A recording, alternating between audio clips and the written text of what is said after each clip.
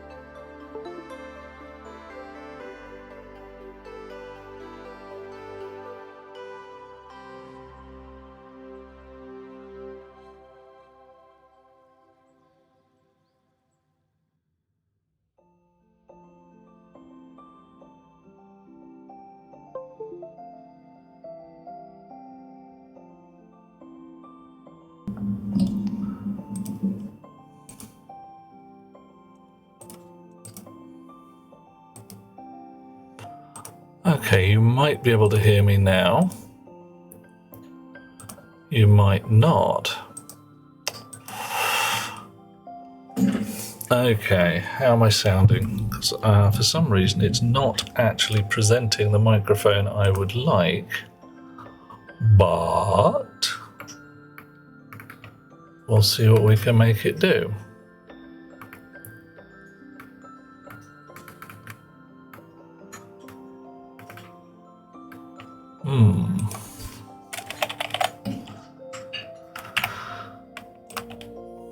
Okay. Sound intimate. Oh, lovely. Nice. Okay, so if I do some strange and curious business, does my sound quality change if I do... Oh, we should be listening to classic radio. Second place. Isn't that nice for you? Yeah, slightly crackly. And here we're back to my actual voice. That's fine. Excellent. Just means it's picking up on the correct microphone rather than... Oh, don't worry, Aliana. Basically what happened is I had the old technical difficulties song where my microphone wasn't connected to where it should be. It was a bit rubbish. Coffee. Thank you. Thank you very much, LV. We got coffee. It's black today. I've run out of oaty milk.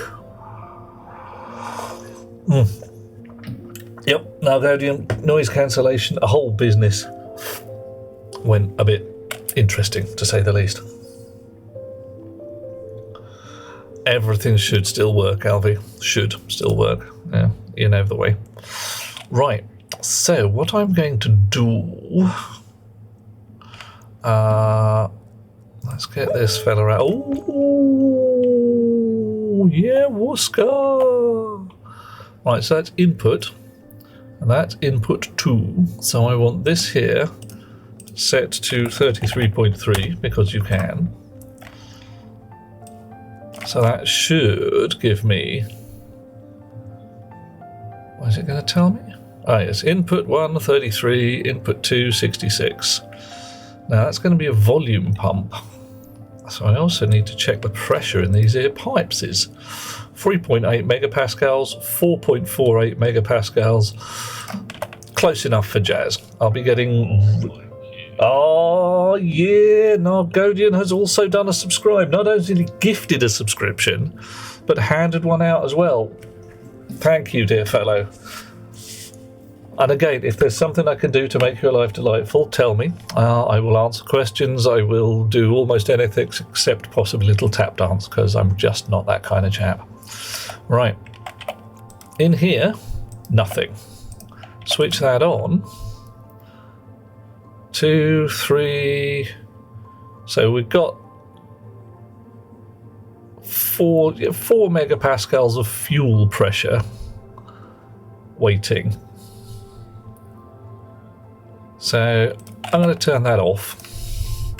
Check the pressure in there. 1.5, 37 degrees C. So that'll definitely count as coolant.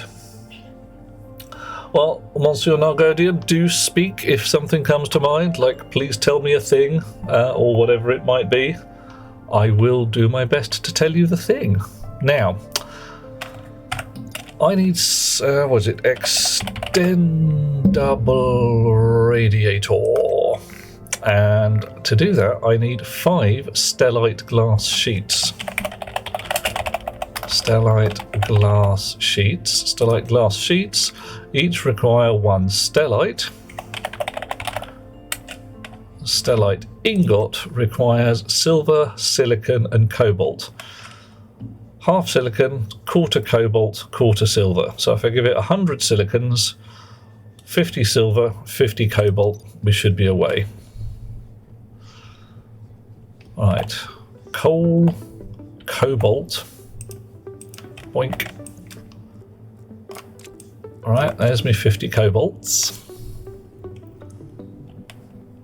Now this, I'm hoping, is going to be me silvers. Whoa, too many. Oh, no! What the heck were you thinking? What were you thinking, Max? I'm kidding. Third place is pretty damn cool. No, third place is awesome. Everybody knows third place is pretty damn fine. Alright, so you lot can just go in pockets all over the place. And I need 2 silicons. Chonk, chonk. Right. Chonk and chonk again. La da da da da. How are you going out there, Max? Right, this is all post smelting, so I can stick the spare silver back into storage, and it should just sort its gubbins out. There we go. Right. Third place is fine as long as there's more than 2 competitors. Yes, yeah, that could get a little weird. That could get most unusual. Right, now this could go interesting on me.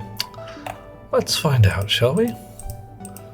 So I've set up with a whole bunch of chippy goodness what I done right a while ago. Stellite.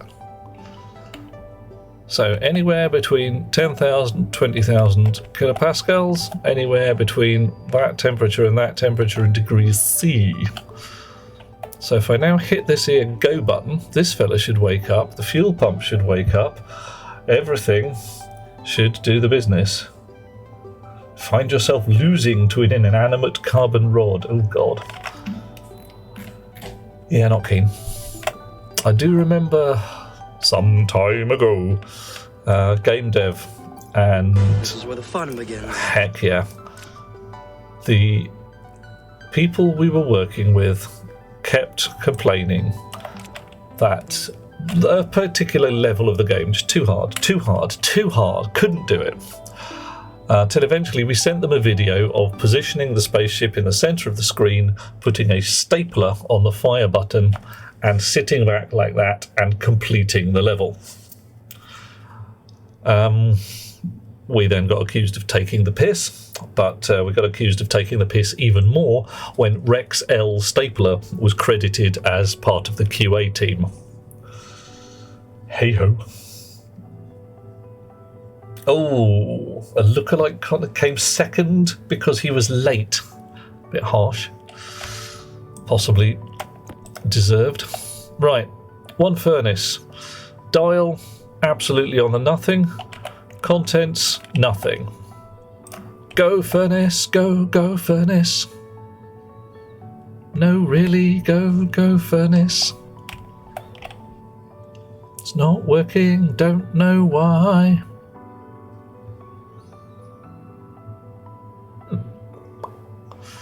Okay. Fuel pump hasn't come on, coolant pump hasn't come on. Furnace go button activated. This fella worked. Right, hash memory looks like a good number. It should be because it's showing stellite. Controller state memory is state 0. We do not like state 0. State 0 means didn't get a go signal. Smelt data memory. Can't read it offhand because it's a bit coded, but the numbers look sensible. So 10 to 20 megapascals, 1527 to 99726 centigrade.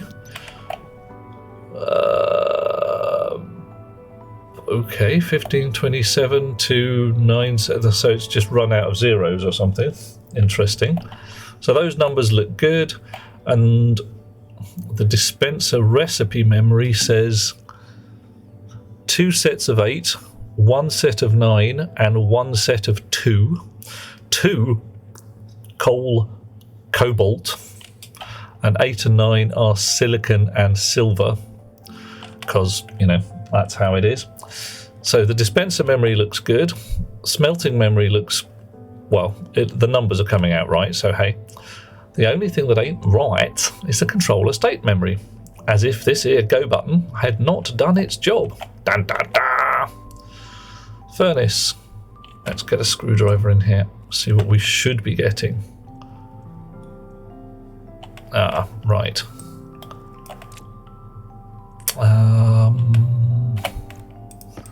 Pop and drop that in there.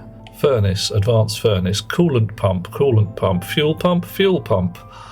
Hash memory, ingot hash, state memory, controller state memory, and smelt settings, smelt data memory. I reckon, frankly, that should be doing the job.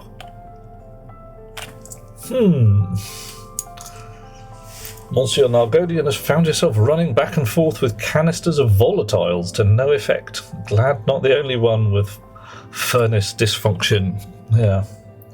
Pressing the button does nothing. The button, it does nothing. So, all right. Let's have a look, shall we? Edit. Library. Furnace control Mark IV. Drink. Override. So. Pump, fuel, ingot, hash.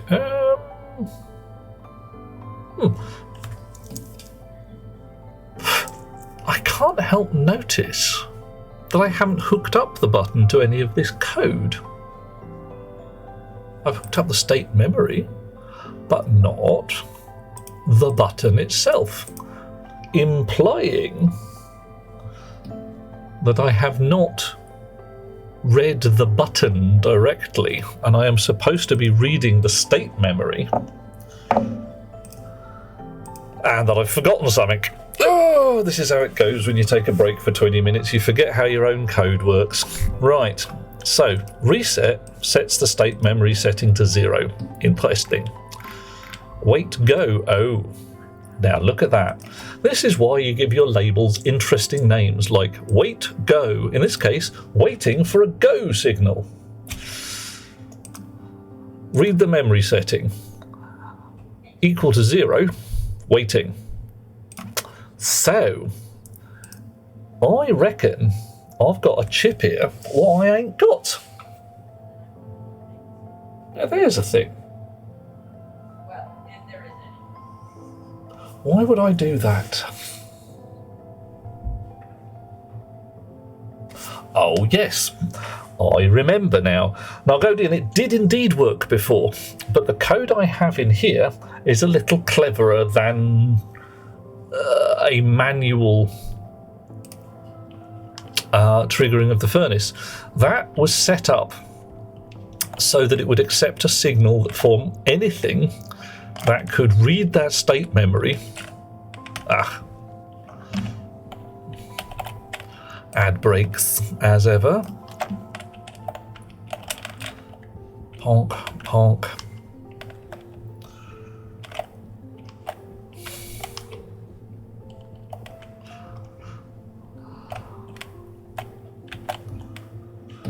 La la la la, waiting for the ad break to finish. Hapoom. There we go. Welcome back, oh lovely people. Nargodian, you are entirely correct. Clever code, cute code, is where code goes to die. But what we've got here is code which does not rely on the button to go. It relies on the controller state memory to go. So something else can write to that state memory saying, time to go, mate. That was triggered by the auto manufacturing thing when I had all my machines hooked up to another rig that said, essentially, my auto lathe has run out of copper. Let's set the furnace to smelt some copper, set the dispenser to dispense some copper, and tell it to go and do the thing. Now, you can't tell a button to pretend that it has been pressed. That's just not how it works. So what we had was a throughput chip that says, is there a signal from the auto smelter? Yes, there is. Okay. Set the controller state memory accordingly. Or is there a signal from the button? Set the memory accordingly.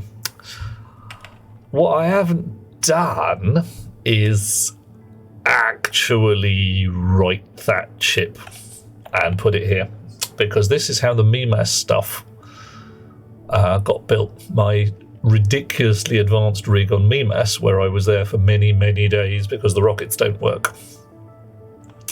So, what we're going to do, frankly, we're going to stuff another bloody chip in here. It's not going to be that hard. I can do it. Right.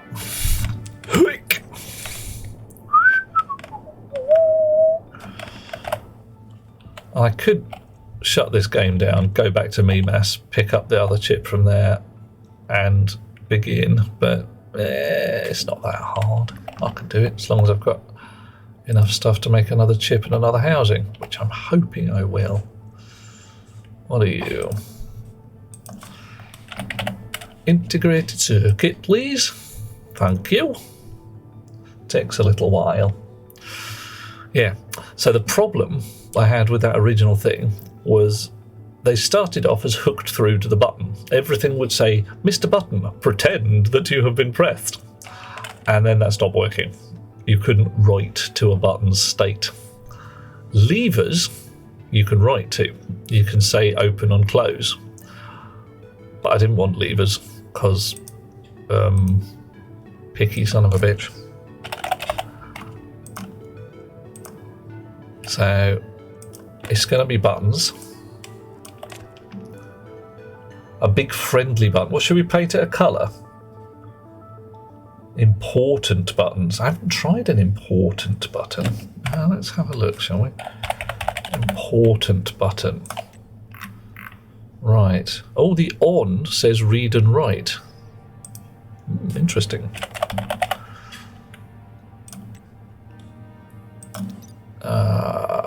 Boop. Let's have that. So that's a possibility. Your standard button. Thing is, the activate here also says read and write, and it just doesn't work. So,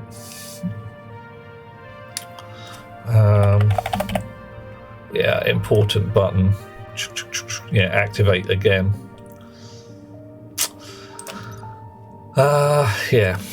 So I may be either the victim of an bug. Oh no.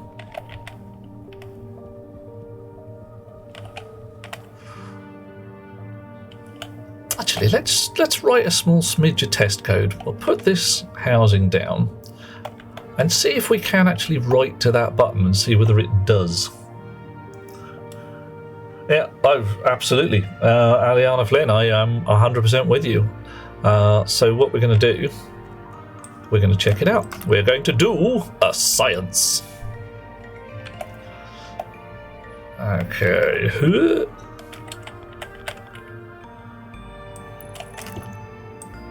Right. Okay. Snips. Wire, here we go with the wire. Okay, let's give this a name. Button throughput chip. If anybody thinks of a better name, brilliant.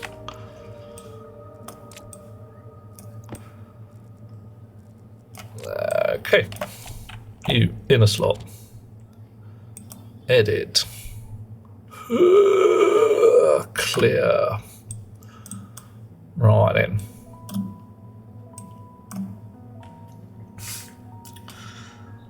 So reading of the state of the memory, but the button is not writing to the memory. Nargodian, correct. Activations chip busmaster. Oh, fuck it, busmaster. Oh yeah, we're doing that. Why? Because it sounds cool. Busmaster. See, now I've got this terrible vision of a guy in a little peaked cap standing at a bus stop with a shiny uniform and a massive great fucking sword. So, who are you? And I am the busmaster. Yeah, I'm absolutely, Aliana. It's, you give it a name for what it does rather than how it does it. So we'll start alias input. We're going to call it button for now. Alias. I'll put that on D0. Alias output memory on D1. So what's it going to do? Read the button. Make sure the memory is at state 0. If so, set it to state 1. Okay. Oof. A guy who used to know played Laser Quest used the name Death Bus on his scorecard. What the heck? Oh. So who has joined the Death Bus? One of the guys from the carry-ons are on the buses. Oh, was it? I don't remember his name. Oh, what was his name? I hate you. Somebody else. No. Someone called himself Robo Sock. Oh, good grief. Then again, it's Laser Quest.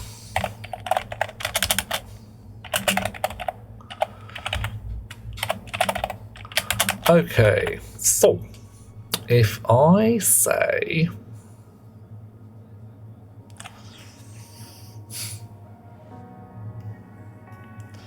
load into R0, input button activate.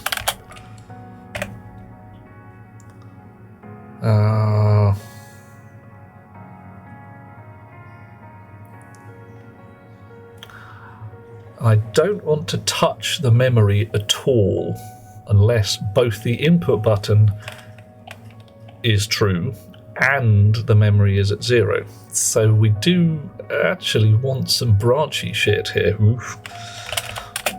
Branch if equal to 0, R0 to loop. Load into R1. I don't need to bother because I know it's non-zero if I get here. Output memory. Setting. A branch if not equal to 0 in R0 loop. Otherwise, set output memory setting to 1 and jump to loop. That's pretty much it, really. Okay. Right. However, that's not doing our science. We're going to do a bit of a science. Hello, Yogurt. How are you today? Good to have you with us. Nargodian quite rightly calling for a lack of managers or controllers in class names. Could be fine. We do not want that kind of gubbins to occur at all. Right, so we're going to dismount this, turn it into an important button, and write a bit of test code in here. Test loop. Set test button. Let's just sort all of this out. It's all going to be deleted in a moment. Test button D2. Set test button activate true. Nice sleep, isn't it? Sleep.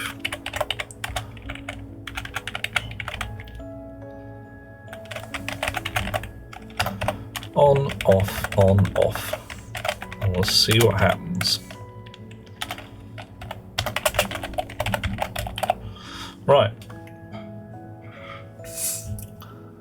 Oh, Yogurt's bot now connects to Twitch. Excellent, that does sound good. Hurrah.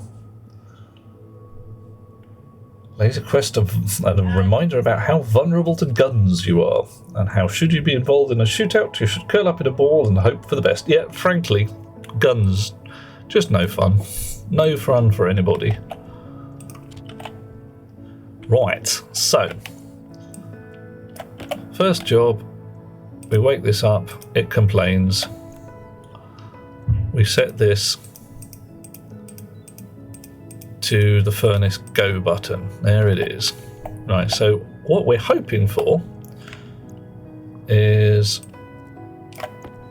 when we load this with the configuration ataner and we stare at the button and there is a battery in our tablet which is not completely bloody flat because we've left it on whilst in our pockets is. Dear Rocketworks, can I please have a super advanced tablet that can have a chip of its own in there so I can make the blasted thing switch itself off after 5 minutes if I don't fiddle with it? Thank you.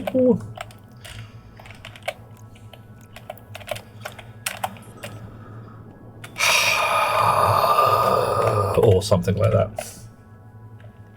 So what's the bot doing, Yogurt? Apart from, generally botting around, having a fine time. Right, furnace go button. Activate 0. Lock 0. Setting 0. Right, so if we switch this on, it complains. Incorrect logic type at line 10. Beep. Line 10. See, look at that. Activate not available. And yet, button activate read write. Okay. Or at the very least, let the code and the chip in your advanced spacesuit be able to access the items you are carrying. Wow, that could get really quite tasty. You could just switch everything off if it was in a pocket and not in a hand. That'd be nice. Warscar's taking on the endeavour for the first time of designing and building your own large-scale multi-purpose ship in Space Engineers. Ye gods. What is multi-purpose in this case? Combat, mining, all that kind of jazz? Alright. Set test button activate. Doesn't like it. Let's make sure that D2 is set to a button. Test button is set to furnace display chip. Well, that's a bit shit. Now it's set to furnace go button.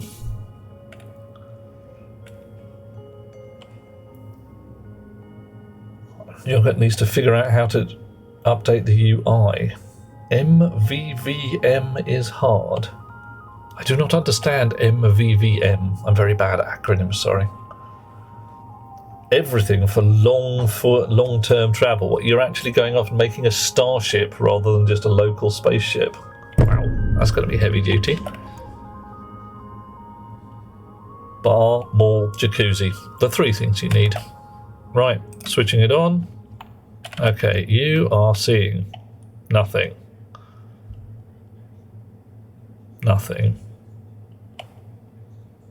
Nothing. Alright, I am not seeing the activate state of that button change at all.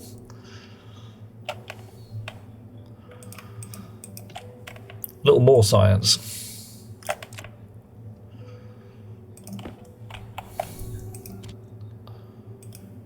Right. Set. Load. R0. Test button. Activate. Set. DB setting R0. And we're going to do that again.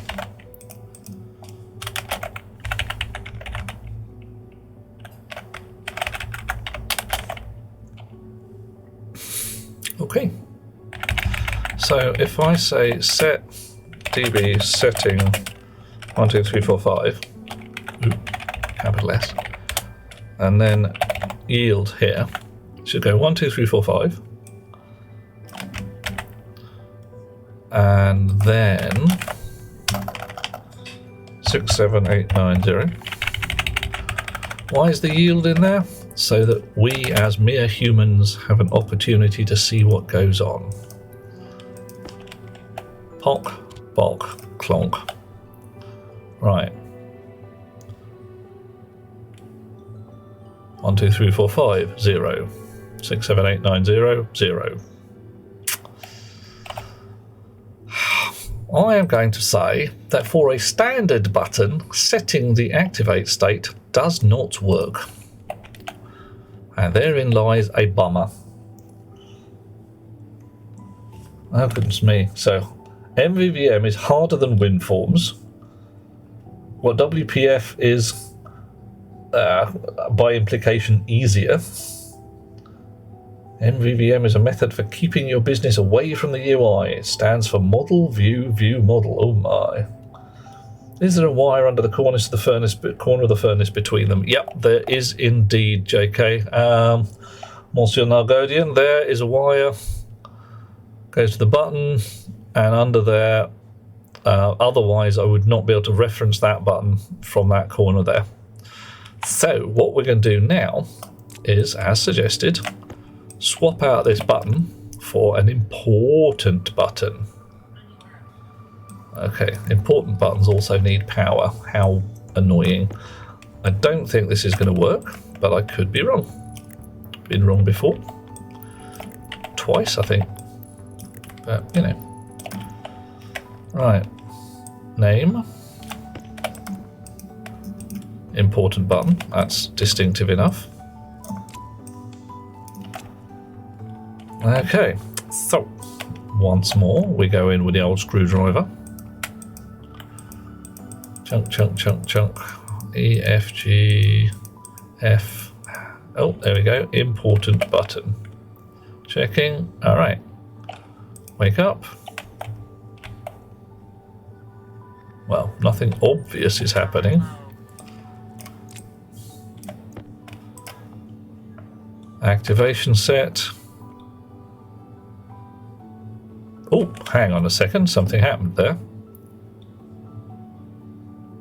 setting blipped. And activate also blipped. It didn't stay for the full 2 seconds, but it did stay for 1 yields worth. I would say, well, that's 3 times. If you implied you were wrong about being wrong twice, it wouldn't be 3 now. Yeah, that's the thing. Model is your business. View is your UI. A view model connects both without letting them actually connect. Though just one has a kind of interfaciness to the other. Okay.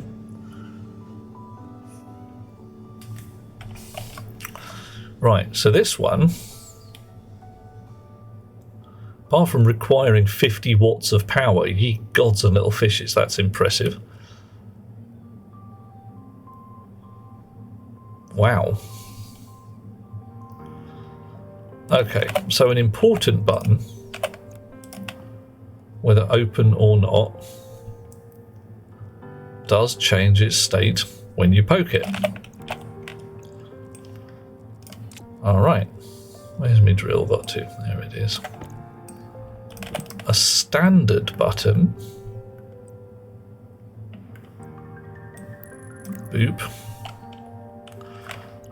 Now complaining, that is legit.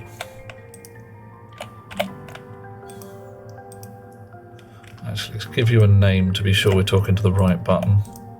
Ugh. Furnace go button. Furnace go button. Alright. Switch on. I don't think we get any result. Activate, lock, and setting. Just plain sit there. Okay, so I could use an important button to kick off my furnace. But since I've got it rigged to respond to the memory, and I've damn near written the code anyway, I'm not going to bother. Plus, I don't like the important buttons for such nebulous tasks as this. I think a simple button, well, it's all aesthetics, isn't it? It's the feng shui and all. Feng shui. Can't pronounce it. Anybody out there who knows the proper pronunciation, do tell. Yeah, and Nargodian, it did pick it up. It blipped it once, and that's legit. For the important button, that's the kind of thing I'd have expected, because it would at least sit there for 1 yield cycle, and then everybody else should be able to pick it up. Oof. Standard button have an input and an output now. It's got what it claims is 2 data lines, 1 at each end. Claims. If they're different, it's sufficiently subtle that I've never discovered it. I've never had a button that works one way round but not the other. Thumbs way. Could happen. Alright, so let's delete all of this test loopy business. Shloop, shloop, shloop.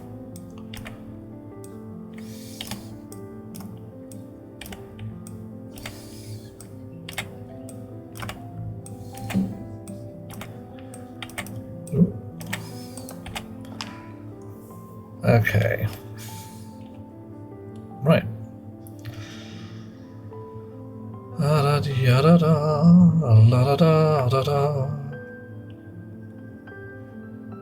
goes back to there. There's a yield. Confirm that. Export that. And we'll see what we get in here when we set it all up. So now it should if I don't drop everything on the floor first. If I fire this up, it should just complain immediately. Nice. Right, go to sleep. Input button. Furnace go button. Output memory, and we want controller state memory. Alrighty. Nice. Pop it, drop it to reset the counter, and off we go. Nothing happens. Nothing's expected to. Okay, cross fingers, eh? Bonk. You now have a state of 2, which is cool. That means stuff's happening. And should basically be things are occurring. Pumps should be on. Fuel pump in this case, as expected. Let us replace our atmosphere analyzer and have a word. See how much we got in there. Oh dear, no, we need the fuel mixer back on, otherwise we're going to run out of fuel.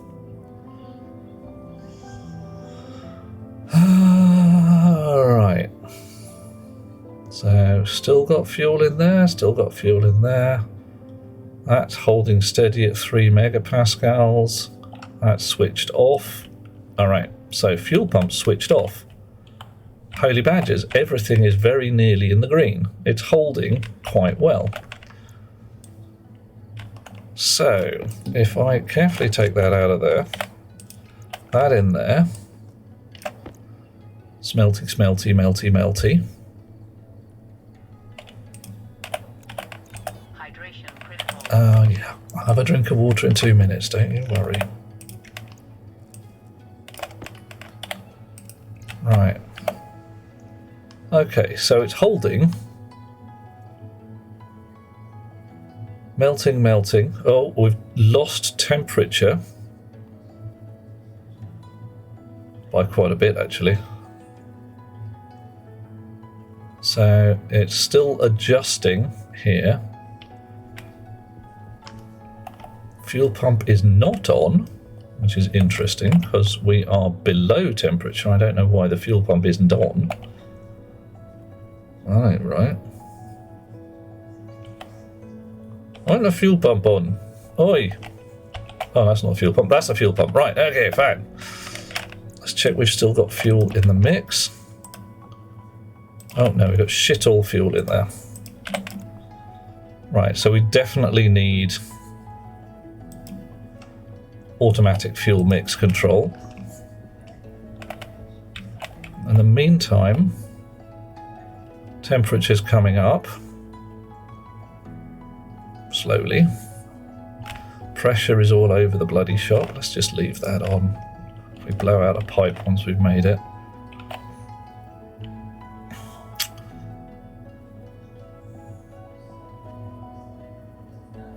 Mate. Okay, so we're really all over the place now. That's because the furnace is probably losing temperature to the vacuum and just can't hold it steady without overpressuring. Temperature is coming up, but we are burning hectons of fuel. You can see it adjusting itself in the middle there. Green, just for a second, lever pulled, out comes the stellite. Brilliant. Okay, so offhand, my furnace rig does still work, but I think I need to insulate my furnace a little more. Normally, I'd have it sealed inside a steel block, so I'm going to have it sealed inside a steel block and see what it does. Right, now you may notice I put 4 ingots of metal in there, 200 grams of metal, and I got 50 grams of stellite out. That's because this game is a bastard. Burned away all the impurities or some gubbins. Oh, Aliana, yeah, I'm not concerned if it 100% insulates it, so long as it stops, as long as it reduces the heat flow, I'll be fine. So let's see. Coffee. Coffee. Coffee, I thank you all. Oh, yummy.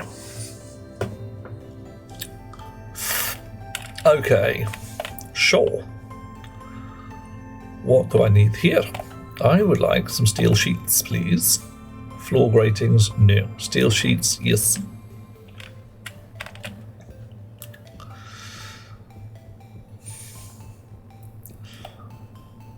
Oh, hello. Yeah, that's not a good sign. That's not a good sign at all. I don't like it. Oh dear. Yeah, well, that's gone horribly wrong, isn't it? That's gone horribly wrong.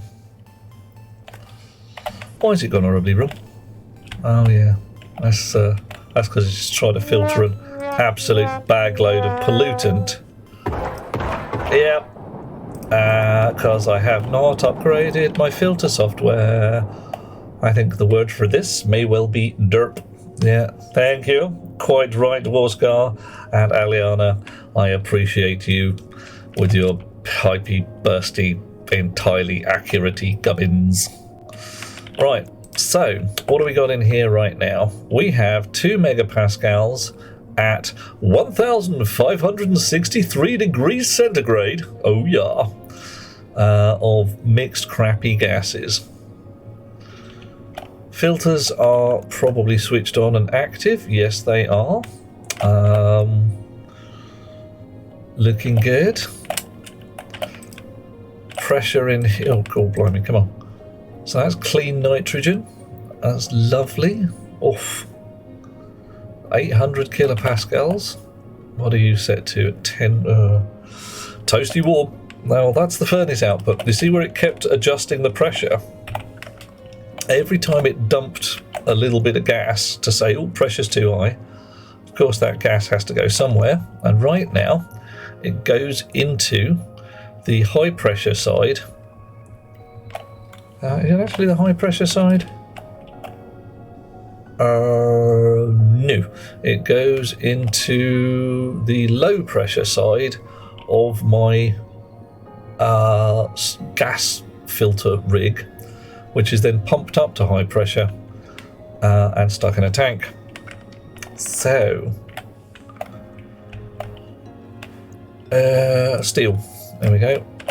Seal that in there, ponk, and again, ponk. That may help with a little bit of heat flow, and if it doesn't, I'll start sticking walls and gas and stuff. Am I able to lose heat through the output gases? Not quite sure what you mean there, Nargadian. If I dump internal pressure in the furnace, the pressure will go down, but the temperature itself won't go down because of the loss of gas. It might go down because of the expansion of the gas, which may or may not make a lot of sense. Right, pipes, purple, and sploosh. So, let's get that pipe put back in.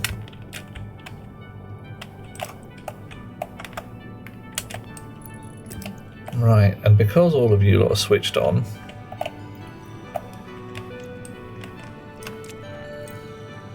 we need to have a look.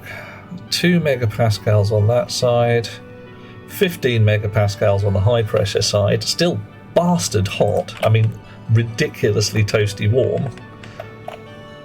So this does mean that the heat exchanger is doing its thing right now. 80 degrees C, so it's trying to dump heat out of these. So these are 106 degrees C, 40, 46, 95, 184. But they're all going through these here heat exchangers currently attached to this here purpley wazzer. Wedged. Which is going through this radiator, which is currently dumping 11 kilojoules per tick and is at 58 degrees C. Okay, cool.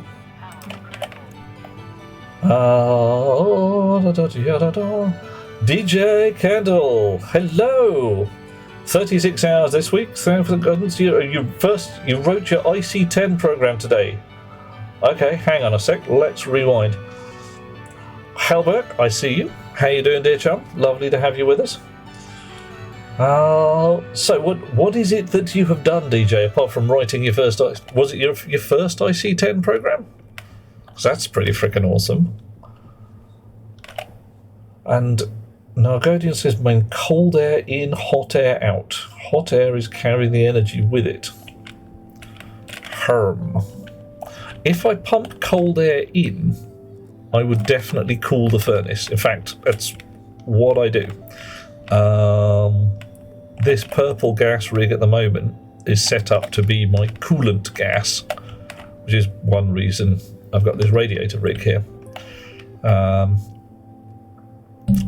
What's supposed to happen? Do I have a chance to use that colour from Friend Computer? I don't know. I've only got a slim selection of colours, like 8-ish colours.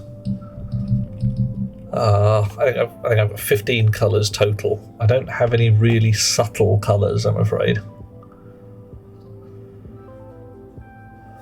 Okay. Hellberg is alive. Good start. Enjoying a long weekend and plotting icy bullshit for in-character bullshit for CP. Role-playing system that I can't remember the name for all of a sudden. Curious Pastimes. There we go. Yeah. Hellberg. Sorry, mate. Can't help you on that one. Yeah. Right. Oh man, DJ Kendall done me a subscribe. Thank you, dear chum. If there is anything I can assist with, please do mention it.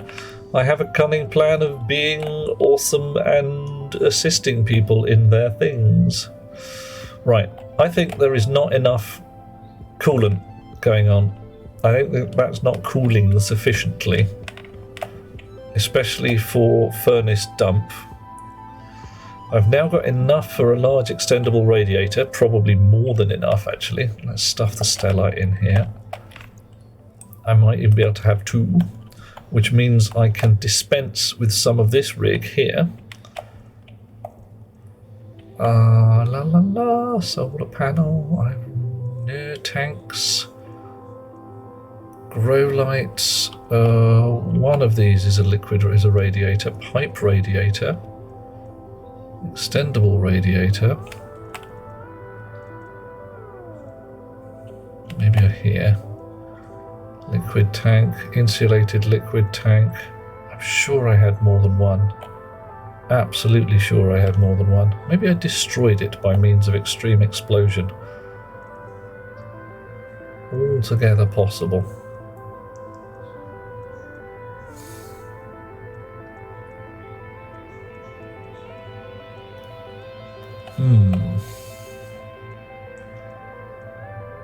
Medium radiator. Oh, there we go. Hellbeck is making candy floss for alchemy. So how to hide a candy floss machine as long as it doesn't make a lot of noise.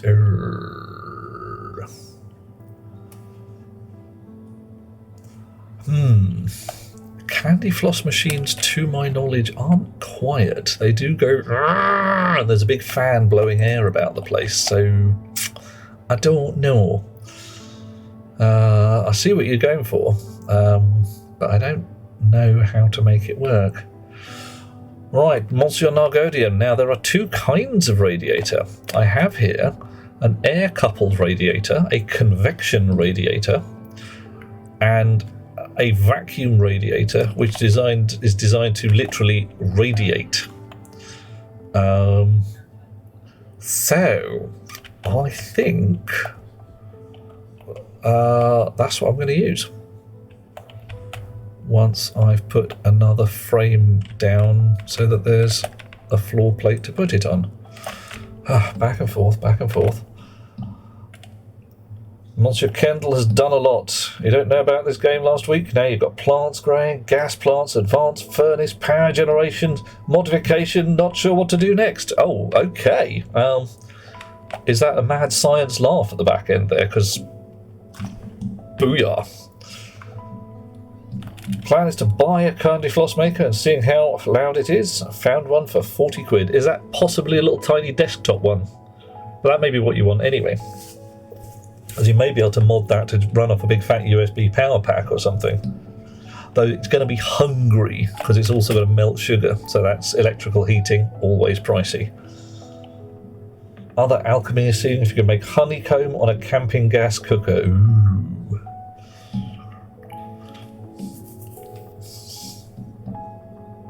You can definitely do it. You just got to melt your sugar. But, and it's a big but, and I like big butts. And I cannot lie. You are very much in the realm of hot melty sugar in a field.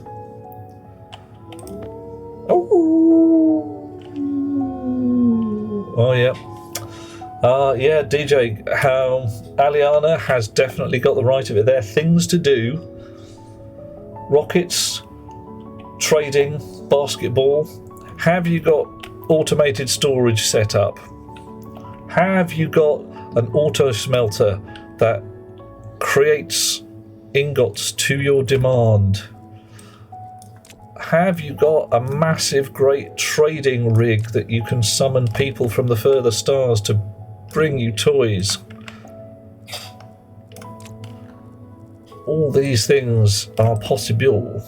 Right. Blocked by heavy cables. Straight. I ain't never been accused of that before. Okay.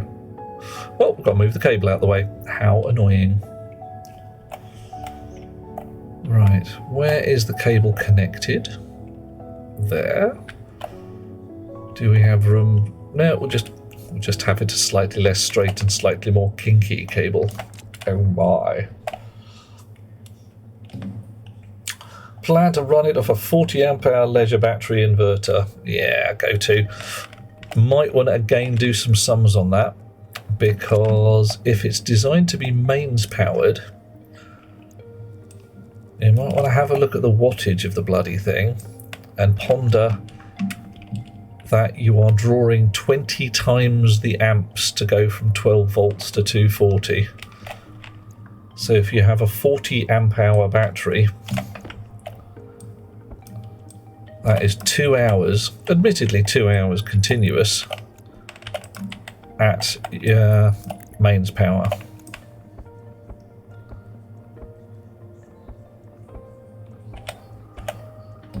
Strangely enough, I've been here before. This ain't my first rodeo in this particular area. Melted sugar, bicarb, 400 watts. Ooh, quite much. Okay, so these radiators are drecking huge. Look at the fucking thing on that. Ye gods. Size of a cow. Right, and I can't run a cable between them. Well, that's just rude. Rude! Hey-ho.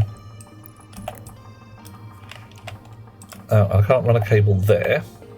I can run a cable here. Okay, so fine. I have to go all the way around the edge. Damn. Alright. Melted sugar, tasty napalm, damn straight.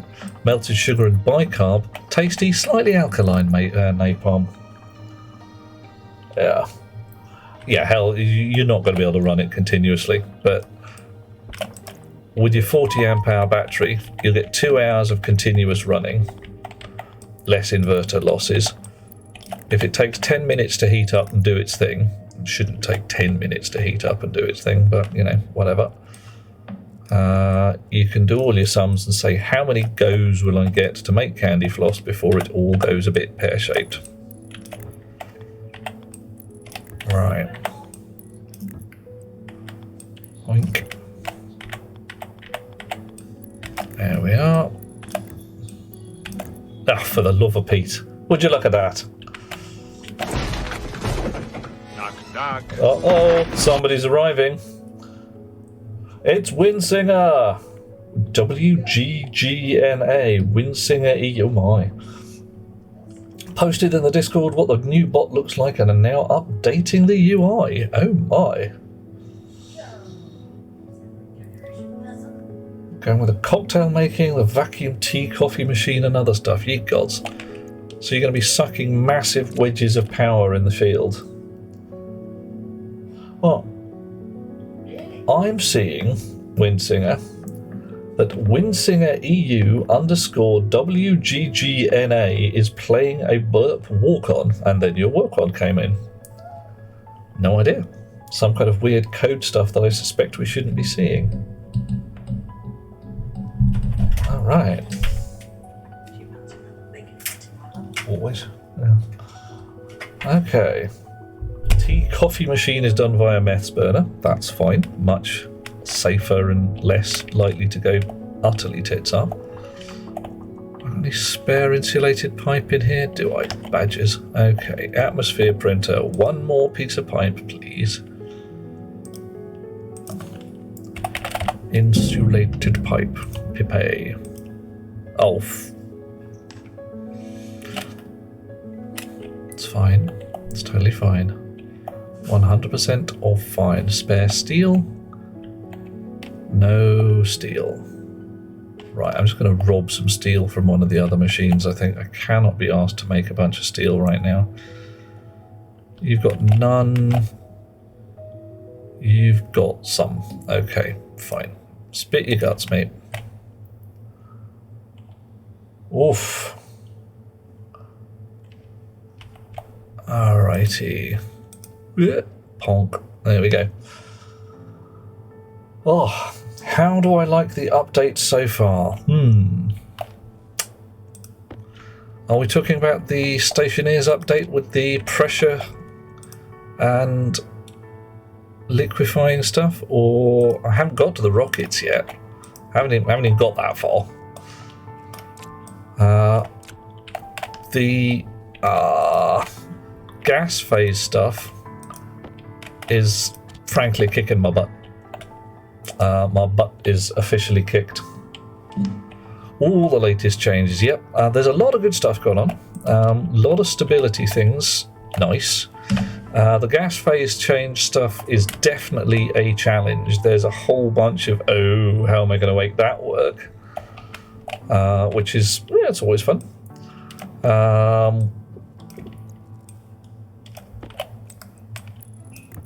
I'm hoping the rocketry stuff comes out nice, because I really do want to be able to use that. Welding torch and steel sheets. Okay, welding torch, steel sheets. Alrighty. So, let's get you lot up. But things like knowing how much a radiator is dumping. 19 kilojoules. There you go. And you, 16.8 kilojoules for some reason. Why are you at 19? I don't understand. Oh, okay. You're at slightly higher pressure. What?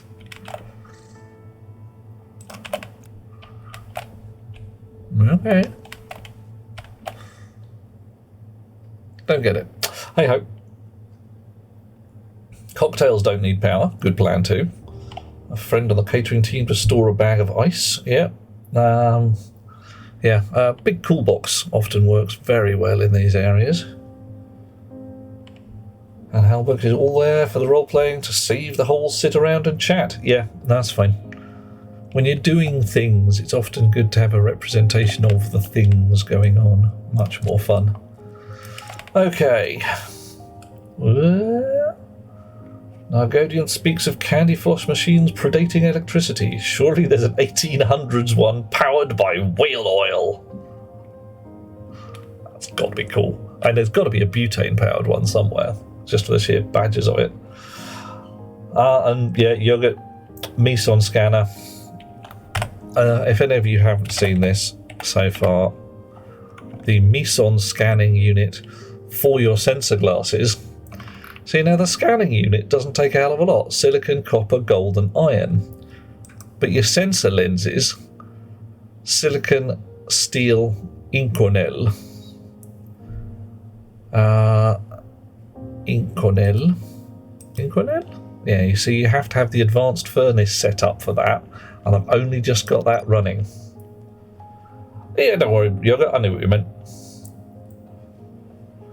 Yeah, do it, hell. You know you want to. That said, if you can make a Mason scanner, That guys with funny handshakes, you'd be like, yeah. And scan those guys. Right. Actually, just for the sheer badges of it, shall we see if we can make some Inquinil and thus, perhaps, with a little luck, a Meson scanner. Should we do it? Alright, we should do it. Ice King is raiding with ye gods and little fishes, 32 human beings, or 32 Twitch followers. I'm not quite sure whether there's a line between the two. When we get a raid, we get the raid shades. Ice King, lovely to have you with us. Thank you for turning up and bringing your party of mad fellas with you. Ladies, gentlemen, persons of various types. Oh yeah. Nice, that's what we want. I am Duke Euphoria de Grin, RGB, KSC, Knight of the Living Dead, Light of the Living Dead, and Transgalactic Megapope of Rotating Space, who trips over his own words some days. Uh-oh. Someone's just done us a join. Age not included. Nice. So either that, you're very old, you're very young, you're very ageless, you're immortal. That would be pretty cool. How are you doing? This is where the fun begins. Right, what do we get there? You were playing the Kerbal Space Program. Did you land on the moon? Did you manage to get to one of the other planets? We're getting a whole boat of menagerie. Oh yeah.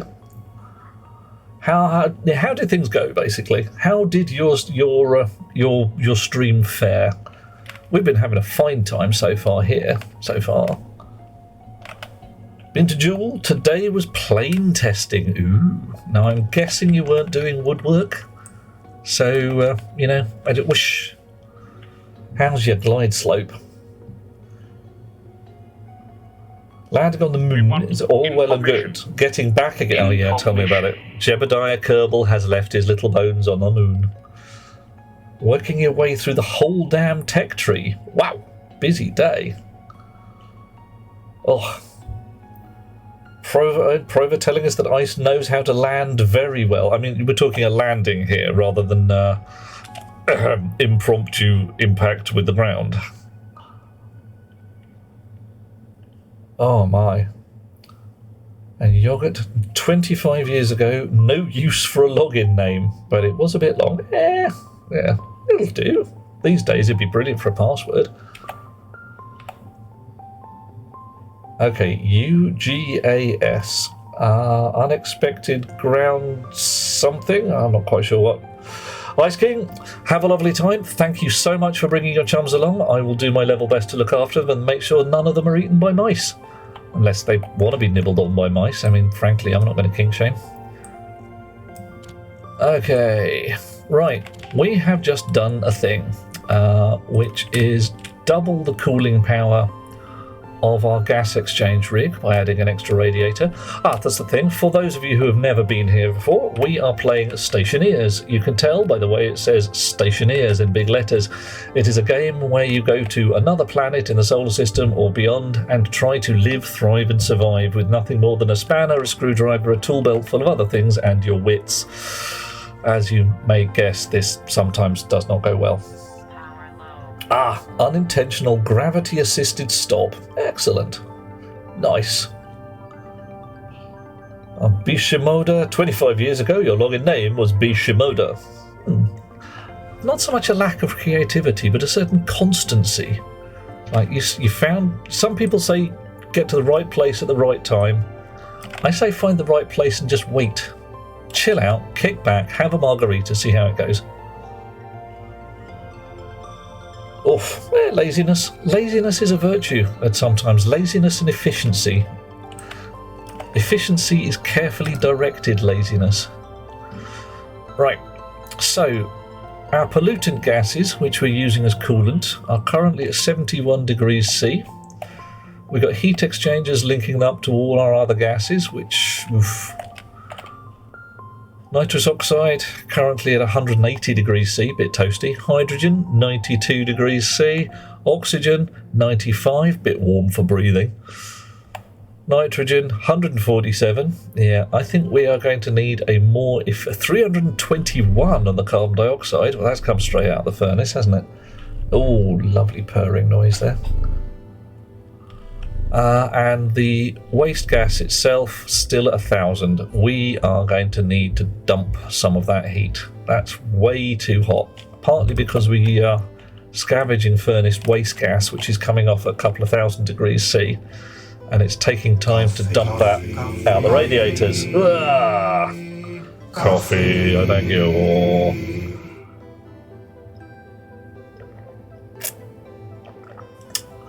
So you got, what was it? Unintentional gravity assisted stops coined by your elite dangerous squad mates when you constantly crash landing a fully loaded Type 9. Oh mate, that's expensive. 1 piece of bread or 2 pieces. One of you, thank you. Best beloved is offering me bacon sandwiches. Not going to complain. I'll age. I am by profession a software engineer, computer programmer.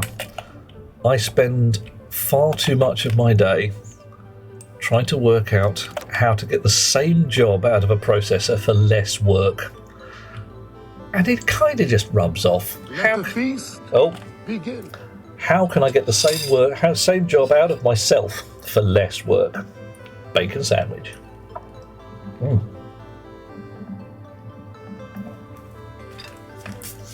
Oh yeah. Hang on. Yogurt changed the name because that was already taken on Xbox? Ye gods. That's insane.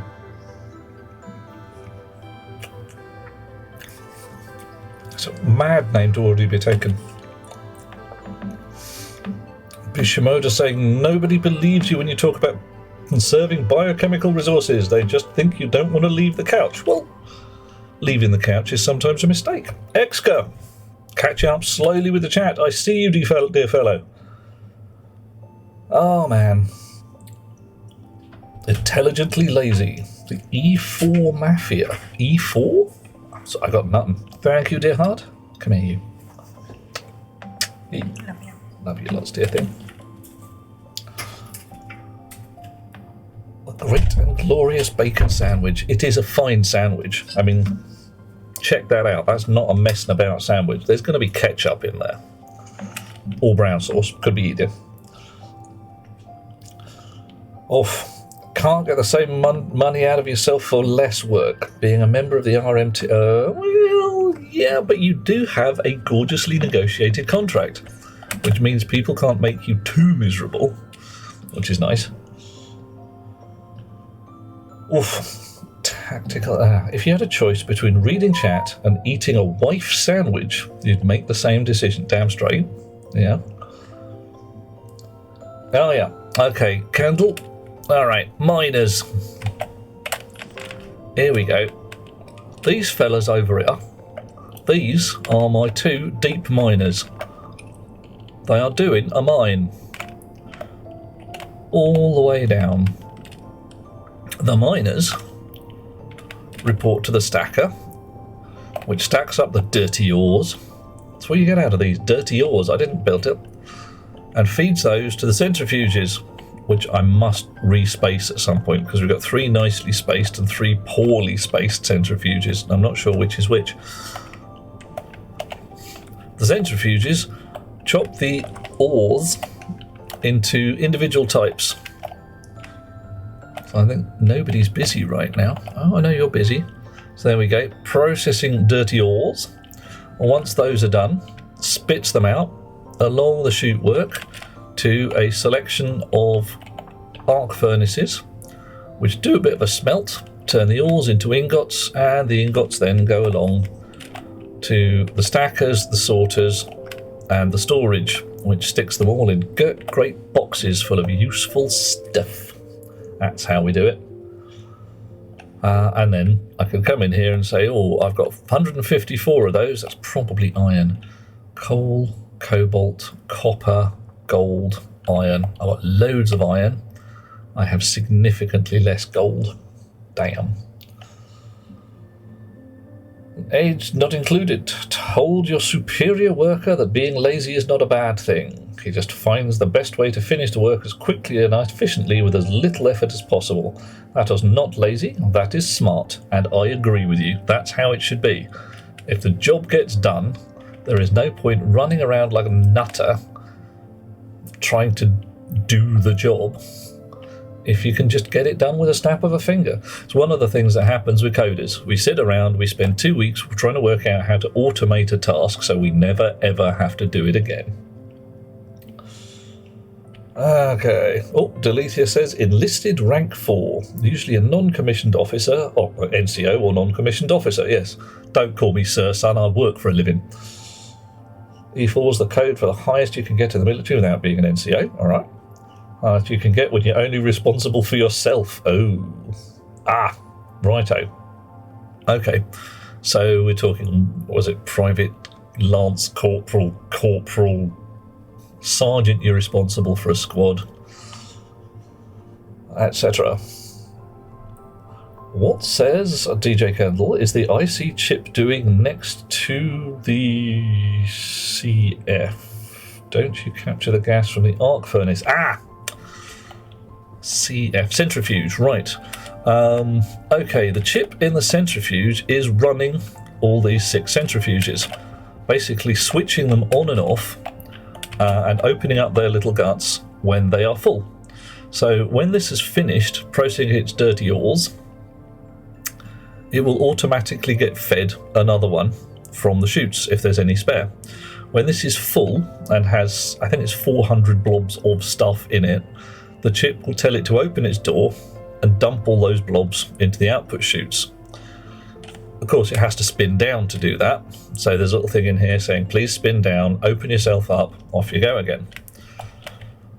So that's what that chip does.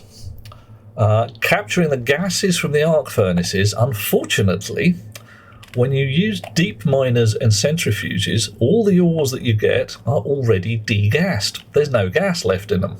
If I was mining by hand, I'd be capturing all these gases. Oh, there's another join us. Giviamont.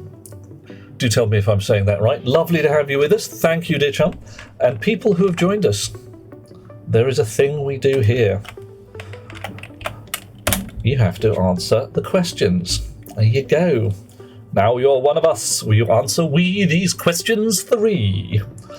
Where are you from, mate? Which part of the world? Somebody's got to be in Antarctica. When it happens, I'm going to put a pin in the map on the wall that says Antarctica. Then I'm going to draw probably a rude word where all my followers are at. And when we come round to dinner at your place, what are you going to feed us? And when you come round to dinner at our place, what are we going to feed you? This is what it's all about. Hey, Wolf, how you doing? You got the toy, and it is a fun toy. Excellent. Tell everybody, dear Wolfie, what have you spent your hard-earned coin upon? And yeah, Giviamont, thank you for joining us. Lovely to have you along. We always enjoy having new and interesting people about. Right, if I can catch up with myself, corporal in the UK, specialist in the US. Righto, okay, I see it. Aliana Flynn once commented in an interview that programmers work very hard at being lazy. Yes. Told the agency you thought all programmers were lazy. Surprisingly, you didn't get the job. Which, in retrospect, yes. Well, looks like you dodged a bullet there, mate. Oh.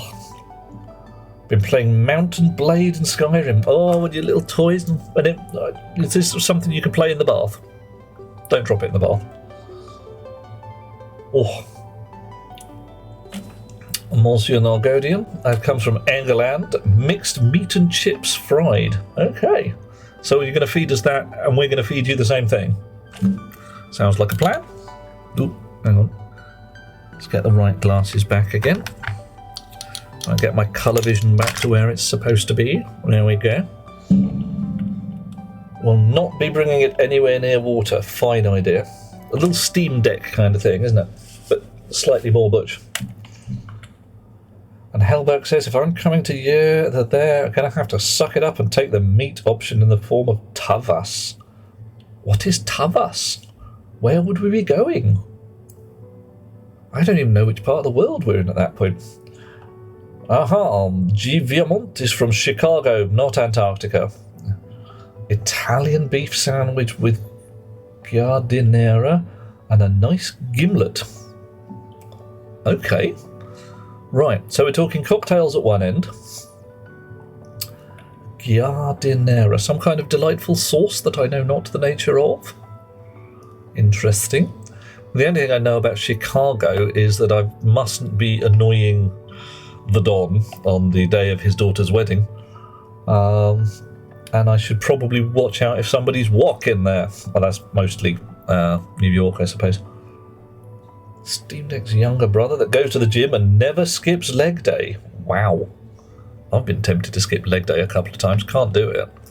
I have a delightful lass by the name of Rose who tortures me outrageously. And another lass, well, sometimes Pauline, sometimes something else. 2 physios who poke me full of needles and literally run electricity through my nerves. Fucking stings. It's not pleasant. A Chicago condiment that's like a pepper relish. Ooh, so Italian spicy beef sandwich. I'm in. I mean, frankly, what's not to like? Tavas. Chicken thighs, potato, onion, tomatoes, olive oil, hot water, oregano, ground cinnamon, salt and pepper. Okay, Helbig, where's that from? Where are we looking in the world for that? Because that's just too awesome for words. We're going to get tasty, tasty foods. Right. In the meantime, having been hideously distracted by all you lovely people, I have a thing I need to do, which is yoink my gas processing chip. Alright, that's pretty much finished. 186 kPa. Filters have all shut down. Right. You, out of slot. Shut up. Chonk. And a bit of actual proper programming. Well, improper programming maybe, who knows. Come on. Chip in the slot. Import the data from the chip. Let's see what we've got here. Ah, now that's always nice to see. I'm gonna have to have a bun in a second. A Mediterranean dish, not sure where in the Med. Okay, no, it doesn't matter, as long as Mediterranean's close enough for jazz.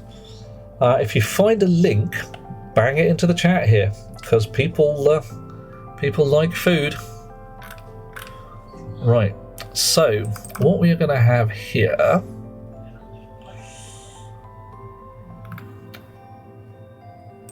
Right, did I actually do this? Volume pump name. Called filter pump. And what's supposed to happen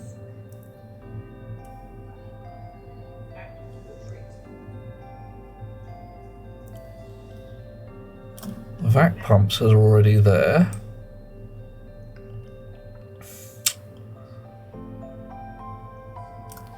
So that's the vac pump. That's an entirely different piece of kit. Looks like whenever I turn my filters on, I'm turning on set batch by name, the volume pump hash, the volume pump name. The filters should turn on and off as well. Interesting.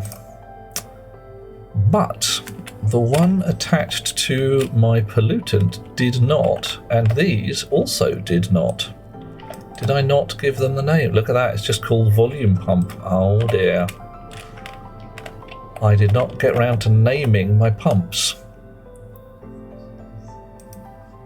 And they should be called filter pump. Right. Okay. So that is why I blew that pipe a little while ago. Because the filter pumps that should be pulling the post-filtered gas out of the filter and into the main tank were not given the right name. Here we go. Filter pump. Pumpo. Now with a little luck, I can also copy that, paste it. Alright, and it's switched off. At the next tick, because it is now actively being switched off when the filters are having their states changed. Alright, so now if I turn it on again, it should switch off. There we go, winning. Alrighty. Okay, little bit more towards working forever. A possible Cypriot dish. Ooh, served with white wine and bread. Yummy. Age not included. Calling of the off-topic. What English accent is hardest to understand? Guy from Newcastle? Yeah. He depends. Was he talking like that? Like, I mean, was he going to spill your pint and call you a puff and all? Because he might have done. It's more Sunderland than Newcastle, though. Slightly more Scouse than it could be. Which English accent is hard to understand? Ow. It depends who you are and where you stood at the time. Some people might say that a Somerset accent is a bit on the tricky side.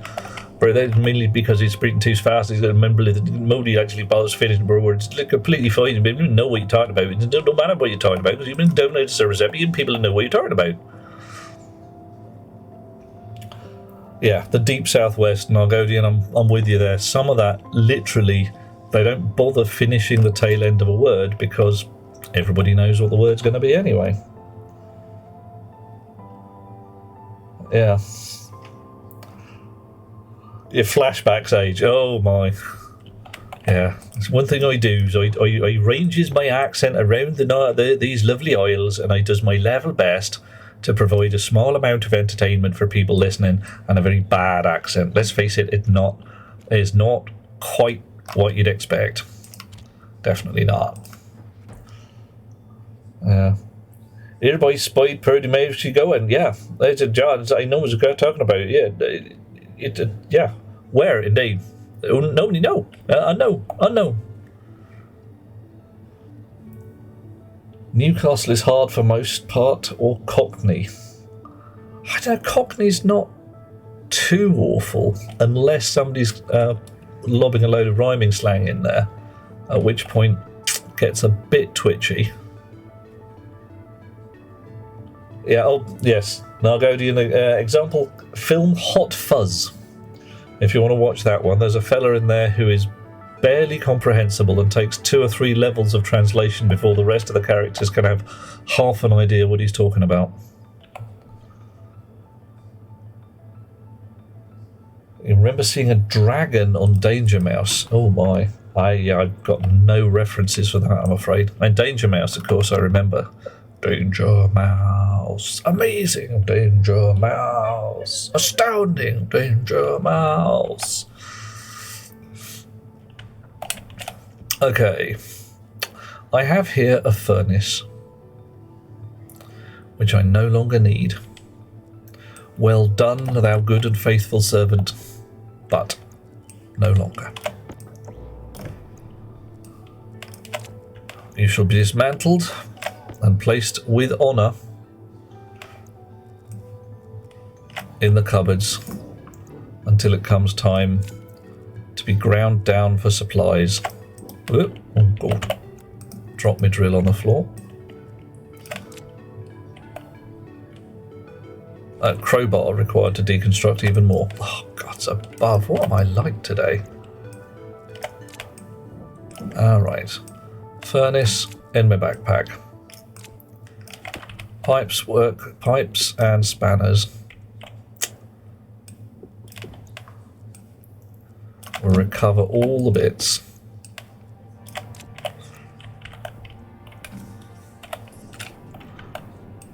Fortunately, not a heck of a lot of pipe work needed to run a standard furnace. You can just go straight in with handfuls of ice and everything's fine.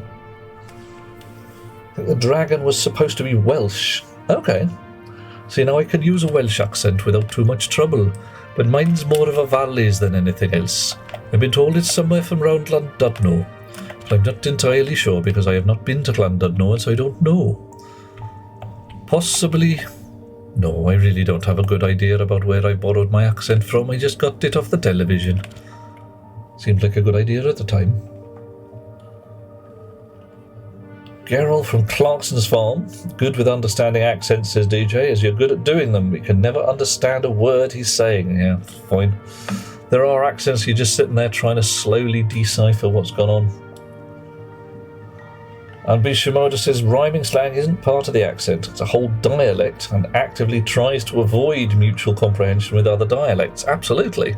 Rhyming slang is effectively a thieves' cant. It was solidly designed to stop someone who didn't know, who wasn't in the know, from being able to understand what you were talking about so that you could plan plans.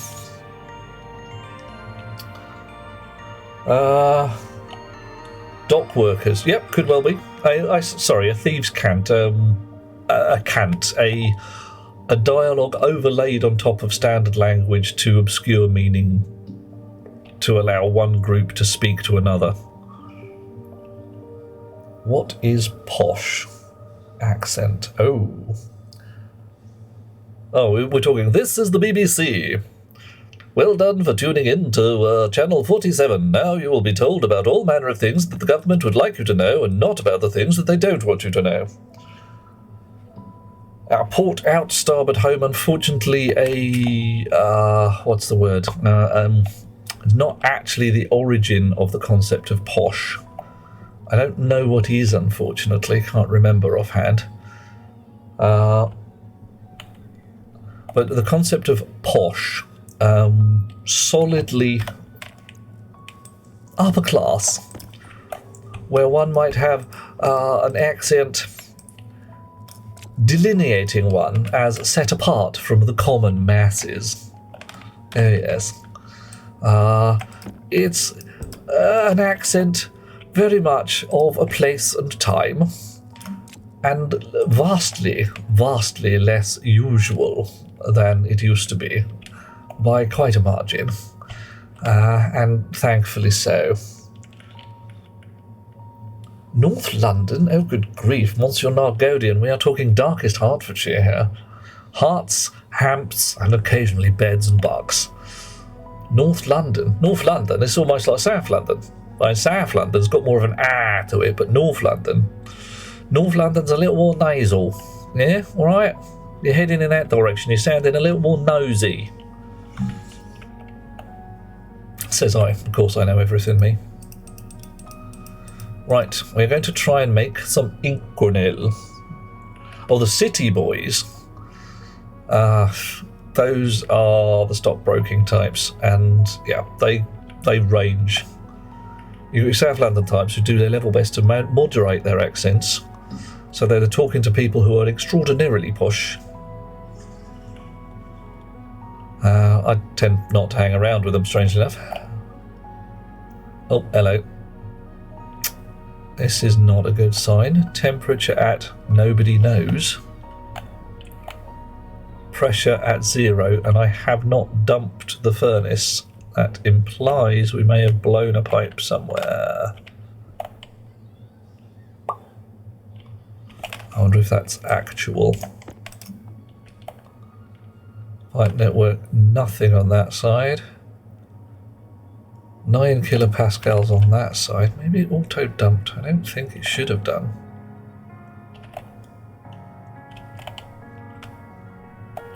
I don't have any... Well, that ain't right.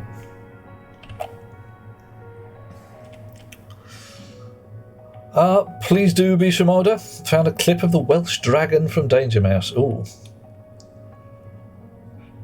What, with the North London accent, the strange nasal accent there with the investment bankers, yes.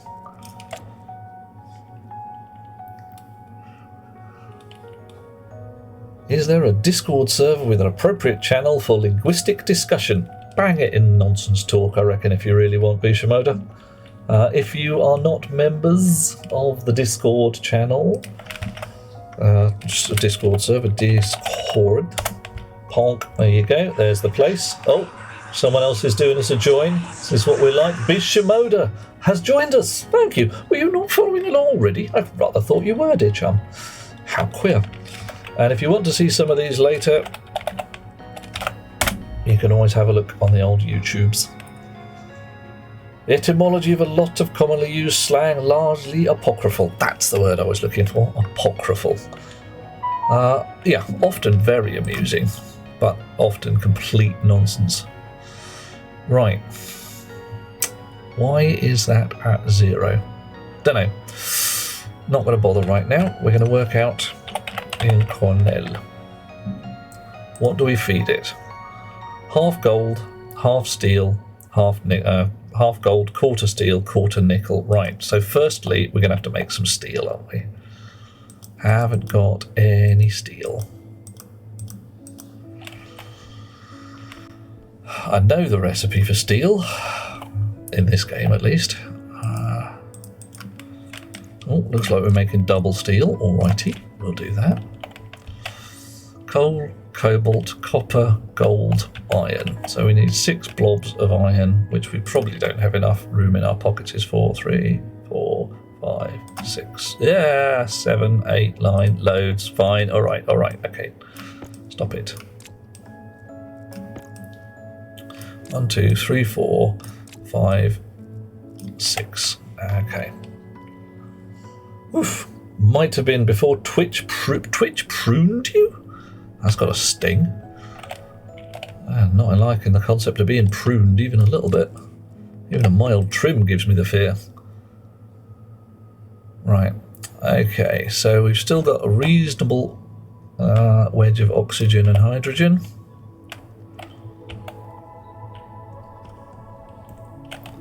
We've got it set to steel. The go button does the thing. Probably. And suddenly we are gaining temperature and pressure. Although I'm not liking that. 32 degrees C. What's going on? What on earth is happening there? That's more like it. Right. Oh, gold. Indigo. Indigo. Indigo. And again. Right, now steel, if I remember right, I actually did not program to auto dump because I wanted to be pulling the handle myself to make sure I wasn't just adding any extra steel. Let's see. Oh no, maybe it... Yeah, fine. On the other hand, I did. Things that you forget that you've done.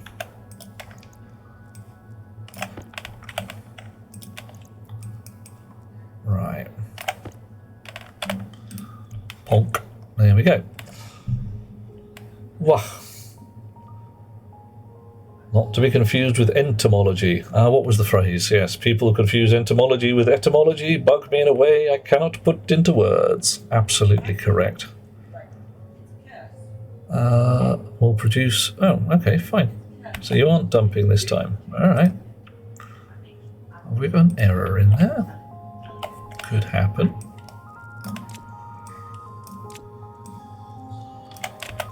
Okay.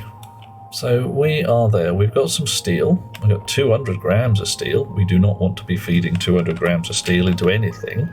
Not for alloys, at least. So we're going to drop one of the ingots just as is, straight in there. I'll steal a gold ingot because we're going to want some. And we will feed this big, fat 200 gram steel ingot into a stacker, which will chop it, hopefully, into 50 gram blobs. 40 gram blobs. Well, fine. How did that happen? You're a disappointment and you will never bring honour upon your family.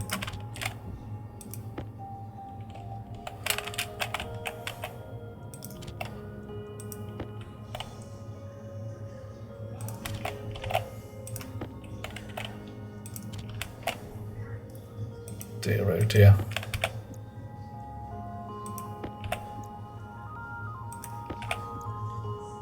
Right, there we go. Now I don't have enough room in the cupboards, do I? I never have enough room in any cupboards. Everything just turns to problems all the time. Right, 1 blob of steel. There we go. Got enough pig iron? Almost, Helbert. Almost. Never really have enough. Constantly leaving the miners on. I've got mostly enough solar panel to suck up juice to keep the batteries full, to keep the miners running. Gonna have to build more eventually. But oof. Another north of the Watford Gap. Well, we do know that it is grim up north. It's just where you define north. Oof. You got disconnected briefly. It's all the same. Yeah, that's a good quote.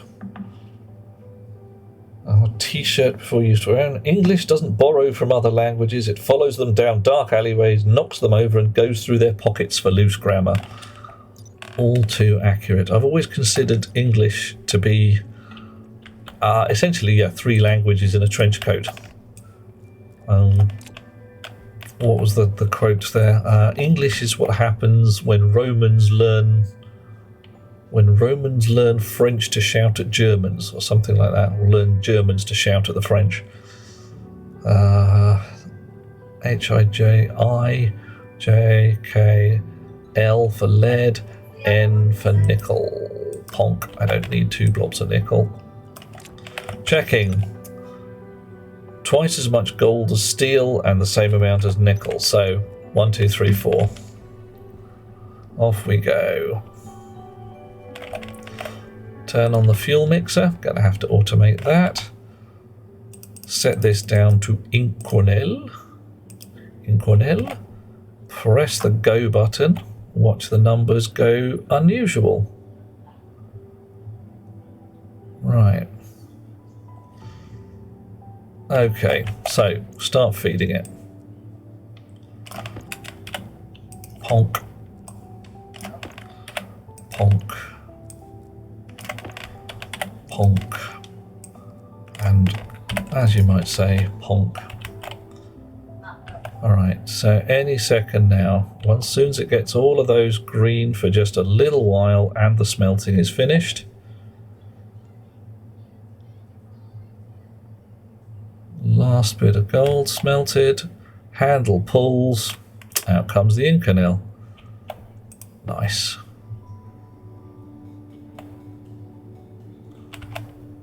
Alright, so now let's turn the fuel mixer off so we don't detonate that bit.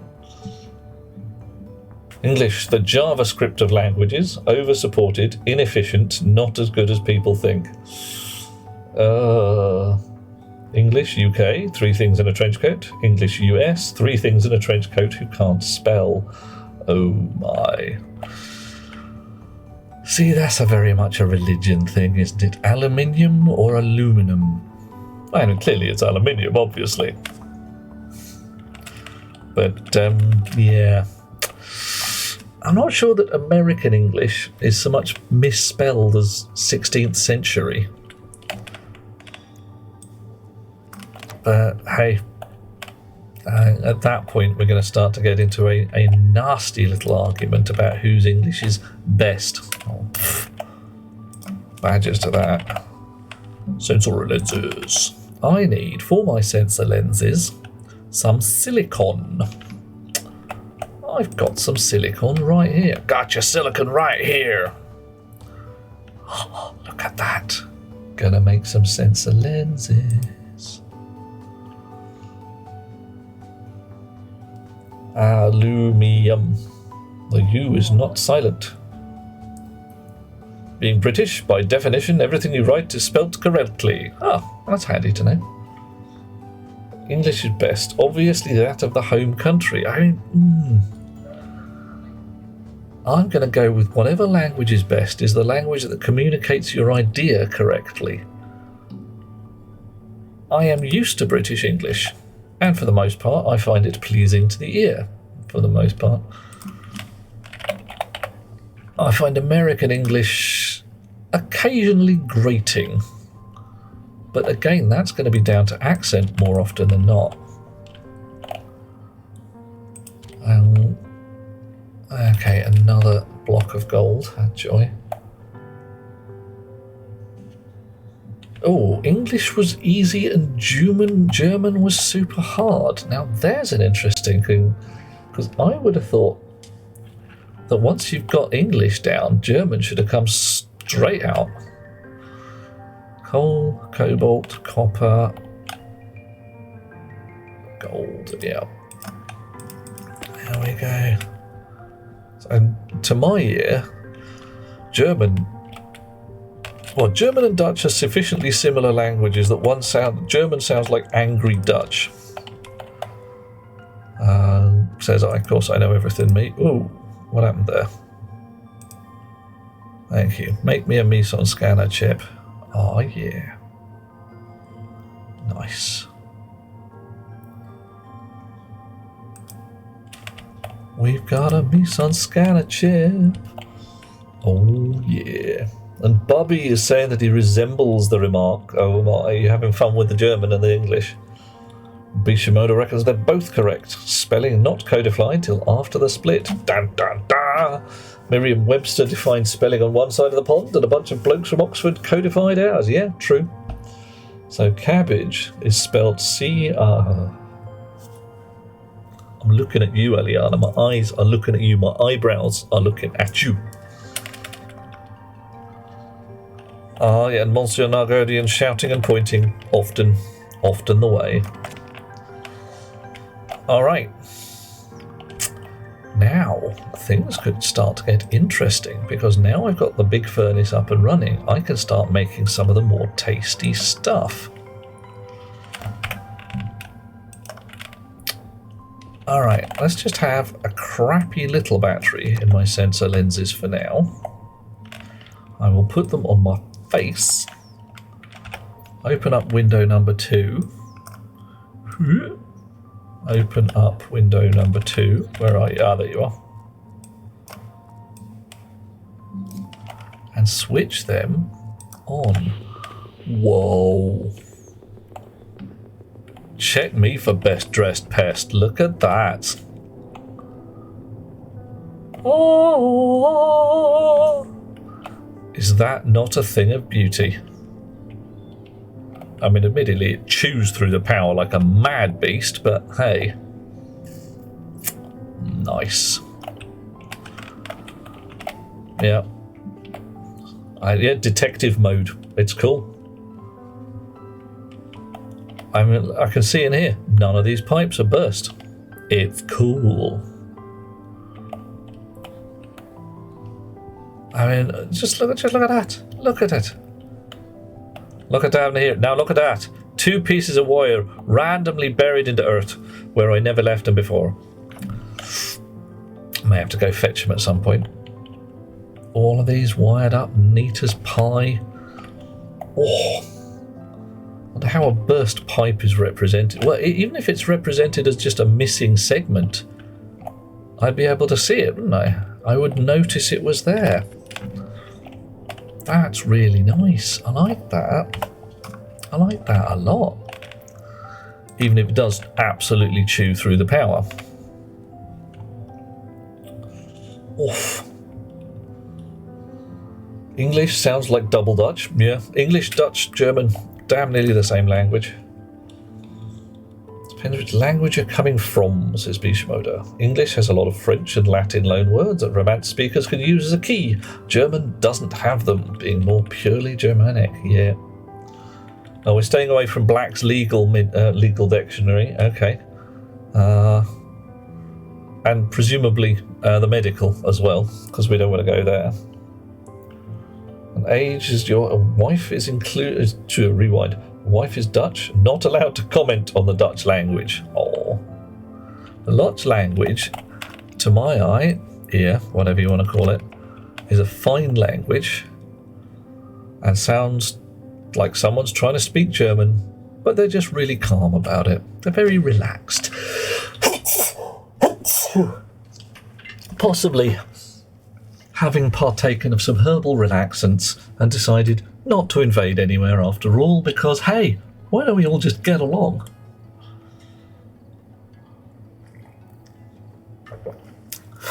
Thank you, Mr. Moda. Oof. Monsieur Backett, that is exactly what we're about to do. Because we've just got the big furnace up and verified. So what we want now... Omni power transmitter. What do you need? Oh, some steel. Well, that's handy. We got some of that. Ponk. Indigo. Power transmitter, please. Who speaks the best English? It is, of course, the Irish. Well, they're also going to tell you that they have the best booze, the best dancing, the best singing, and in some cases they may well be right, but can't be the best of everything. We've certainly got places that are the nicest country. The Dutch, a fine people who, with one or two exceptions, are lovely. Oh, I thought that was Canada. Canada, yes, similar, very similar. The Netherlands and the Canadians, you'd really get along very well together. Lots of people just being pointlessly nice to each other. It's ridiculous. But, you know, in a good way. Okay, so... Snips, cables.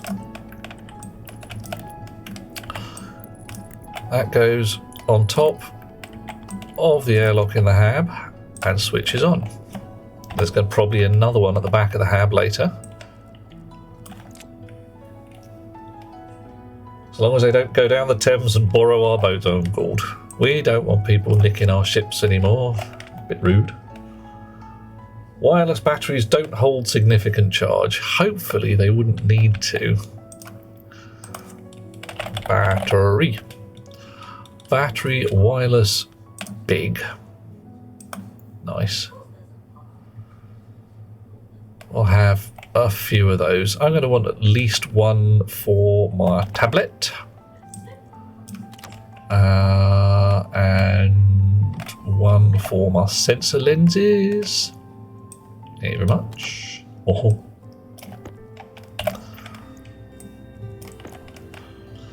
And we'll see how it goes. Best booze, the Irish or the Scots? Ooh, now there's a thing. Irish whiskey or Scots whiskey? Eeny, meeny, miny, mo. What do you guys reckon? I might actually put in the note here for people who make rum. Barbados rum or the Dominican rum. I had some really nice rum.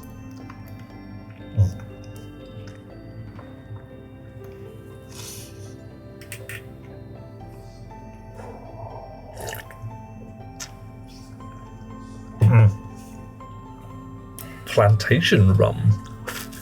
Okay. Is that a style or a particular brand of rum?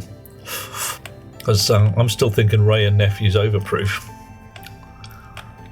But then again, I would. Right, so we're pulling in 27, 30% power. If I switch this on,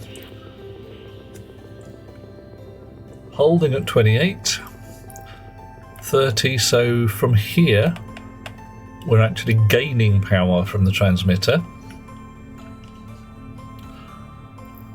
We're back here somewhere, losing it. Okay, that's not too bad. I can work with that. Excellent. Nice. A brand. Okay, I'll take a peek around, Alicia. If you've got a link, again, slap it in the chat. When we find things, slap it in the chat. Or if you're on the Discord, put it in the suggestions channel. I'm willing to take suggestions for almost anything. Almost. German beers. Some of them are basically butter. What? Do you mean butter, like spready, or do you mean bitter? Butter or bitter. Could be either way. Do pipes burst if pressure is kept in the pipes and nothing is happening, like stale gas? Ah, now what could happen there, DJ, is if you have some gas which has got really cold and liquefied, that could mess up your pipes, something rotten. So, yeah, especially if it's something like nitrous oxide. At that point, you do need to keep your gases cool, or, well, you keep your gases at a sensible temperature.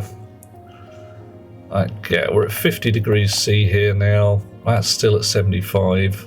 I don't know why it's so high. 74, but it's dropped 20 degrees at least. 111 for the nitrogen, good grief, and 214 for the carbon dioxide. Alright, yeah. Oh, okay, alright. The HAB is still holding nicely at 22 degrees C.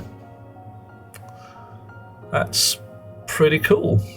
I'm marginally surprised at that, because if we're pumping in carbon dioxide at 213 degrees C, every time we pump even a little bit in, it's going to dump a fair amount of energy. Monsieur Backett didn't drink for 4 years. Yeah, been there, mate. Pills and potions say no booze. Oof. Yeah, similar concept. All manner of delights when you just, nope, sorry, no booze for you, cos. Scotch is a case-by-case base. Stout, Ireland, indeed. Ale, I'm going to go with English ale. I really am. I like the stuff. Gin, I got none. I don't drink gin for so many reasons. It's just not my jam. And lager to the Belgians. Trappist breweries. Interesting. Ah, I see. Yeah, no, you get... Well, it's not just the German lagers there. You neck back a pint of dog bolter, you know you've put some food in your belly. It's liquid bread. How do you get the liquid from the gas pipe when you crush nitrogen ice? Okay, first off, Monsieur Kendall, if you get your ice crusher, there is a thing in it which is the setting. And that's a temperature in degrees Kelvin that it will output the gas at. So if that's above 273, then your water ice will come out as nice water. Can't remember the number. Yep. Also, yep, ice crusher, fluid output. Now that should never be kicking out nitrous oxide unless something's gone horribly wrong. So I've got mine set to something like 274 for pretty much everything, I think, these days. And I could go and stick some ice in there and find out. But it kicks out definitely gaseous nitrous oxide. And from there, you've just got to make sure your nitrous oxide temperature in whichever way you're storing it doesn't drop down to about minus 50 degrees C. So here we're at 335 Kelvin. If I pop the atmosphere analyzer back in, there we go, 62 degrees C, 1 megapascal, and it'll just sit there being nicely gaseous at that point. Doing a lurk, Helberg? I respect your lurk, dear chum. Right. If you've got liquid in a gas pipe, there are all manner of valves to do with that as well. There we go. A purge valve will help you suck liquid out. Pressure of gas from liquid. That's the other valve. You want a pressurant valve, maybe? No. One-way valve, expansion valve, or condensation valve. Condensation valve allows for the removal of liquids from a gas pipe into a liquid pipe. Useful, but only works if there's a pressure difference. And with the liquid drain, yeah, some gas is easier to keep as liquids. Nitrous oxide, kind of sort of one of them. It also depends on which environment you're in. If you're in Europa, for instance, it's going to be absolutely you want to keep that as a liquid. And yeah, Mr. Backett's quite right. You can just have a thing called a liquid drain, which does some kind of magic to get Just make liquids go away. Right, now somewhere in here, I believe is a large radiator. A biggie one. Not radiator, heat exchanger. There we go. So that's a standard heat exchanger, which has the 4 slots. We don't want that. Large extendable radiator I want to use on the roof. Recycler I want to set up in a bit and start grinding up some of this leftover stuff. In between times, where is a large radiator? Not radiator, heat exchanger. Maybe I didn't make one after all. Medium radiator. Alright, okay. Heat exchanger, large.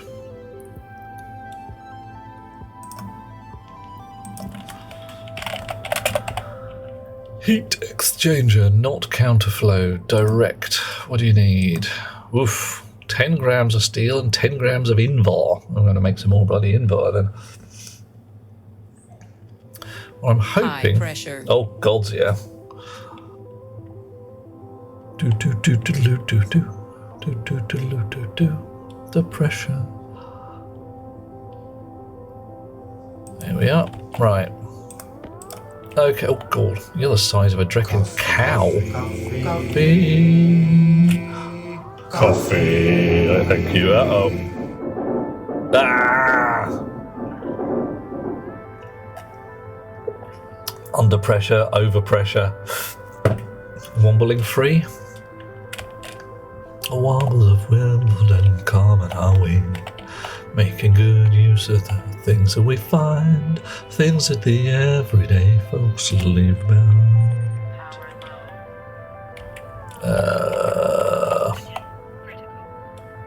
Okay. Power is low. Oops.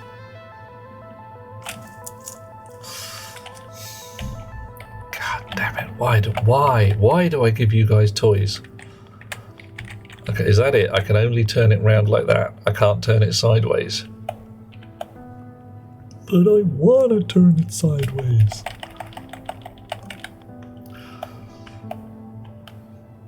Alright, alright. So if we stuck that in there somewhere,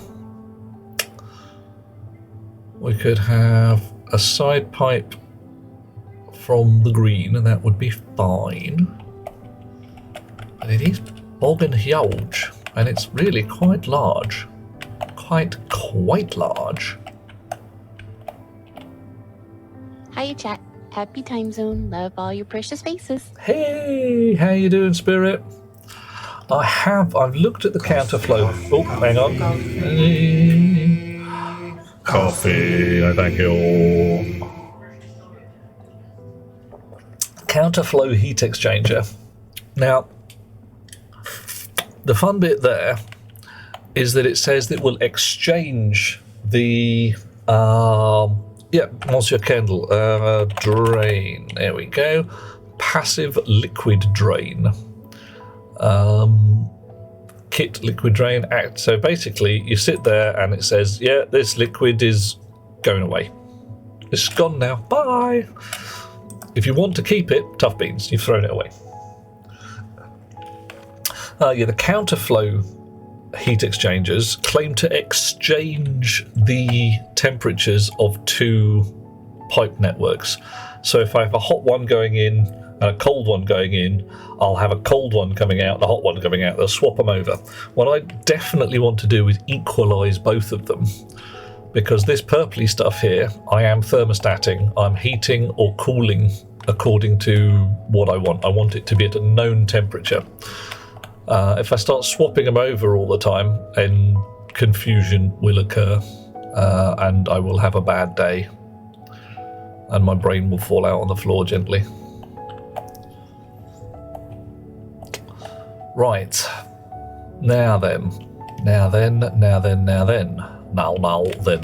etc. To fit this in, this great heat exchanger,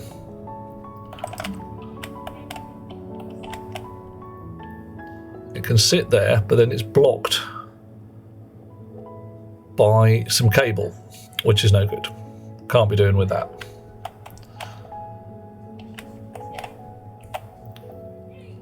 If I want to put it in that slot there, I have to move it one forwards. So that would mean that all my pipe work, my purple pipe has to come one forwards, and all my one forwards? Yeah, probably. All my heat exchangey gubbins has to come in through that. Like,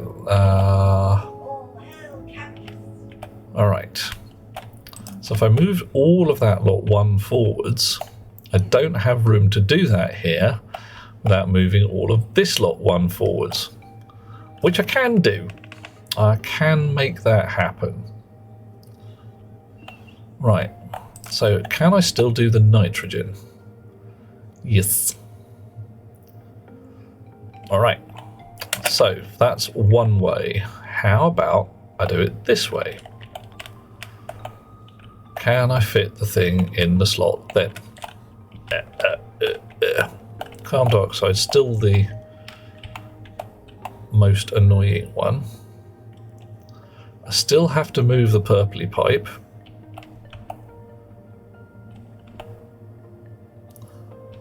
And it's still blocked by that cable, but that's not really too much of an issue in and of itself.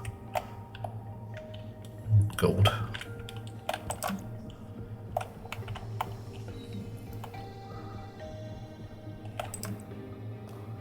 Sit there. Go on, sit. Just stop annoying me. Where do you come up to? Right.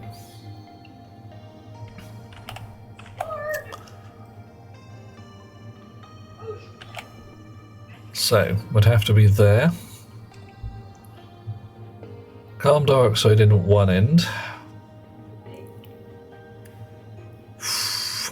Purple pipe's going to be a problem at that end because I can't actually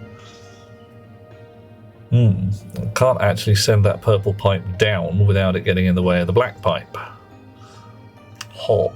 So that's annoying. So, but what if I built them one further up? You can't build them one further up because they need a frame to rest on. If I build the pipes further up, then it starts to get really annoying and I just sulk and throw my toys out of the pram. Okay, fine.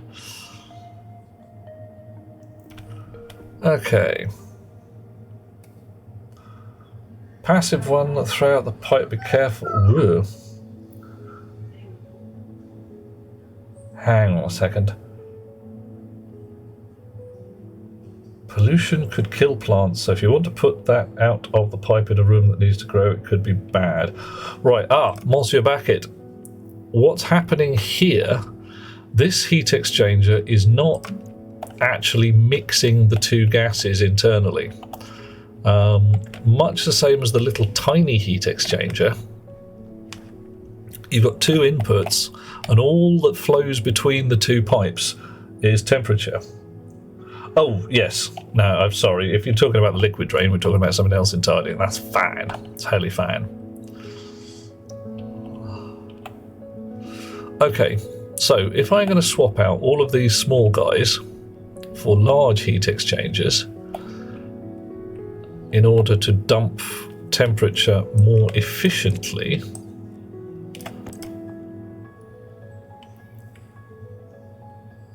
you're at 27 degrees C in the radiator loop, 41 degrees C on the input side of the radiator loop.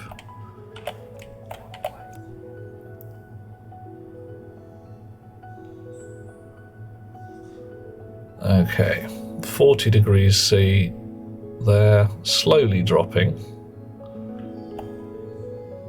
Everything is slowly dropping, and that's fine.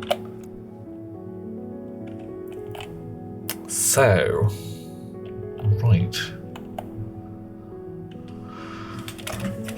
I have got a heck of a lot of pipe work to do. Can I do it safely? What I actually want to do is move all of these three pumps one forward re-rig my air connection.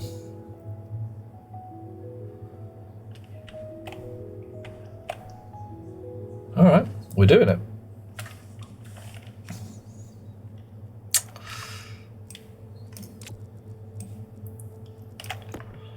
You.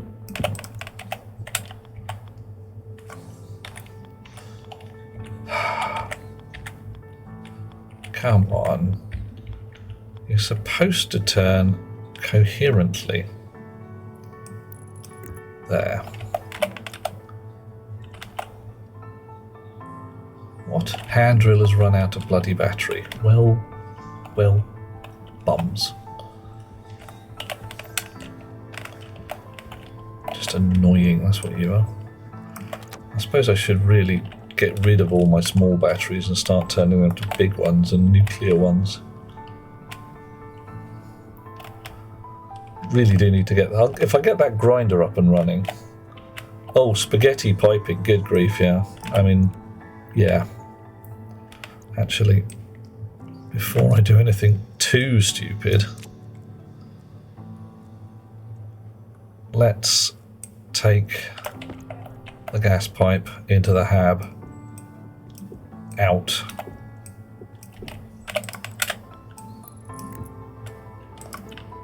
So that I don't accidentally, by some clever means, start piping something really unfortunate into my breathing air.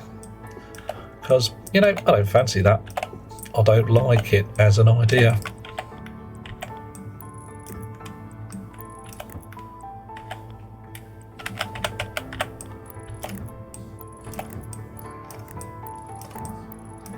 Going to end up with one too few pipes. No, I'm not. Hey, oh, yes, I am. Look at that. One too few pipes. Who'd have thought? Who would have thought it? Oh, yeah, I had that a little while ago. I did not know that nitrogen ice produced nitrous oxide as part of its crushing process, and I just pumped all my lovely nitrogen ice straight into the habitat. Sleepy time all round. It was so nice, so relaxing. Just cognition low. Really? Why? Cognition critical. I don't understand. Blech. And nobody to pull you out of the problem. Now, Godian and I had some fun. I was wandering around his base, doing things that I do, and we had entertainments.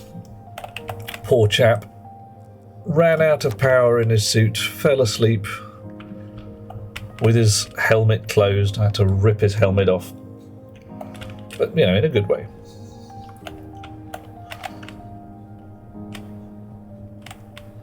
Tuck him in a corner of the habitat. It's like, dude, are you okay? He's like, I'm a sleepyhead.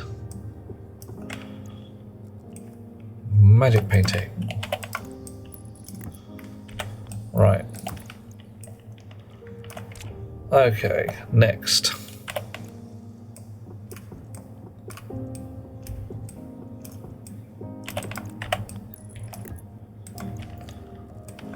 Magic painting.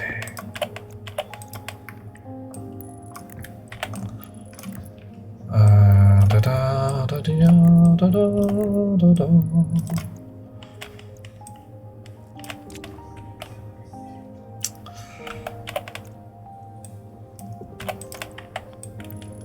Oh, no, I actually need that one for the paint sample, don't I? There we go. Right, so everybody's moved up by one. Well, that's nice. Looking at your deep miners while you're scrounging around for some copper. It stings. They're not that hard to make. They're actually pretty simple beasts. What they are, however, is passing power hungry. So let's switch you off while we're at it. Should have done that earlier. Whoops.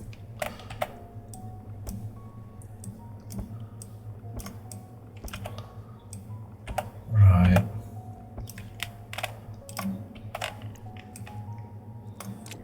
And now we can put the nitrogen pump back in. Pop out Oh, no, no, no, no, no, not like that. You, there you go. Right.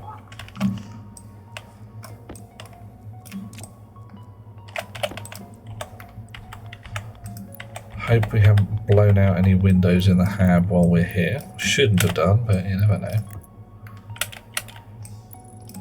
Right. Now I'm going to rewire this slightly, because that wiring just offended me last time.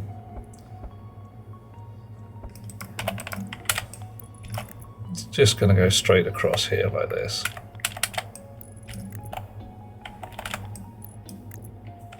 More wire needed.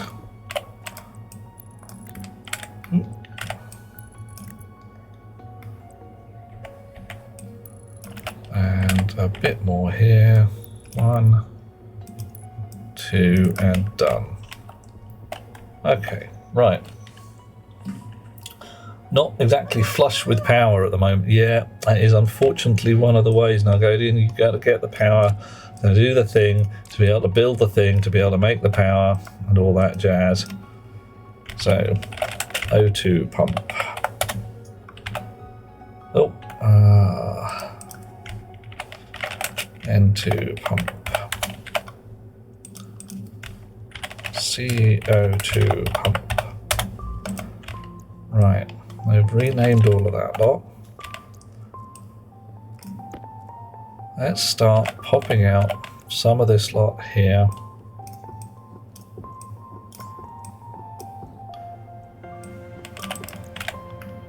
You just go in there, you go in a pocket.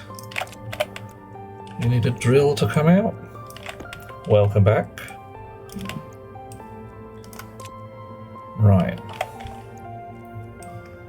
Sorry about the adverts, I don't have an awful lot of control over them. I have some, but not very much.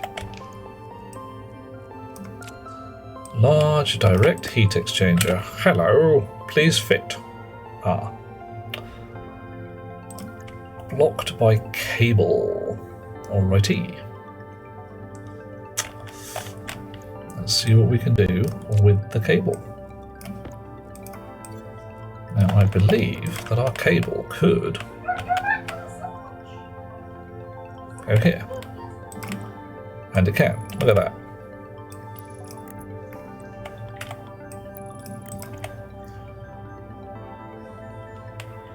So that means that cable can come out, that one can go in, and that lot should, in theory,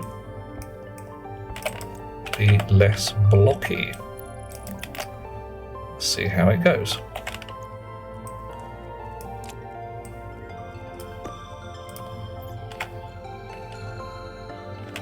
Which one are you? You're a small one. You need to be a large one. Chonk. No.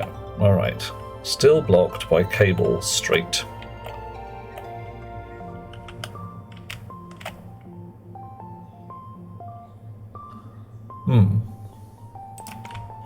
Alright. Okay.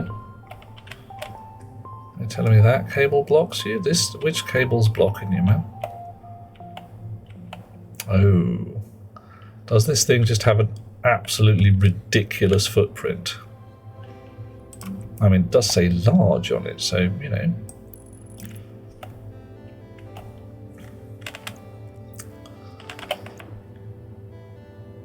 Hand drill to deconstruct.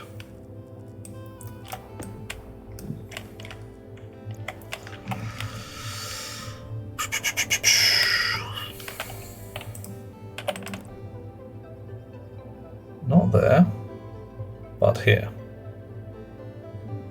Still blocked by cable straight. Which one? Oh, yeah, that'll probably be it. Oh dear, I have ruined my entire plan. Yeah, it's not going to work. It is not going to work because of this lot.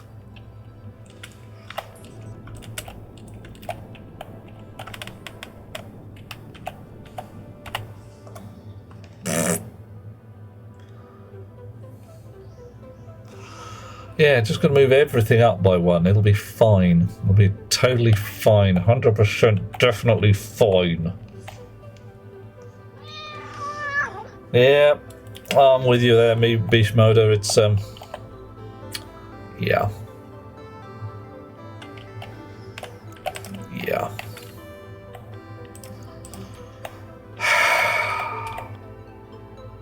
Bottoms.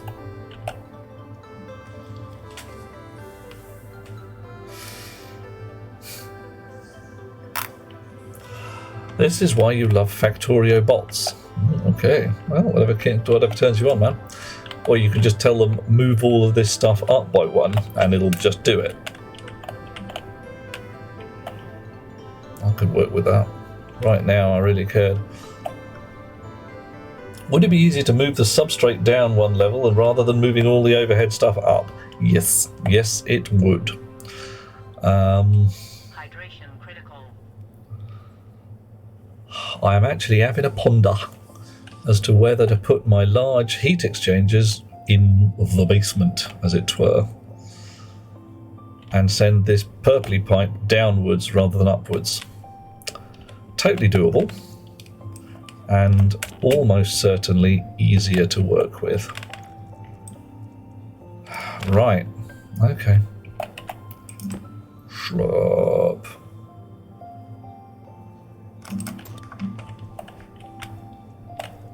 Okay, that's not a good sign. Flishy flash there implies that I have not a hecton of water.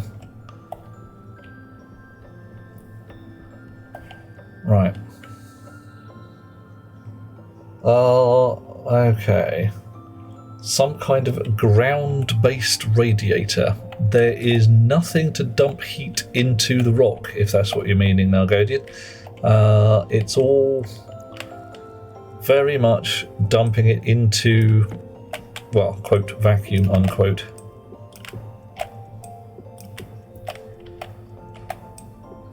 Right.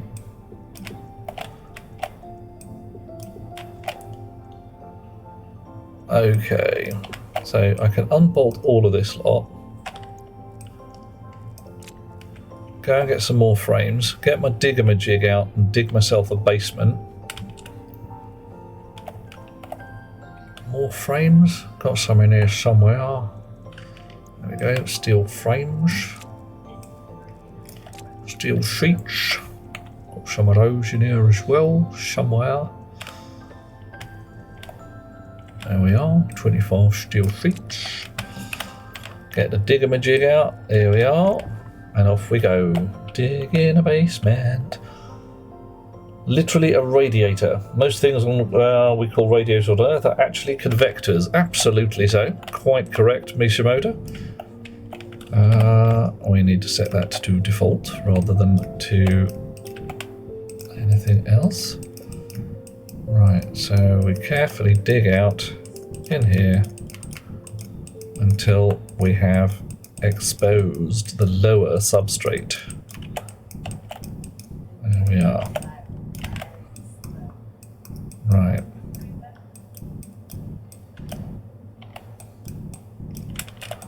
Yeah. And then we need to carry on all the way through this lot. Do any repairs we have to later. So we get to here. Okay. Oh, someone's doing us a join. And it is one Blood Guardian. Sounds like a street address. Monsieur Blood Guardian. I say Monsieur. Dear chum, lovely to have you along with us. Let us get you to answer the questions, if you're willing. 3 questions for the people who join us. Because we like to know. Which part of the world are you from? What continent? Not like asking for your street address or any crap like that, because that would be creepy and weird. But literally, which patch of the planet do you call home? And if we're going to feed you a tasty dinner, what shall we put on the plate in front of you? And if you're going to feed us a tasty dinner, vice versa. What shall we eat when we come round to each other's places and have tasty noms together?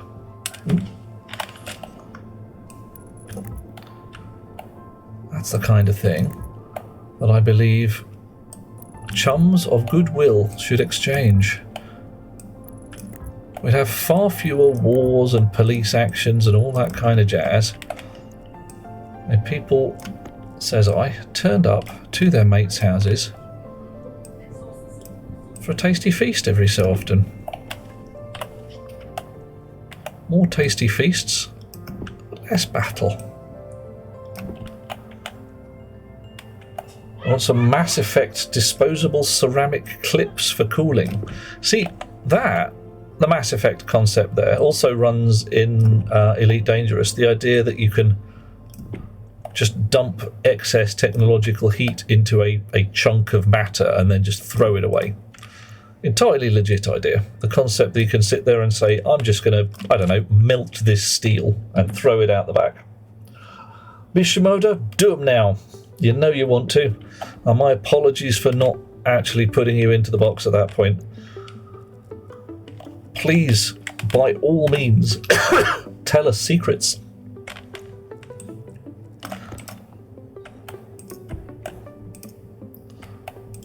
Chonk, chonk. Oh, I've run out of the canister. Oh, the canister's empty. Where's my Oh, fine, I'll go get a fresh one. Enforced dinner parties for world peace. Heck yeah. I mean, there are... Well, okay, let's put it this way. If you sat down, for example, Vladimir Putin at a dinner party and said, you know, so how's it going, Vlad? Would it be marginally obvious that he was a raging psychopath? I think it might come across. I think it's the kind of thing that people would at that point notice.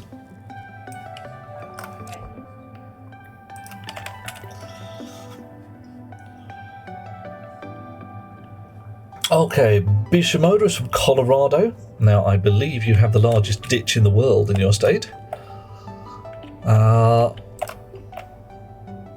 Pork green chili, which could be in a bowl or used as a topping on enchiladas, hamburgers, or even ice cream. Ooh. Oh. Now here's a thing. That sounds like tasty food and slightly unusual. I'm very much up for the slightly unusual dinner.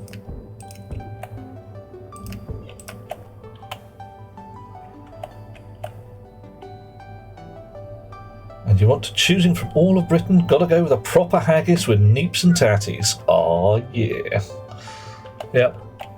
There's the American haggis does not.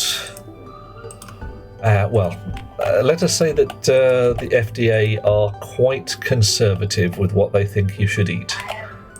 And frankly, haggis in the UK, it's occasionally it is literally made by the butcher who sells it to you and has pretty much anything which isn't actually prohibited by law, as you can't put that's not real food. Try again. If I set this to flatten this time. Okay. Repair. Repair again. There we are. So now, with a little luck and a following wind, we should... Well, actually, still need to dig that particular chunk out. There we are. Right. Ooh. There we go. We should...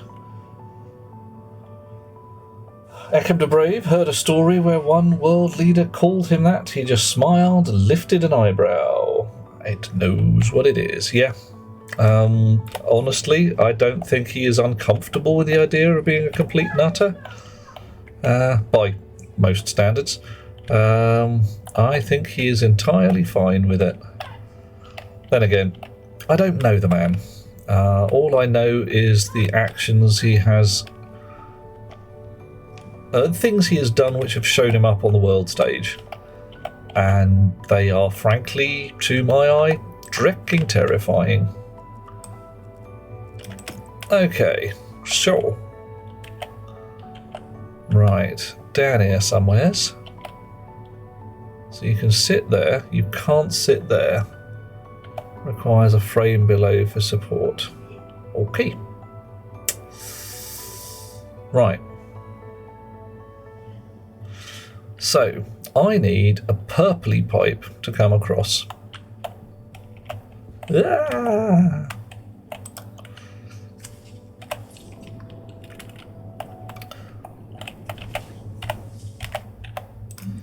So I put it here. It's directly below the black pipe. Black pipe comes down. Purple pipe can run across the front and not have any problems. I put it here. Black pipe comes straight down. Purple pipe runs across the front, and it's exactly equivalent. Okay, ponk. All right, what do you need to build? What do you require for the building thereof? A wrench and one pipe kit. Actually, let's just check. Heat exchanger. Large direct heat exchanger. One pipe. Okay, cool. Out we come. Aliana, I did. Have I mixed up my states or possibly just my rivers? My apologies to those of you on the far side of the pond. My knowledge of US geography is not ideal. I can just about tell Texas from everywhere else. Arizona, the Colorado River, it is. Okay, fine. All right, I'm going to claim that that's my excuse. Colorado River, not Colorado State. Grand Canyon's in Arizona. Blimey. Arizona and a bit of Nevada. Gets everywhere. Gets around that place. Blimey. Okay, so what do we need? We need some pipes to finish off our heat exchangers. Good. We're going to have to put some truss work back in once we've finished poddling around. And we need a bunch more heat exchangers. We've got one in. Heat exchanger. Large direct. Alright, and I need more invar. And a fair amount more steel. Right, steel. Indigo. Invar, I don't think I've got shed loads of. I've got solder there. Constantan. Right, off to the furnace again. Invar. How do we make invar? Half iron, half nickel. That's not too problematic.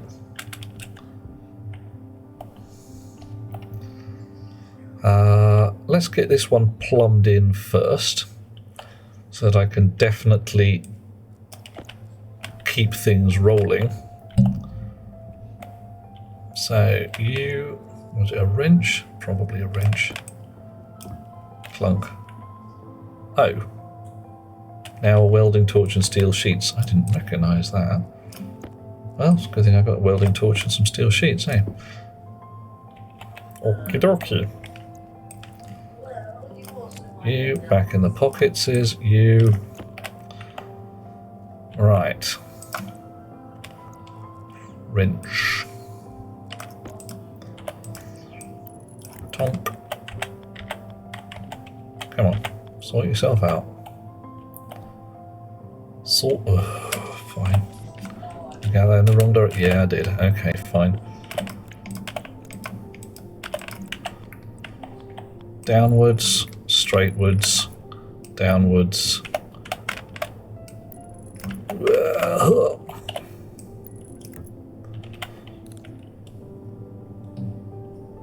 Did I just run out? Just turn my light off by mistake. That's just talent. Jetpack off, up, across. There we go. So the purpley one is going to come all the way down there. I'm going to have to, I don't know how I'm going to run it, but if I don't run it right, it's going to be very well hidden. Oof. The Marianas Trench is probably bigger. Yeah, I mean, all right, I'm with you there. But it's definitely, yeah, I'm definitely going... It's not a ditch. It's not a proper ditch. Your Marianas Trench, a pond, I mean, all right. I can see where you're going with pond. But I think, offhand, even that description's a bit wafty. And it might even go towards river. Okay. I've got that there. I'm going to see if I can have it one further back, because then I would be able to see my purpley. Oh god, fallen straight through it. Can I not stand on it? I can stand on it. I want to be able to see my purple pipes a little better. Ah, yeah, it does run one further back. Alright, that's where we're going to put them. That's where they're going to be. Hand drill to deconstruct. Fine. Get my steel sheets back. What next? Deconstruct again with the pipe. Oh, okay, fine. So this is just completely take it apart with the hand drill. That's not too bad, actually. Pipes. Wrench. Build while I'm here. Build again. Steel sheets. Arc welder. 1 and then 2. Okay. Wrenchy. Whoa. Okay, fine. Back in the pocket.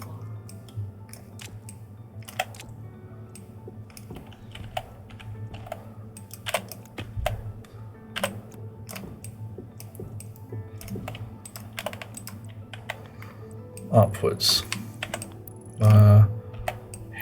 Come on, off you go. There we are, very nearly there. Hook on your thing.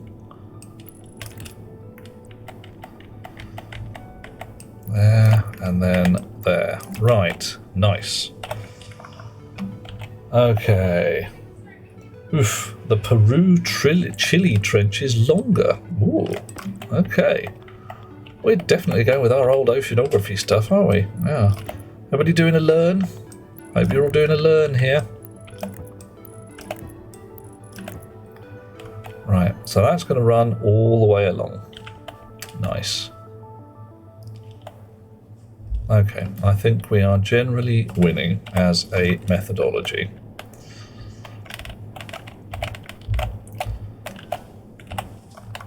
So I needed to go and make some more, was it Invar? I think it was Invar. I'm going to go check in a second.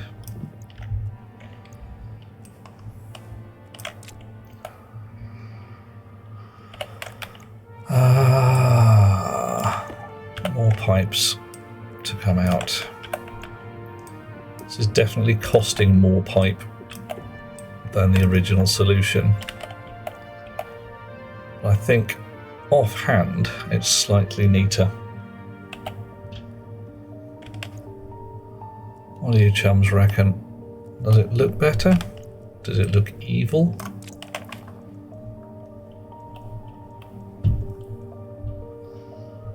Unless you're planning laying in a canyon, pipe's cheap. Unless you're planning on laying it in a canyon or a trench. Yes. At which point you have to have the right kind of extraordinarily high pressure pipe and ting.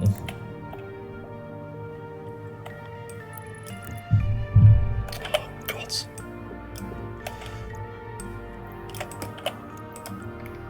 There we are. Right.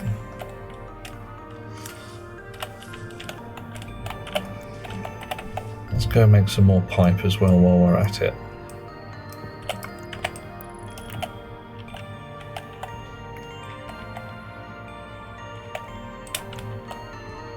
Missed. Look at that. That's off axis there, isn't it? It's off by 1. I butted it nice and neat up against the previous one, and that's exactly where I don't want to have it.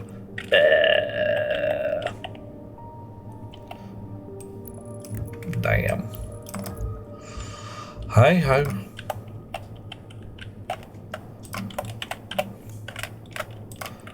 I want it there. Thank you, Aliana. I'm doggedly doing this thing. See what I did there?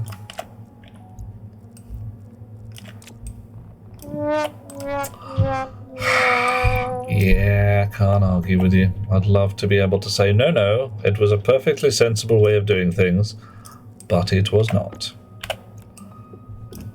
It was at that moment he realized that he had fucked up.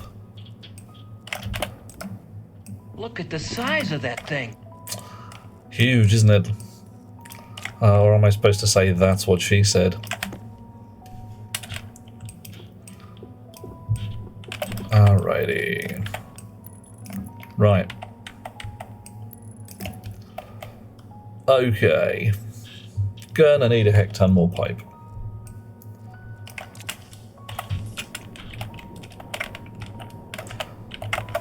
Honk. Sure.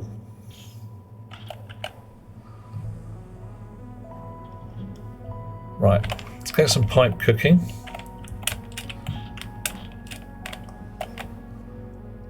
And some invar. We got a reasonable block of steel. Gonna need a massive great chunk of steel, but that's okay. Insulated pipe, insulated pipe, pipe insulated. 25 grams of silicon in there, so we'll make 25 pipes before we run out of silicon, but we can go and fetch some of that. So off you go, make me a stack of oh my, wahoo! Chunk.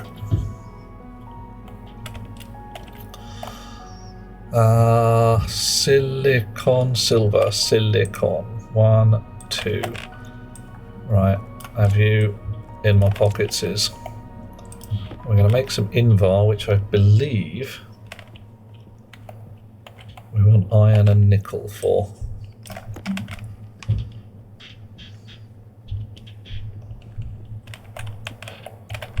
Right. Spring. When it's that what she said, it's all fine and good, but when it's that what they said, all of a sudden you've ruined the birthday party. When it's that, that's what she said, it's all fine and good, but when it's that what they said, oh my. I'm not entirely sure where to go with that now, Guardian. I'm confused, but then again I'm easily confused. Right. Invar, iron and nickel. Right. We're going to want a fair wedge of iron and a fair wedge of nickel because we want to make more than a little bit of invar. So let's make a fair chunk of invar.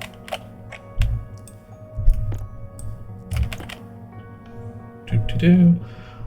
Neither is Nargodian. Sounded better in your head. That's what he said. Yeah, I know how that one goes as well. It's great. In Cornell, Invar. Did you know that all the alloys in this here game are actual real alloys? Most unusual, innit? Most unusual. Invar is one used by clockmakers for various reasons. I gleaned this from Terry Pratchett, then looked it up, because it varies in size not very much with temperature. Invar for invariant. What a plan. Okay, so fuel pumps on, fuel mixers on. Brief check of our supplies. 3.1 megapascals, 4.25. We're still doing fairly well for gas supply. Nice. Right. Hear your own voice via bone conduction rather than through the air. Anything you say literally sounds better in your head than anyone else hears. Oh yeah. Well, my voice does sound absolutely phenomenal, doesn't it? It's a fine, fine voice. That's more like it.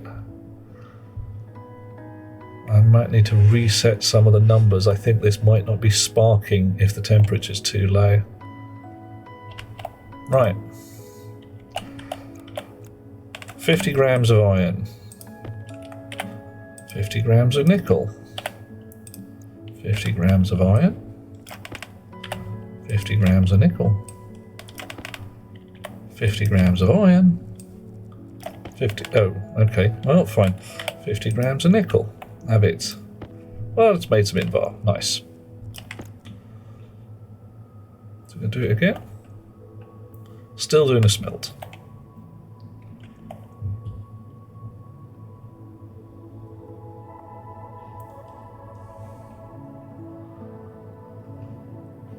Chunk, chunk, chunk, chunk, chunk. Will produce 200 grams ingot. Oh. I think I do actually have a bug in my code.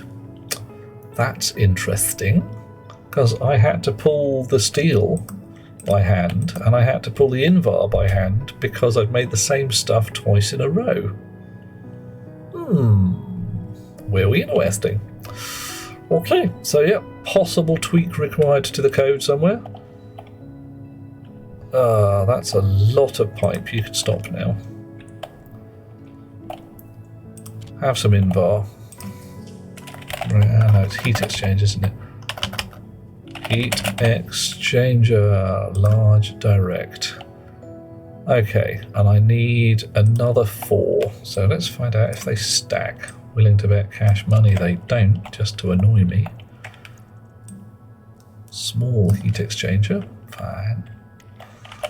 Invar can go in a cupboard as well. I've got pipes, I've got sheets.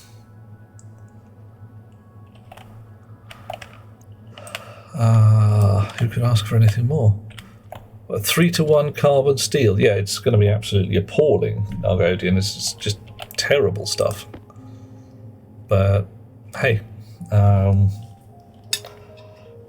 frankly, making it proper proportions is going to be an absolute pig in a game like this.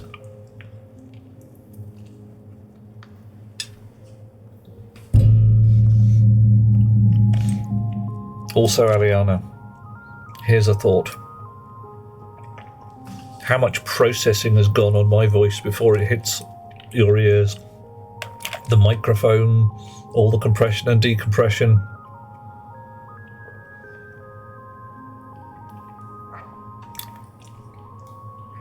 My voice could anything up to about half an octave off what you're actually hearing. Wouldn't that be interesting? My real voice is somewhere up here. That would be terrible. Okay, Aliana, so alloy mixing in your game. Tell us about it. What's the skinny?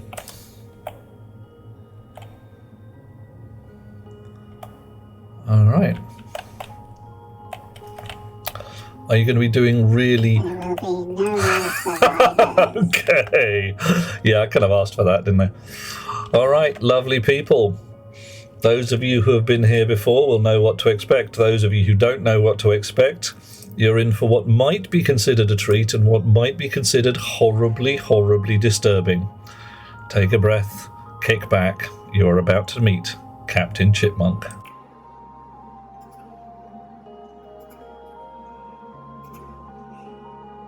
And Captain Chipmunk is angry. Captain Chipmunk will break into your kitchen. Captain Chipmunk will find your biscuit barrel and will nibble all your square biscuits round and your round biscuits square. You will not know whether you're eating a Garibaldi or a custard cream. Anything could happen when Captain Chipmunk gets loose. Run, flee, hide, see what you can find to defend your kitchen. It won't be enough. There is nothing you can do to stop the depredations of the chipmunk. Don't even try. It is futility itself.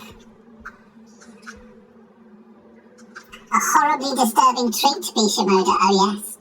A treat, but for who? Is it a treat for you or is it a treat for me? Can I finally unleash my own viciousness in the world and be Captain Chipmunk as I intend myself to be? Will I be able to brutally slaughter everybody who comes within 30 feet and nibble on their corpse, leaving nothing behind but well-chewed bones? What do you think? Do you think you could cope with that as a concept? Do you think that you would be able to wake up in the middle of the night knowing solidly that somewhere within 20 feet of you is a chipmunk? Not just a chipmunk bent on your destruction, a chipmunk whose every thought, one might say, is of bringing you down and making your life miserable and short.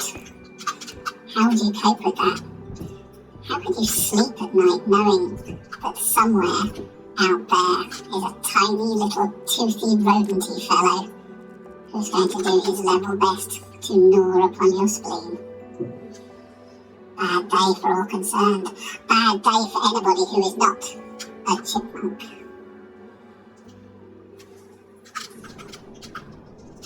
But it's all okay. It's not really. You can bribe Captain Chipmunk. Captain Chipmunk can be bribed with biscuits. Captain Chipmunk can be fed cookies. Oh yes. What do you think would happen then? Cookies left in the right places. Cookies put out as propitiatory offerings to say, please, Captain Chipmunk, do not chew on my internal organs.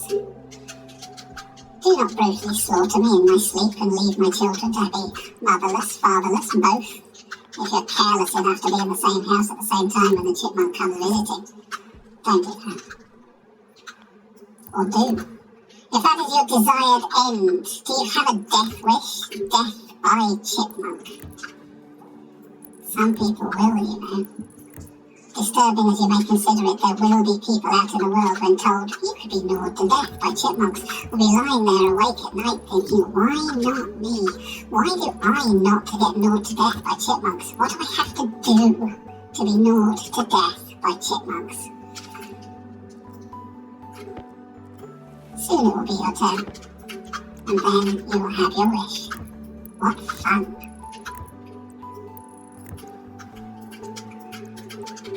Let's keep this pipe going to the rest of the world. Death by chipmunks is indeed time-consuming. It can take anything up to a week. Long, agonizing, joyous.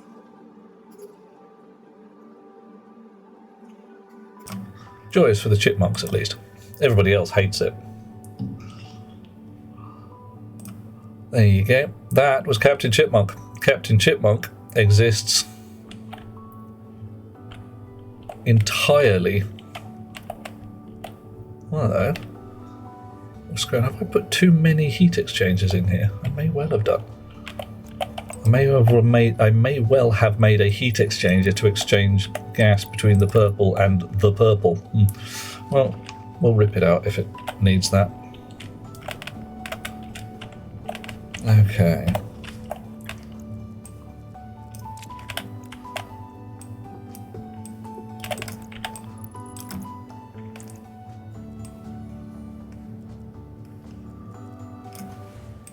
Don't need green so much anymore. And all of you guys can... Oh, hang on. Ah, yeah, alright, fine. All of these fellas can come out for now. Yep, I've got too many heat exchangers. Oh no, the horror.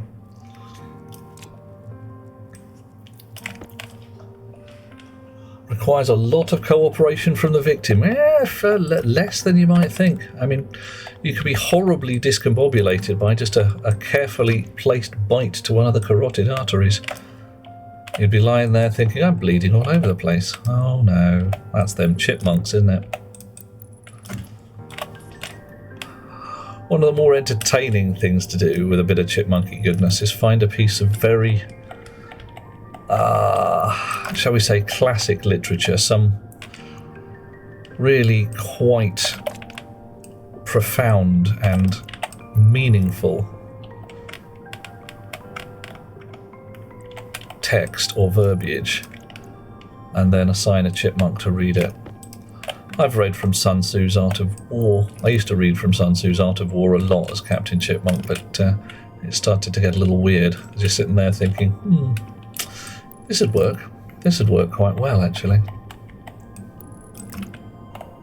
Alright, now this really should all be in khaki, but it's not.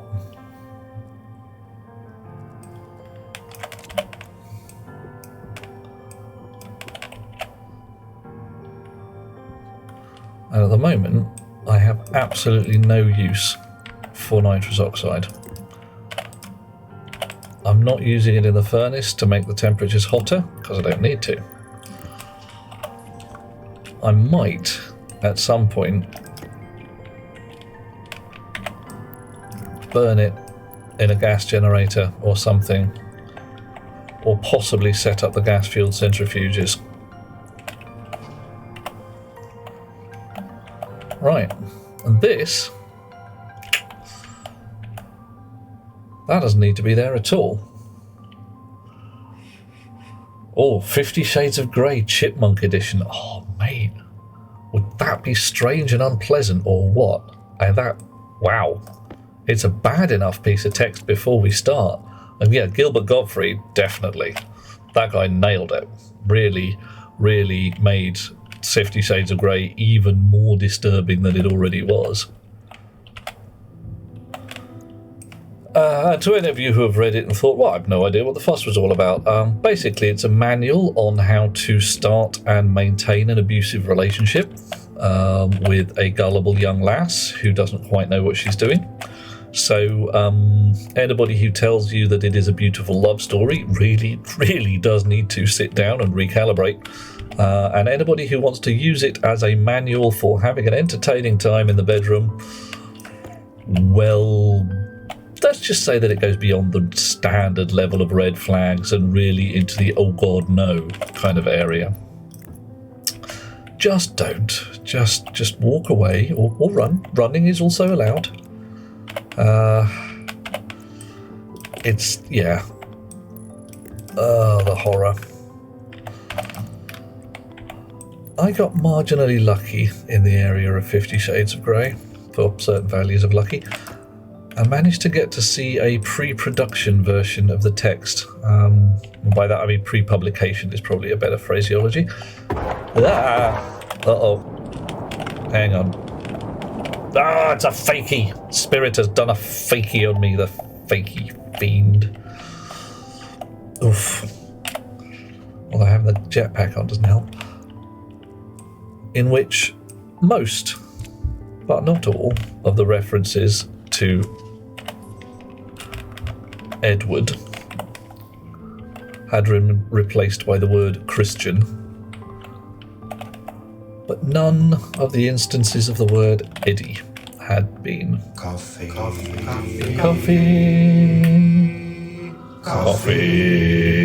I thank you all. Oh, ABBA song lyrics. You reckon I should do a version of Waterloo as Captain Chipmunk? An angry version. Totally doable.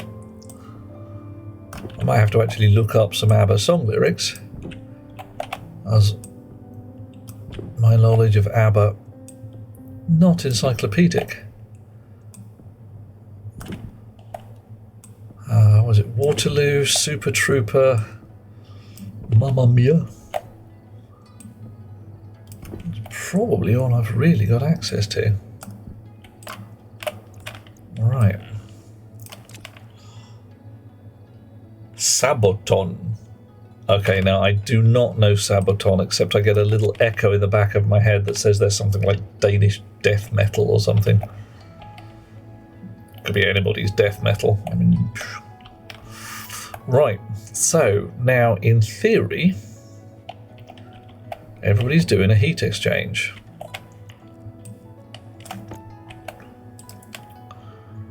$100°C. Wow. So you are climbing. Okay, as one might expect. You are also climbing. You are climbing. You are climbing. And you are dropping. Right. Okay. Bucks Fizz, making your mind up. Oh yeah, okay. That would work. Was there a rubber ball? Like a rubber ball, like I'm bouncing back to you. Can't remember who that is though. I'm not sure. Not Bucks Fizz. Maybe it is Bucks Fizz. Gods.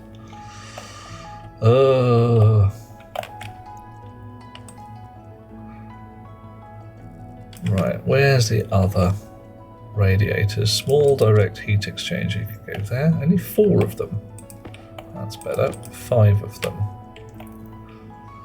Pipes. I can stack some more pipes in there.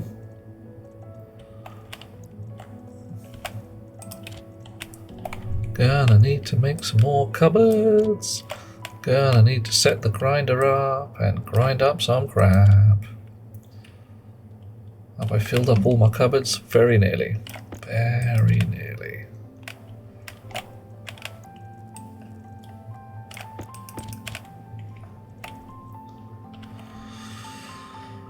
Okay. Bucks Fizz didn't do other songs. How could they? They couldn't afford to lose any more skirt. Oh my. Well, they'd have had to been on a different television channel if they did, I think. Discount engineer had a friend who kept chipmunks as pets. Oh yeah. Cool.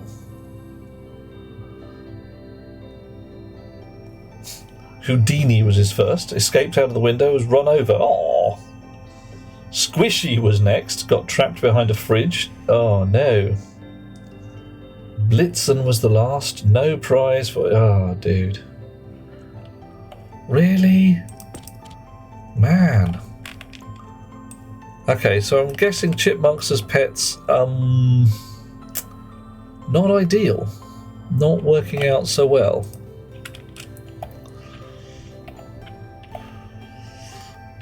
Okay. So, what I'm seeing here is that this is essentially sucking up heat from the rest of the system, which is fine, but not able to dump it fast. You got 13.8 kilojoules dumped, and that one at 15.7. I don't know why. Because you're at different pressures, I presume. 1.6, 1.95. Yeah, right. So, my habitat is being cooled by the water in the water tank. It's at 18 degrees C at the moment. And I really need some more water ice. Nargodian, I'm going to be setting up a big fat radiator. Oh, lost my bearings for a second there. One of these, a large extendable radiator. Gonna pop this fella on the roof. Somewhere around here. Placement requires a frame below for support, so it might actually end up going here, but whatever. And an extendable radiator, you can switch on and off. You can tell it to extend, curiously enough. So,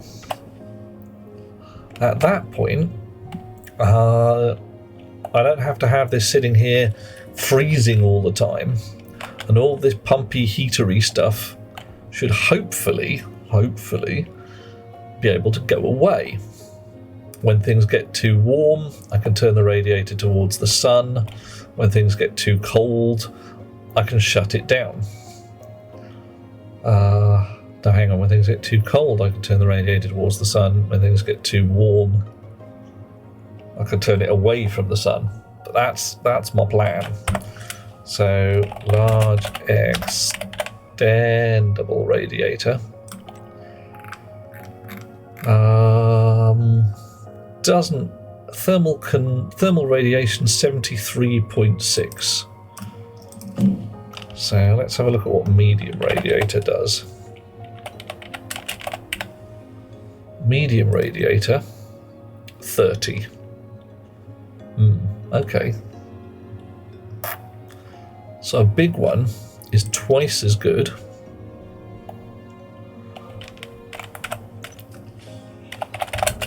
pipe radiator, let's just see what we've got here, is 3. So, right, the big radiator is as good as 20 as those fellas. And is no better, really, than 2 of these fellas. Except for, of course, its controllability to switch it on and off. Yeah, you can use it as a heater and a cooler with just a little shenanigans. So its main utility is its controllability.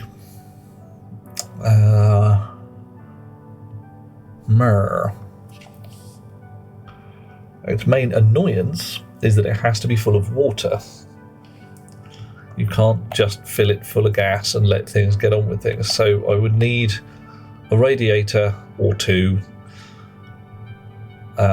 enough water in there to act as a working fluid, and a big fat heat exchanger for gas to liquid. In fact, frankly, I should probably have made all of these big fat radiators for gas to liquid. Yeah, and then run off this end rather than that. Yeah, that's what I should have done. Oh no. Well, I'll have to come back and do that another day. I'm not doing it now. It's not a bad idea though. You can't get a coolant fluid like a fridge.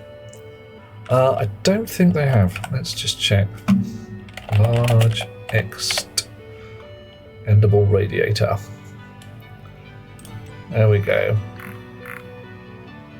Liquid input, liquid output. That's your lot. Yeah. Only eats liquids. Now I could probably make it work with liquid gases, but I think I'm going to be getting a bit cryogenic at that point.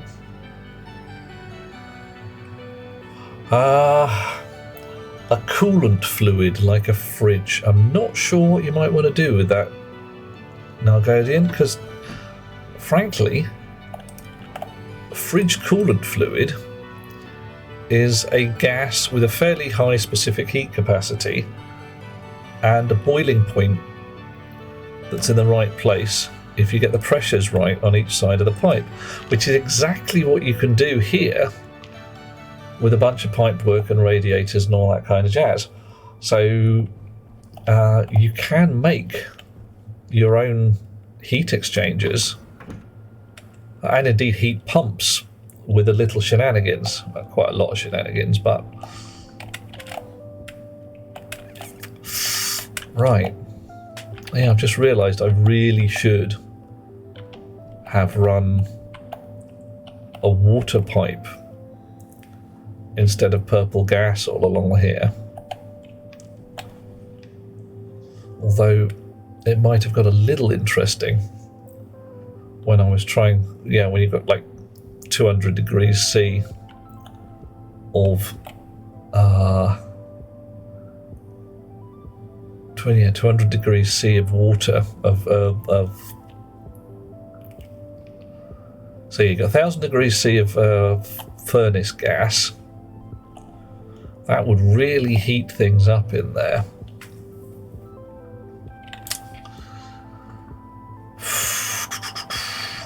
Right, so what am I going to do? I really need to cool things down more. And these are dumping quite happily.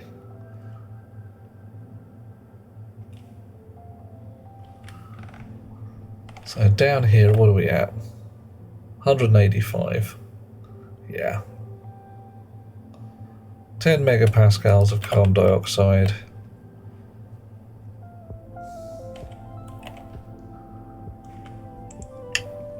I think Nargadian's right. I think I need a radiator field. I need more radiators.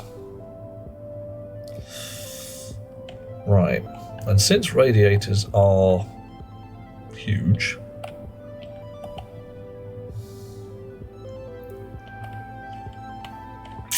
how do we deal with this?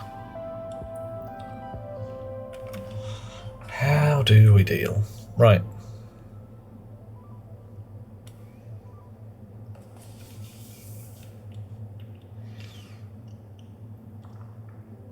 I'm not going to use water as a coolant.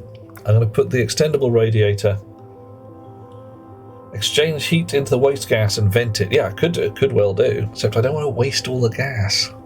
I don't know. Feels wasteful.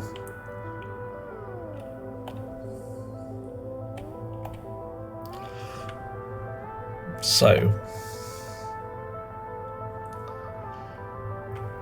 what have I got here? I have one thermoregulator pump, a valve,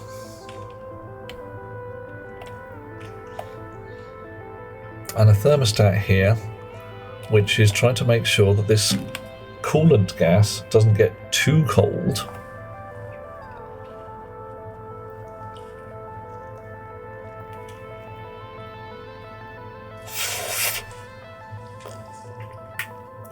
But does actually radiate when it's warm. Okay.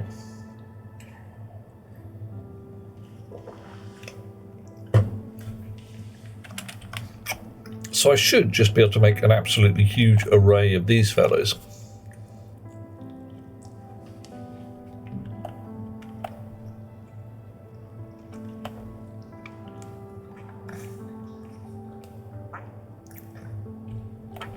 I don't think I can stick them to the side of a tower, which is a shame because that would be pretty cool. So I've got to have them the right way up all the time. Yeah. What if I built it as an extendable patch? What do we mean by extendable there, Nargodian?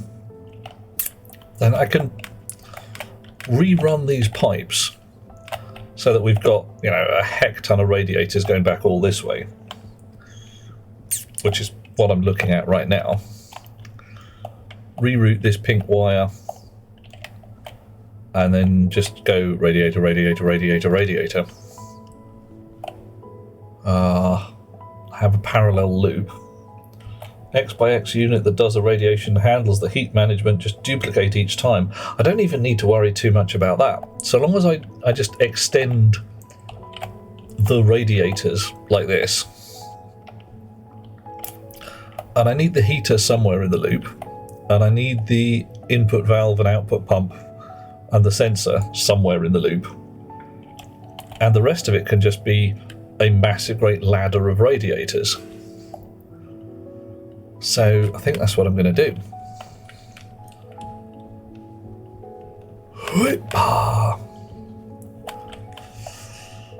So, not floor gratings, not iron sheets. Medium radiator. Okay, you. What orientations can you be in? Literally, you are on the floor like that. Right. Okay. Large extendable radiator can go back in the pocket for the moment. I'll deal with that in a while. Steel frames, steel sheets, heck tons of pipe. I'll leave any more pipe behind? Yeah, there's some. Brilliant. Okie dokie. Right. Oh.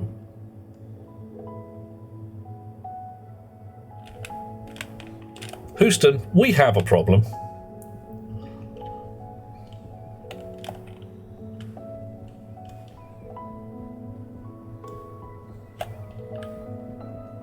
Wow. Pretty cool. Everything that could possibly be on fire is on fire. I really don't want to go into there and find out why it's on fire. Why are you on fire? There.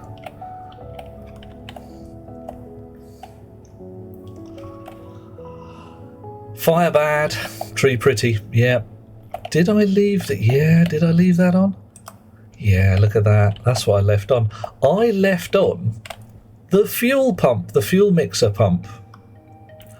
I didn't switch it off because of derp. So this here fella has done a kaboom. I haven't actually damaged that much. Just burst. Wow. Wow, I got away with that. Dude. Oh no, Bungle. What a terrible thing. Hey, Wolfie. How you doing, man? Yeah, so, okay. You know, I spoke about definitely automating the fuel mixer so that it would feed fuel into a tank, but only until the pressure got so high. Yeah, should have done that. Should definitely have done that. Because that, well, okay, I've still got 700 moles of oxygen and 300 moles of hydrogen. So it's not too bad. It hasn't actually blown all my tanks. It has detonated this. Destroyed due to an overpressure event. Oh, that's nice. Pipe survived. So essentially, this pumped gas into here until the pressure got so high that it dieseled. The whole thing just went ba-boom and done a detonate. I think, but I'm not yet sure, that we now have no longer any power connectors in here. Yep, that wire has gone. Wire's burnt. I don't think anything else has actually detonated. I got super duper lucky. Wow.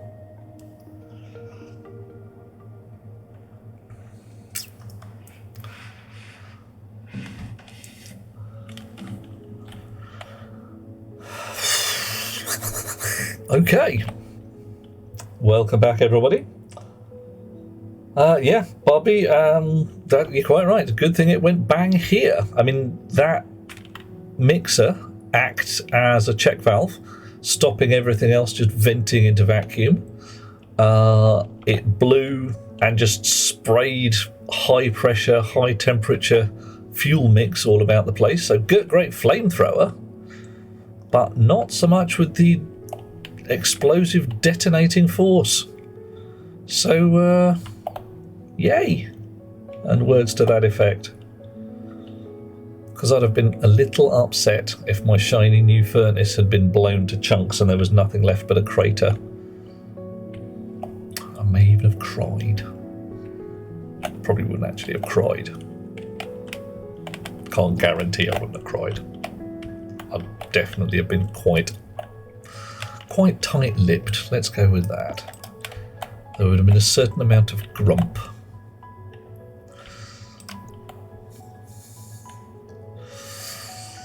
Okay, so radiator. I want this purple line to be extensively cooled. It's connected to the tank, so it doesn't matter whether it's sited here or out here somewhere. Really doesn't matter at all. I need some more frames. I need some more sheets.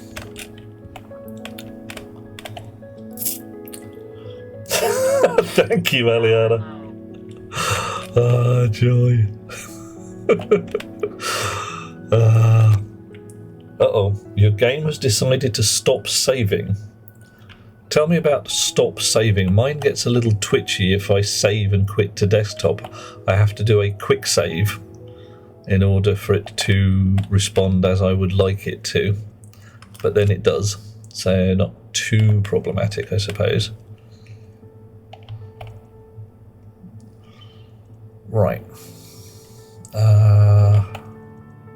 Walls. No, I want steel frames. There we go. That'll do for now. And I want medium radiators. What do I need for those? No issue. If you exit to desktop and save from there, it doesn't. Ow, no. No access to the save folder. Right. DJ, it should have done an autosave fairly recently. So you may have lost, like, 5-10 minutes of work, but not much more than that. Should.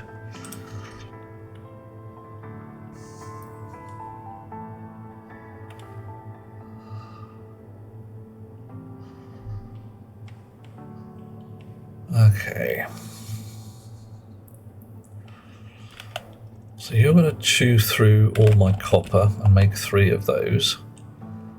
Now, I don't want these face onto the sun, so I do actually want them facing this way, which means I want my radiator rig running this way. Okay. I suppose I'll just start it here.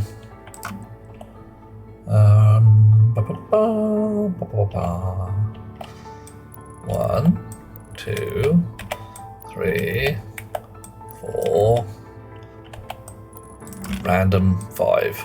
I've just made it 5 because the law of 5s. Did you know that God's name is Eris and he is a girl? If not, allow me to educate you in the principles of Discordianism. A fine and wonderful no religion. We are a non-profit organisation with the base premise that organised religion kind of fucks people up. So disorganised religion, let's give it a try, eh? What's the worst that could happen?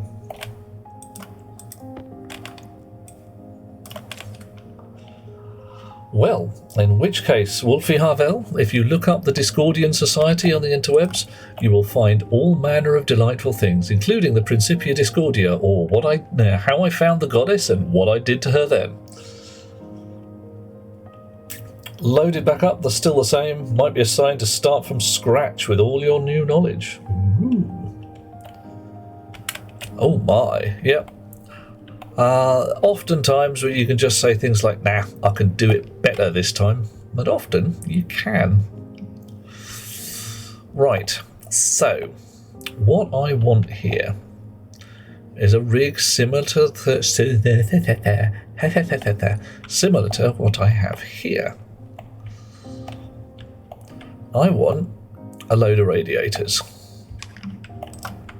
So I'm going to stick a load of radiators. I'm going to start them here. How close can I put them? I can put them a little closer than that. Alright. So let's do that. No? Wrench. Okay, fine.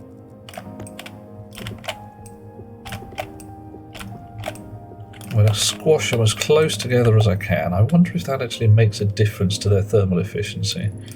Do hope not.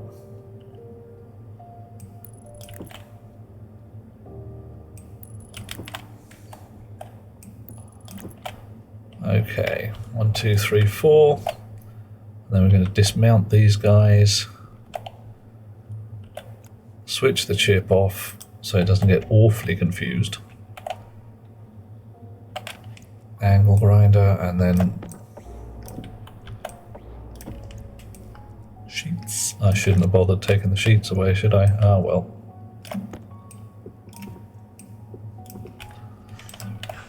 Uh-oh. Oh my, here we go. Someone's doing us a join. It is Wolfie Harvell. Lovely to have you with us, dear fellow. Right. Have I ever partaken of a hot dog on a Friday? Bishmoda. Not only have I partaken of a hot dog on a Friday, I have joyously partaken of a hot dog on a Friday. Loved it. Brilliant. Okay, if you haven't done it, you've done it now, and you've got to answer the questions. The issue with organised religion is it gets caught up in the organising part, and the religion, or at least the inconvenient parts, falls to the wayside. Bingo! A bureaucracy, be it religious or otherwise, rapidly evolves, and I do mean evolves, to the point where its main job is the preservation of the bureaucracy and not the original intent of that bureaucracy.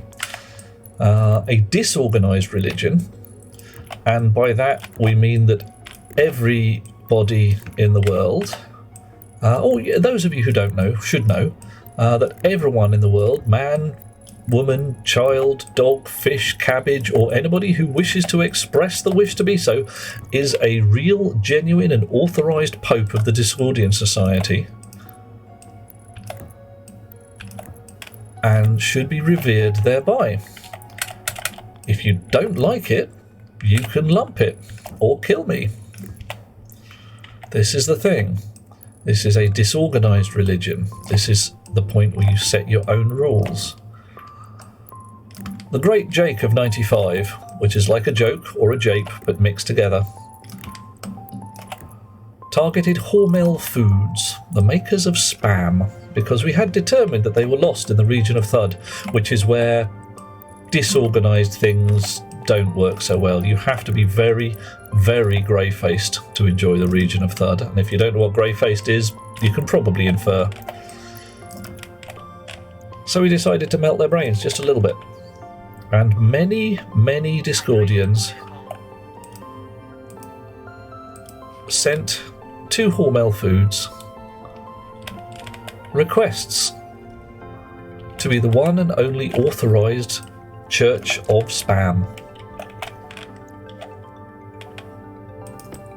Hormel Foods did not understand, by a large and astonishing margin. Okay, that doesn't look good either. That ain't right. Why have we lost power in there? Have we lost power in there?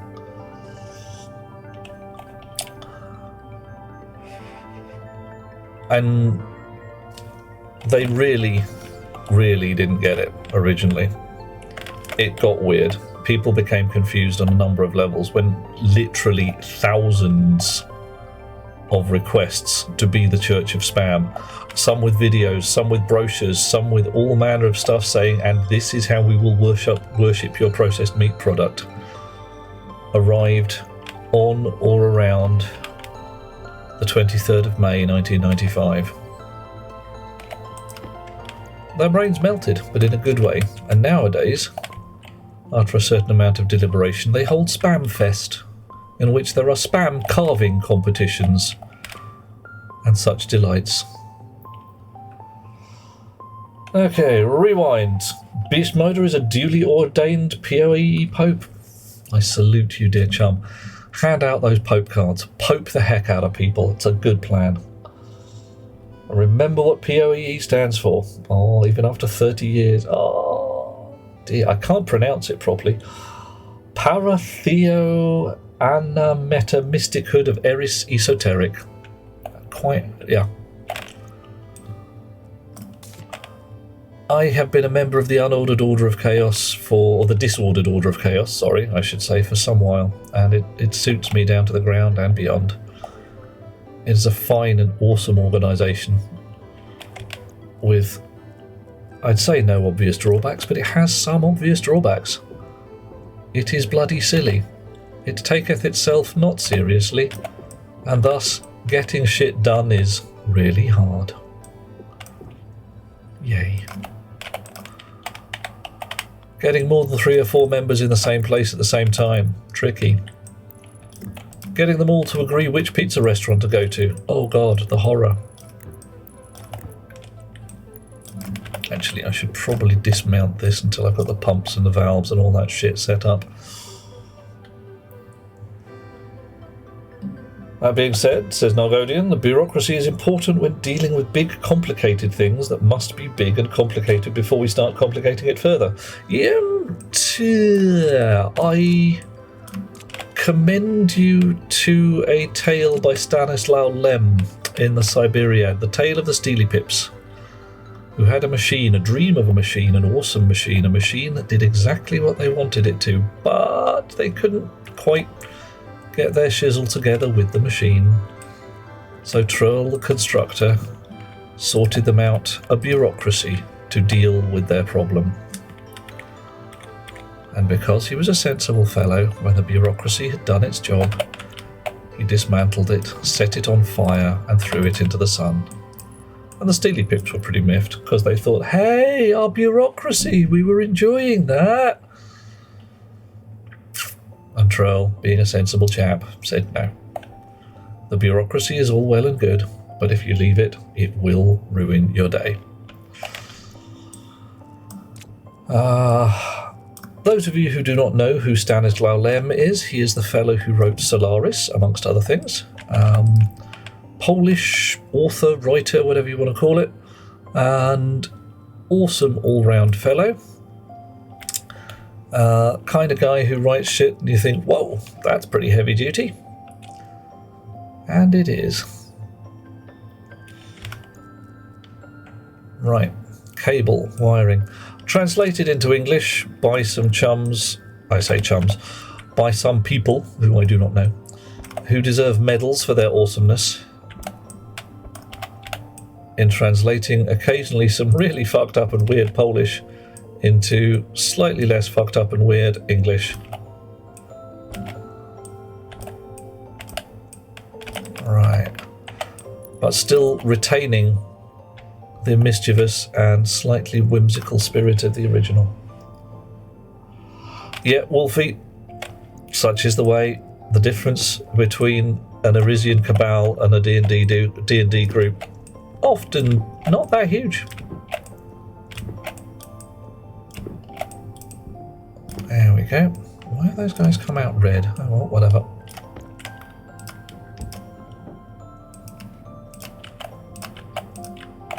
Alrighty. Loving me some paint gun. So, I've got plenty of pipe left. Can't put a pipe there because the thing's in the way.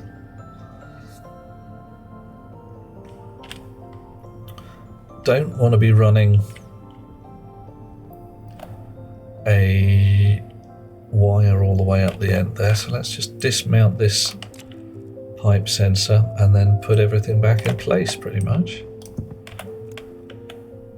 Can I put it there? I can put it there. Okay, so you could sit right next to the valve, or you could sit right next to the pump.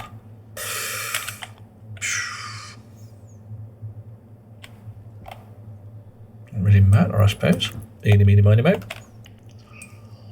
Time for wires. So, doop, doop, doop, doop. Da da da da da, la da da. Uh-oh. Oh.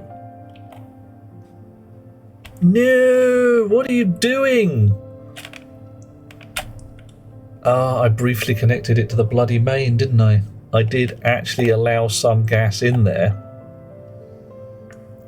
And it got too cold. I thought it was still in vacuum. Well, bums. Fine, off you go. You can sit there for a while. Ruined it. Ruined everything. Okay, and that's what happens when your gas gets too chilly. Yeah, I should have vacked out by now. That'll be fine. Oh, well.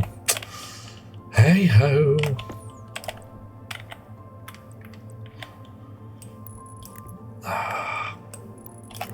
Curses.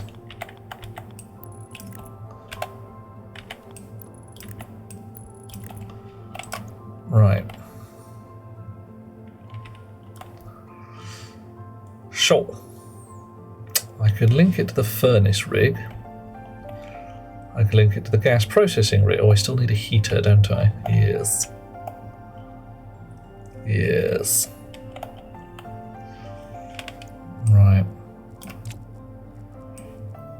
Heater, which is exactly the thing I was missing that would have stopped this problem. Well, that and the fact that all the thermostat would have had to been wired up and in there. Okay. Right, heater.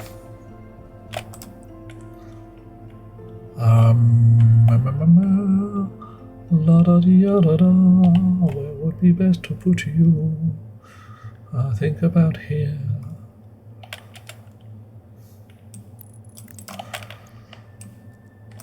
Cause then I can do that, and that.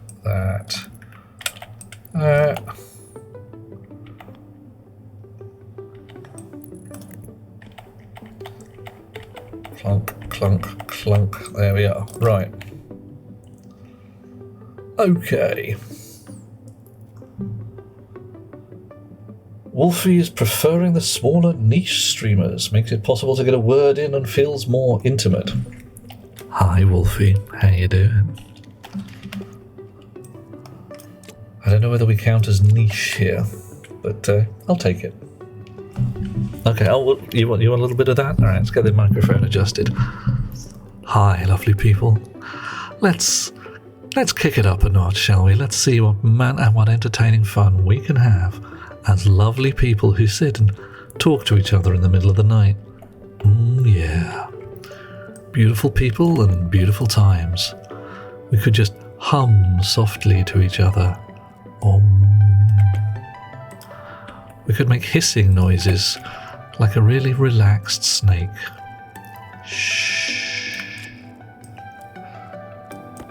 We could just listen to one another's heartbeat. Wouldn't that be cool? If slightly creepy.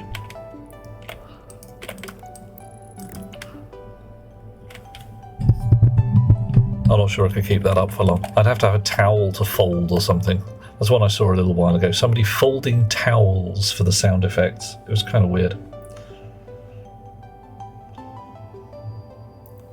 Nalgodian's liking the Nietzsche ones. Then you can post-rationalize stream and see that it predicts. What the heck?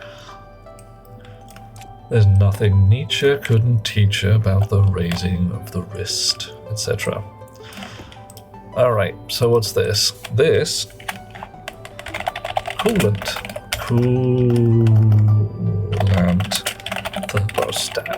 thermostat coolant analyzer coolant thermostat pump coolant heater. Sounds weird. Coolant valve. Right, now we don't have any juice going into this yet, so I'm just going to run a wire straight across from here. Need a new AP. More escaped. Oh dear, I hope there's no more bust pipes. I can use my meson scanner to find them. What fun that will be. Heatant. Yeah, could be true as that. Alright, you can go in the insulated ice belt. Right. Mixed up Nietzsche with Nostradamus. You mind a Nostradoofus? Yeah, that would work. Yeah. Now, Nietzsche is a supremacist philosopher who came up with the concept of the Übermensch and the Untermensch. Gotta be a little careful when you're quoting Nietzsche, because let's just say a certain progressive 1930s socialist party, rather liked what he had to say. Yeah. They're not really very much in favour these days. Nobody likes them anymore, and I'm calm about that. I'm quite calm with the idea that certain ideas should just be left in the ground to rot. Yeah. Yeah. Are you sure that nobody likes them these days? A man can dream, can't he? Now, frankly, and yeah, somewhat to my annoyance, Nietzschean ideas appear to be rather more on the rise than I would like.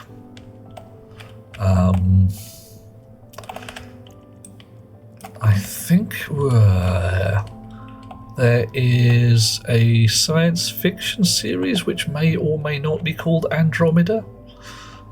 Had a Nietzschean fella in it, a fellow from a Nietzschean planet. We need another fucking frame because we have to Might not have been Andromeda. I get these things mixed up. They all blur together in my mind. Only thing worse than Nietzsche is Ayn Rand. Ooh, yeah. Yeah, well, they're kind of, I hate to say it, they're kind of the same person. And certainly a lot of similar philosophy. I think the Nietzschean take on it was the strong do as they please and the weak must submit. Which I think is a little harsh. And I've got no beef for anybody who enjoys a bit of the old submission now and again. Somebody says, oh yes, beat me, you know you want to. Okay, have fun, enjoy. Not my jam, but whatever works for you. But when the idea is, I'm going to beat you because I want to and I don't care whether you enjoy it or not. Not keen. Don't see the fun, to be honest. Yeah. Just one of those weirdos, I guess. I'd never make it in UKIP or the Conservative Party. Good. Right. Wake up.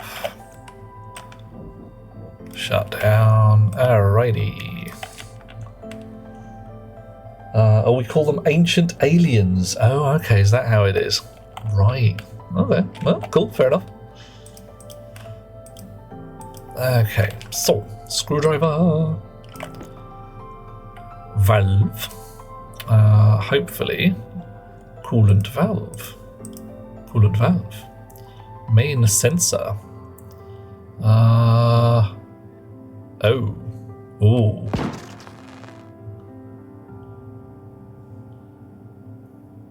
That made a bad noise. I didn't like it. What did I have as the main sensor? Did I actually have this hooked up to there? I don't remember having it hooked up to there, but it might all have gone all the way back and around. Sure.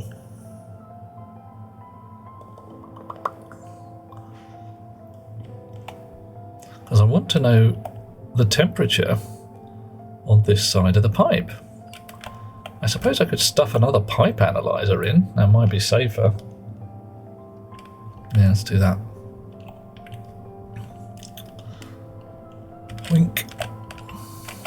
Don't normally like pipe analyzers, but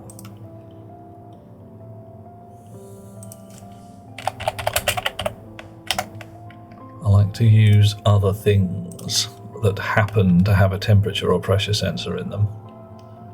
But needs must went devil farts in your porridge. Oh look, another piece of green ice. And it hasn't evaporated either. It's kind of concerning. Where did it come from? Did it roll all that way? And Spirit's trying to mess me up with some burnt wires. I see you, Spirit. I see you and your naughtiness.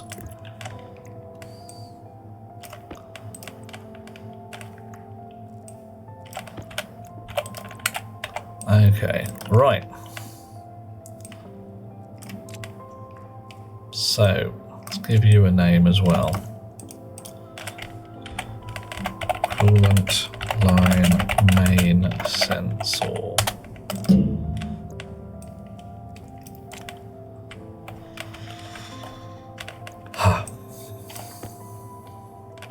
Valve, coolant valve, main sensor. Coolant line main sensor, main heater. Oh.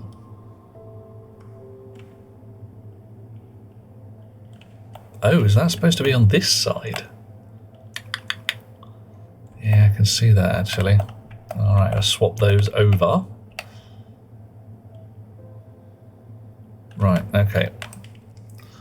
Not paying attention when I put the things in.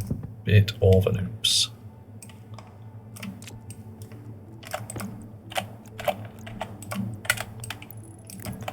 Let's hope this all works out.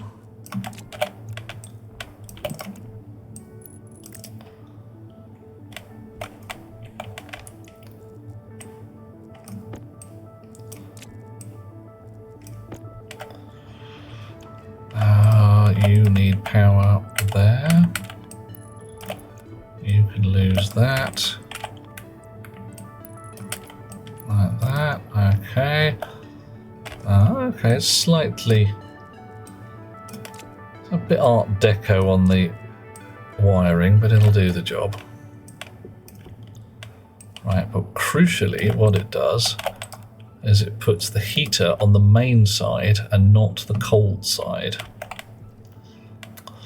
Okay. Nargodian, he say, people can't make amazing structures without outside help because they're bran, foreigners. Only us Westerners with our engineering degrees can make pyramids. Oh yeah. Yeah, about that. Count the brakes because you could go, yeah, Nargodian, I know where you're at. We have done ranting in this general area before. Oh yes. Right, let's give these guys a name because they need new names now. Coolant line heater. Coolant valve. And we've got to go back and reset this coolant valve. Coolant line main sensor. Coolant line heater, good-o. Cold side sensor. Let's give that. Coolant line cold side analyzer. Coolant line cold side analyzer, nice. Cold side pump, that's this one. Right, which is coolant thermostat pump, fine. Coolant thermostat pump. Alright, checking. Valve, valve. Main sensor, main sensor. Main heater, coolant line heater. Coolant line cold side analyzer, nice. Cold side pump and not attached to anything. Pop and drop the chip so it resets itself. Off you go. That did not switch on, but I think we can sort that out. Right, so what's happening here? The valve is open, the pump is pumping. The bear cat is stuck on the wrong side of a door and needs cuddles. Oh, cat weather report. It's slightly damp outside, but not terrible. Okay, so now we should be dumping heat like a bastard. Right. And indeed we are. Nice. Everything's coming down fairly swiftly. That's cool. That's nice. I like it. So we've got a minor tweak to the code, which is to switch on. Switch on that sensor there. Edit. No, cancel. Import, then edit. Right. Main sensor, cold side sensor. So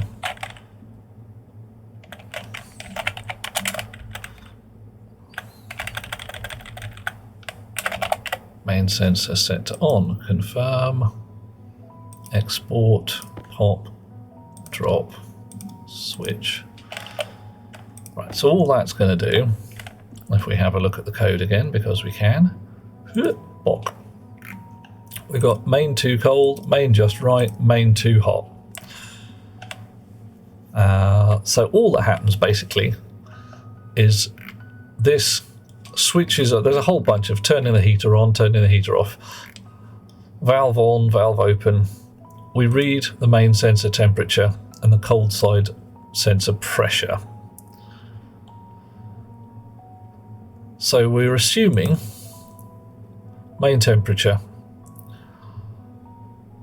and depending on whether the valve is open, we say, is it too hot or just right? So we compare. If the valve is closed, we wait for it to be too hot, and then we open the valve. And then we let it drop down until it's just right, and then we close the valve. Cold side pressure. if the pump is on, we do a very similar thing. If the pump is on or the valve is open, we turn the pump on. We leave the pump on because, if the pump is on, or pump should be on because the cold side pressure is greater than 0 in this case. If the cold side hasn't been vacuumed out, then we leave the pump on until the cold side has been vacuumed out. And if it's too cold, we turn the heater on until it reaches just right, and then we turn it off again. So it's essentially 3 tiny little hysteresis loops to say, look, if we're busy cooling, stay cooling until we are sorted. If we're busy heating, stay heating until we are sorted. And if we have finished cooling, but there's still pressure in the far side here, vac it out so we don't get it going too cold or we make ice all over the place. Uh-oh. Ah, Bjorn! Hello, mate. How you doing there? Just rejigged our coolant and indeed entire gas heat exchange rig. And it seems to be working. So what are we at? We're at 57, 50. Oh, look at that. Dropping like a rock. That's nice. I like it. And it's still too warm. Definitely too warm. But it's losing temperature like a mad beast. Uh-oh. That's a real one, isn't it? Chunk, chunk, chunk. New battery. Buren's doing okay. Had a long evening. Finally able to just chill. 3-day weekend. Oh, man. What's your plan? Is it going to be awesome? Must admit, I have just had a day off myself. It being Valentine's, I took Best Beloved out for tasty, tasty food. And we found ourselves a spa hotel. It was very nice.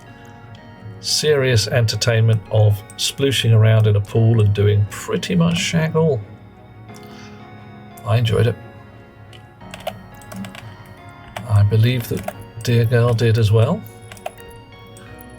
Right, what am I doing this for? Because I'm going to save myself a little cable, because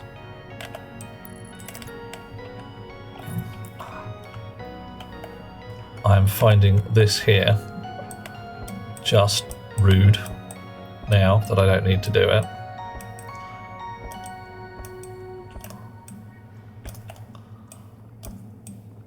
Alright. I am going to briefly clip the power here, but only briefly. There we go. Should reset itself quite happily, and the APCs should have taken up the slack in the meantime. Sounds like I've had a great time. Did indeed. Just going to chill. We'll have a few hectic weeks with tournaments at work. Oh my, tournaments? You're not some kind of jousting knight as a profession, are you? Because that would be frickin' cool, but it sounds stressy. 25,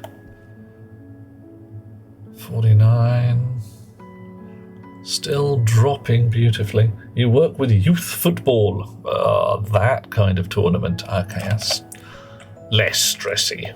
And I'm guessing there's not as much chance of being stabbed with a lance or something like that. Right, okay, let's get our lovely blobs of pollutant. Lovely. Into the ice crusher. Is there any reason I shouldn't? No, it goes straight into the waste side, so some lumps of pollutant ice should just do. Grind, grind, crunch, crunch. Not 0 chance of being stabbed with a lance. There's never 0 chance of being stabbed with a lance.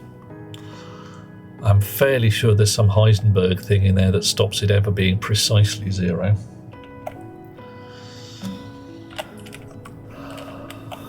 Okay. So I've got what I think is a bit of a manky setup for my water thermostat here. Water going around, circulating in a pipe, not quite how I want it.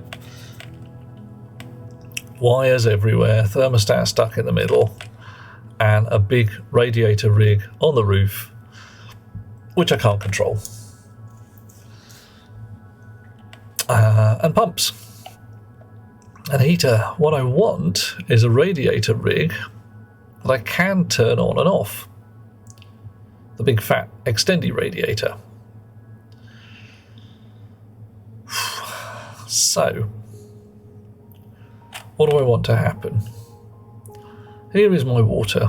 If my water is too hot, I want to turn the radiator sideways onto the sun and extend it. Okay.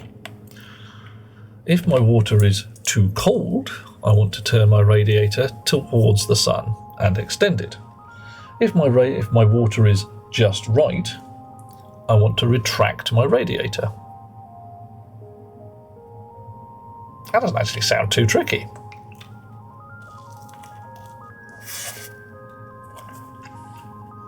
Monsieur Nargodian, I do not know.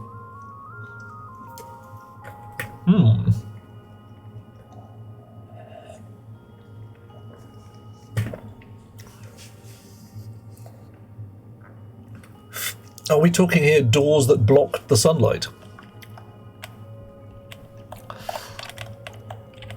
This is an interesting concept, that's for sure. Yeah. Yeah, gotta say, don't know. Possibly worth a science. Okay. Whoa. Now, the radiator says that it wants to live on a frame. Quite happily there, but blocked by a cable. It does not want to live on top of a wall. Just doesn't like it. So what I'd have to do is build a frame here-ish. Or there-ish. And put the radiator on top. Now, cables that we still need. This line goes across here, powers all manner of things, so we need that left as is. This stuff down here can be refactored. That can go anywhere it likes.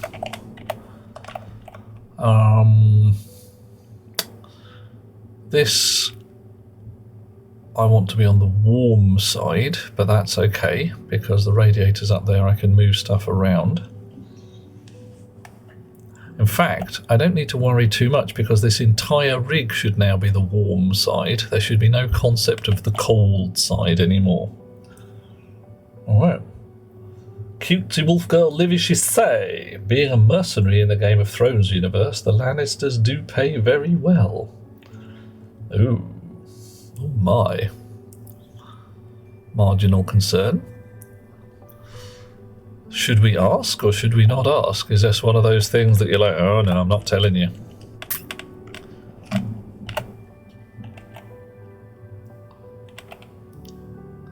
Alright. Mountain Blade banner look. Ah, I see. Right. And playing entertaining games of stabbing bad guys, or, you know, for certain values of bad. Right, what does a large extendable radiator have in it? Open and close, alright. Horizontal angle. Maximum. Prefab hash. Connections, pipe. Right, so data line. Possibly data and power line, but what it doesn't have is a bloody temperature sensor. Well, that's a bit sucky, isn't it? However,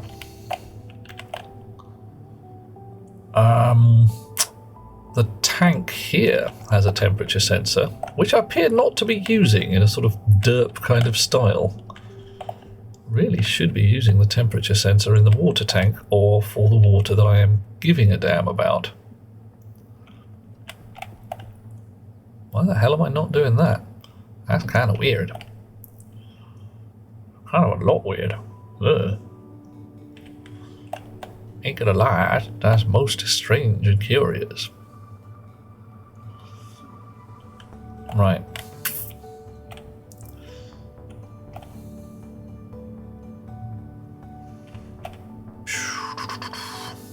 Okay, this vacuum pump is connected to this gas filter here. DJ Kendall says your save is truly messed up. Tried sorting it, but no luck. Definitely starting again. Oh dear. Are you a long way in, Kendall? Is it something that's recoverable from a previous save, perhaps?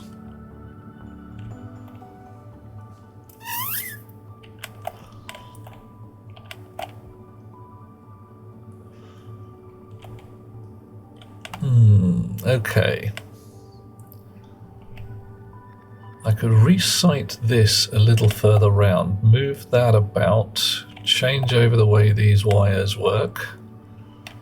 Yes, I think I like that better. Gonna go get some pipe. I've only got purple, shouldn't matter.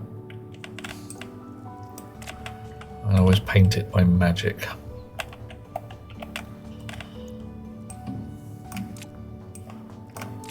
Spanner. Purple pipe. No, orange pipe. How can this be?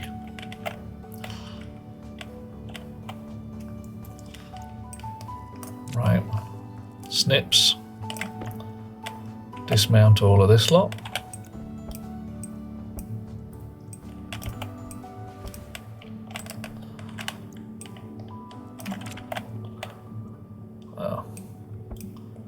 See how you go in a second.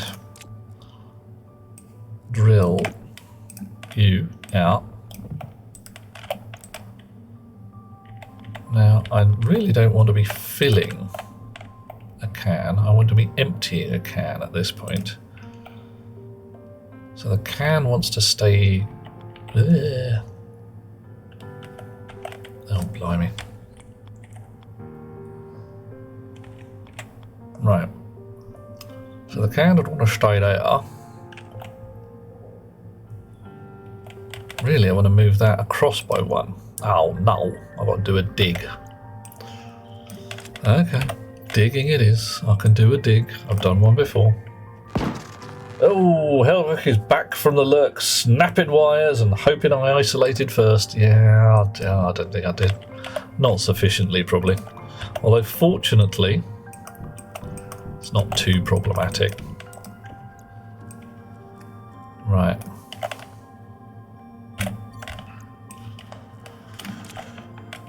I am a dwarf and I'm digging a hole, diggy hole, diggy hole. I am a dwarf and I'm digging a hole. Can't remember what the rest of it is. Probably just diggy hole. Something like that. Okay, non-return valve. There you go. Non-return valve, please. Thank you. Right, you on the floor. On the ground! I said on the ground! Oop, not you. Don't you roll away. God, what you like. So, what I want is a pump. And I want the pump to suck the gas, sucky gas,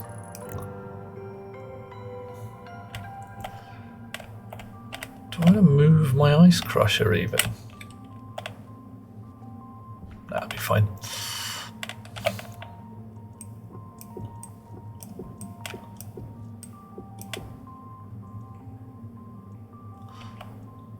Right, hang on. No, right. Just buy you a drink first, says Nargodi. Oh, good grief. Brothers of mine, rejoice, swing, swing, swing with me, raise your pick and raise your voice, sing, sing, sing with me, down and down into the deep. Who knows what we'll find beneath? Diamonds, rubies, gold, and more hidden in the mountain store. Oh, born underground, suckled from a teat of stone, raised in the dark, the safety of our mountain home, skin made of iron, steel in our bones, to dig and dig makes us free. Come on, brother, sing with me, dig, I'm a dwarf and I'm digging a hole, diggy, diggy hole, diggy, diggy hole, ye gods of little fishes. I thank you, Helberg. We will rejoice in the delight of the diggy hole, because it is pretty cool. Ridiculous, but pretty cool. Right. What am I doing? What am I doing? I want this manifold here. That's the high pressure side. I want the low pressure side. Actually, oof, and oof again. I want that wire line to go, I want it to be on the other side, because we've taken power for our gas filter unit and sent it across this line here. But the sensor on the back of the ice crusher is going to the thermostat here, which determines what kind of ice it's crushing and changes its design accordingly. So it changes its setting accordingly. Helberg once did Red Dwarf's tongue-tied as a karaoke with two mates in a red flannel shirt. Oh, that's kind of concerning. That is kind of concerning, actually. Very strange and unusual. What did Mr. Flibble say?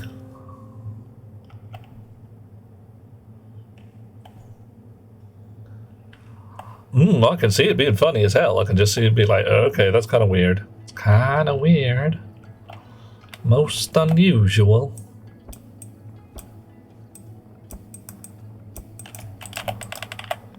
Right.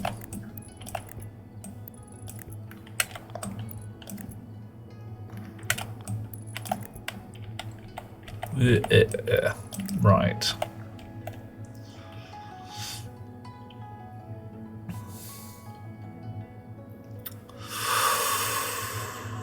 Okay, where else could I put this pump? Anywhere at all. Because frankly, I want... Oh, bouncy. I want a wire from this tank here to somewhere around here.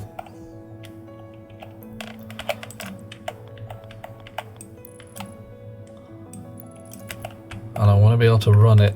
Well, I'd love to be able to run it there, but I can't. Can I run it through here at all? Is it going to be some terrible shenaniganry? Looks like it. Look at that. That's not going to work. That's not going to work at all. Oh dear. Oh no, we can't be having that. Is that going to fly? No, it really isn't. Okay, so marginally boned, unless I can vac out my water tank, or lift this wire up by one. That'll work. Oh, it's getting spaghetti over here. It's getting nasty. I don't like it. It's quite nasty.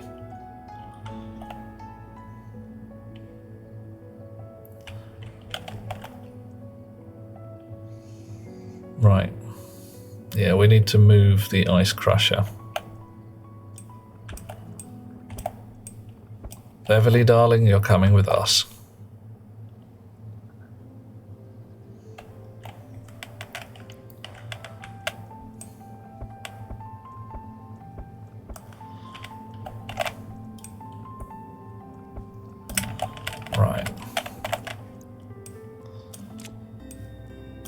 How do we dismantle an ice crusher? Wire cutters. Of course it's the wire cutters. Now the angle grinder.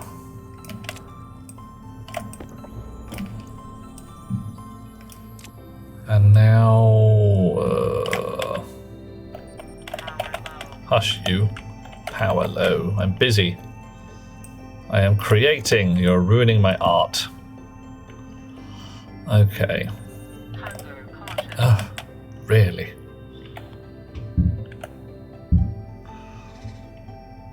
So we can't quite put it there because they just, you know, is there room? Not as such. Because we need a gas outlet and we need a water outlet.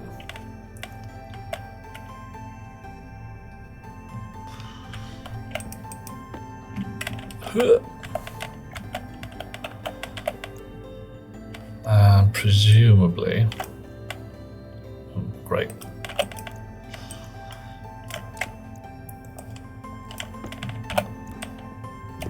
And now wires and maybe a screwdriver. Just wires. Alright. So you like that. God, this is a mess. Ah! No, I refuse. I'm not believing it. It's not real. Mr. Flibble was very angry. Game over, boys. Yeah. Helberg. It's alright. Weird. It's all in the mind, isn't it? All in the mind. What is and is not weird. Some things you're like, yeah, I can deal with that. It's not a worry. It's just a thing. Others, nah, it just melts your brain. Okay, so right. Oof, meow. DJ, are you sure your save has entirely messed up? There should be auto saves going back, well, a lot. I don't know how long you'd have to go back until it was happy again. But you should be able to get at it without too much trouble. I'm going to go get some coffee. Here we go. Oh, yeah. Thank you very much, Eliana.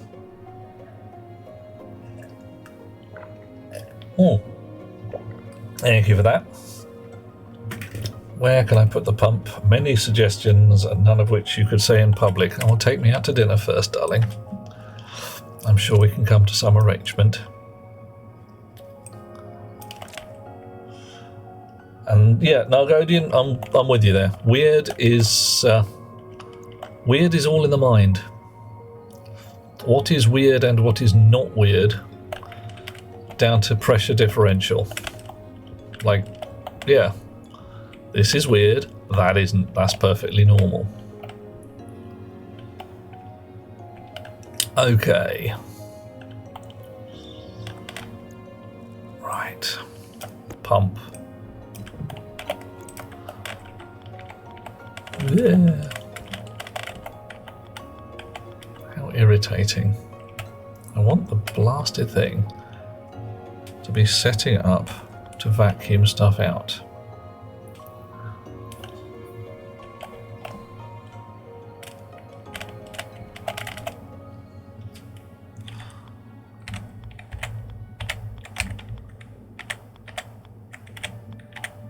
Come on, give me an angle. Right, so I put that there.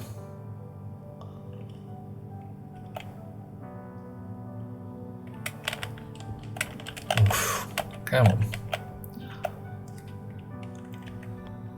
So I don't want that. That's pointing the wrong way. I want that. But that means the electrics are pointing the wrong way. Or are they? Well, it depends where I put it again. If I put it here, then that's fine. Put it here, oh, grief, which is where I want it to be, really. Then it's the wrong way.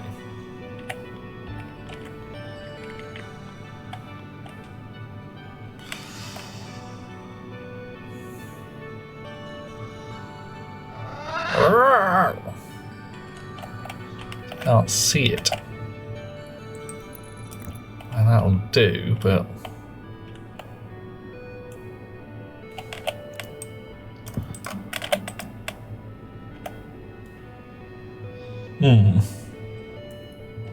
The save doesn't work. Can load saves, it just doesn't save over it. Get an error that it cannot write over a backup screenshot as its access denied. Interesting. Yeah, I got nothing, mate. I got no good clues there, apart from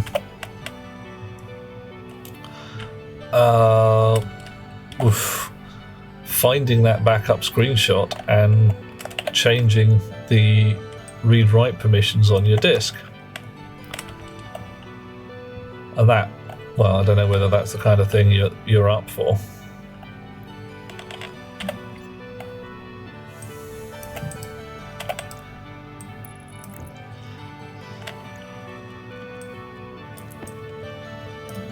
Tacky, tacky, tacky.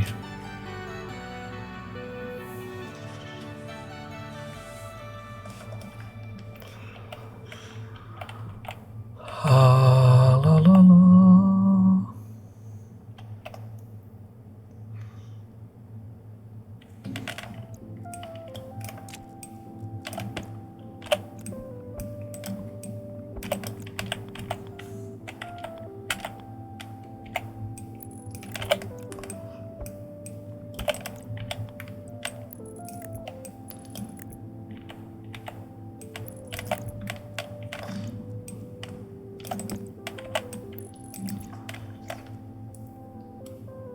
Oh dear. Done that, tried deleting it as well. Comes back, tried everything. It used to work for Scout. So you know these things, yeah. Sync issue with Steam Cloud or OneDrive? I don't think it's likely the files are going to be on OneDrive, but I don't know. Ugh. Steam Cloud. Well, they're always going to be on the Steam Cloud because that's just how these things are. Okay, you there, and there, and there.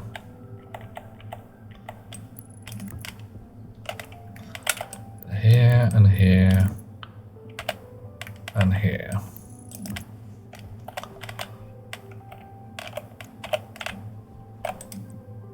Ugh. And here. Right. So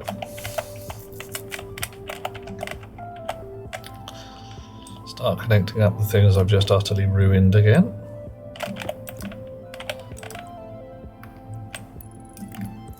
Power.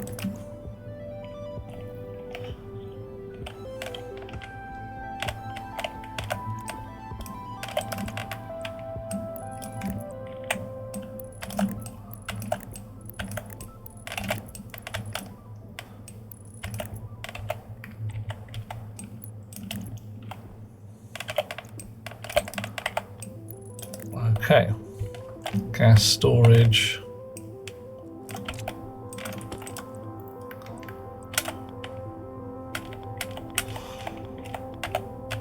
Like that. Oh, I can't remember whether I actually connected that up at all. Oof. I might have wire connection as well. Oh dear. Shows how my memory's doing. Repair the ground so we don't keep falling in. No more diggy hole. Hole dug. Where files? Local store M2 is up to date, but that wouldn't affect a locally saved file. Default folders of game is using normally included in the document backups for OneDrive. Oh, okay, fair enough. How queer. Yeah, I definitely had a wire link there, didn't I? Right. I don't like this so far forwards. I'm going to move it back. There. Come back here, you.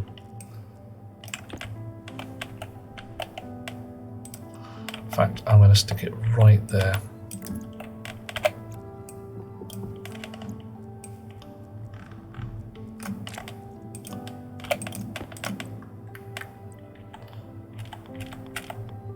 Come on, stick.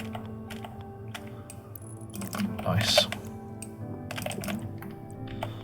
Pipe radar? Okay.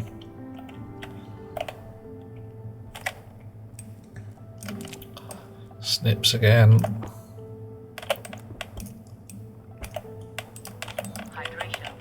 Hush you, I'm busy.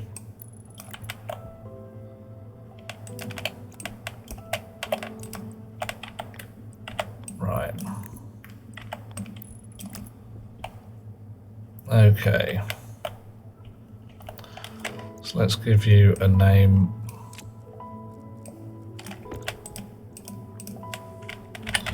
Waste tank back pump. Waste tank store. Right. And you should have switched you off earlier but didn't. Waste tank gas. Unused. Prehab pressure input sensor. My flow pump. Vac sensor. Yeah, waste tank store is correct.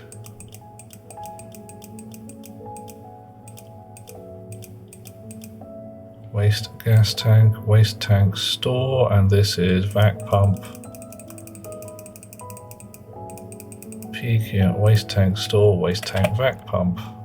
Pot, drop, go. Alright. So, you back in the slot. Right. After all this re-rig over here. Ab thermostat. Thermostat pump.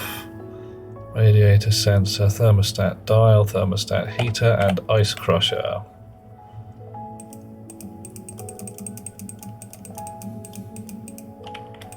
Ice crusher. There we go. Alright. Okay. Delete your backup folder, verify the game cache. Can't hurt, I suppose. No idea why it would keep killing your... still doing it. Start again tomorrow. Off to bed.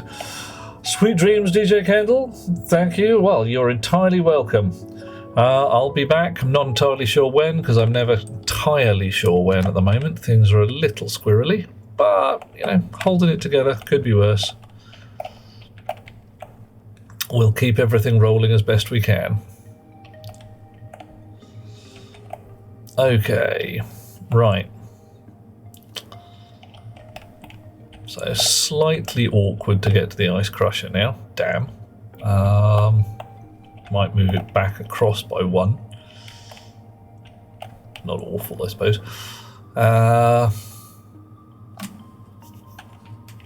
That's in about the right place. Everybody over here seems to be doing their thing. Let's check out the temperatures in my various gas pipes.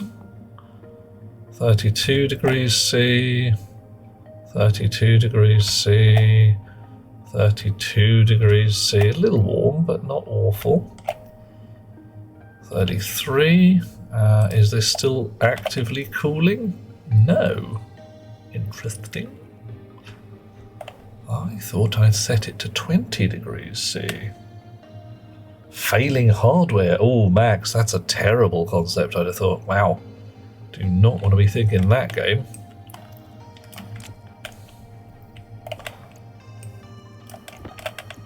Because, you know, if your M2 drives are dead to the point where... Oh, no, I don't even go there. Alrighty, what did I set here? Yeah, I set that to... Too cold is 0. Too hot is... That'll be about 60. Just right. is 20. But we are...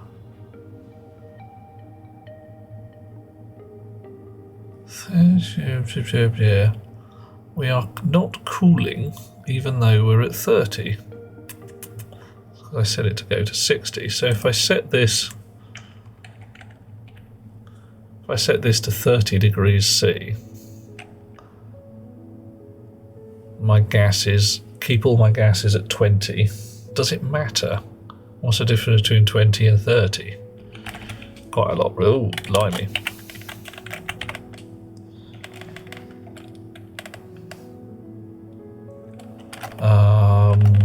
So 293, just right is 20. So too hot. What do I want to say? 25? Let's try it. Export. It's not much leeway, but it should be enough. Besides, I don't want to be breathing gas at 25 degrees C. Oof. Way too toasty.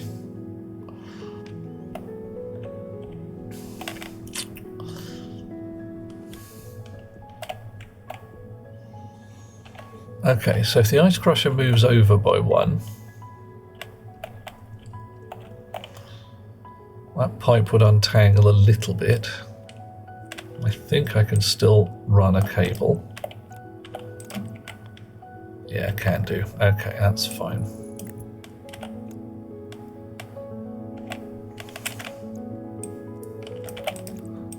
I don't drop my snips on the floor. Still amuses me that my cable clippers are big, fucking chunky bolt cutters. I don't know why, but why would I have chunky bolt cutters for this? Bog only knows. Oh, blast.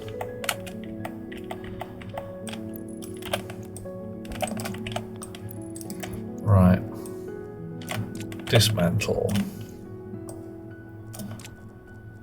Dismantle again. Guess what?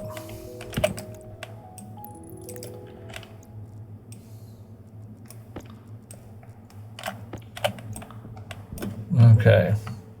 23 degrees room temperature. Yeah, that's 23 degrees. I find a very warm room. I'm more of an 18 to 19 degrees kind of guy.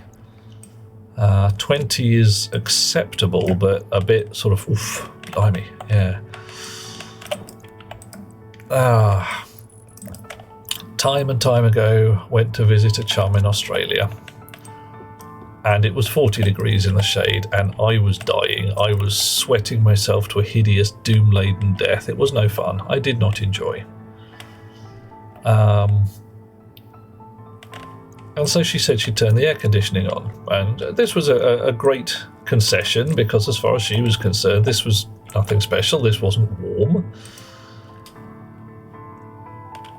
So we went to turn the air conditioner on, and we turned on the air conditioner, and I turned the dial down, and it stopped at 23 degrees C. That was the coldest the air conditioner considered it would go.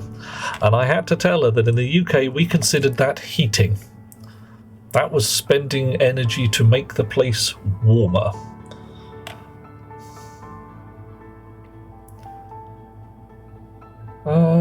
Bishmoda, I remember 20 degrees C, but I am also willing to say that things change, and I am not 100% sure that they have not changed in between then and now.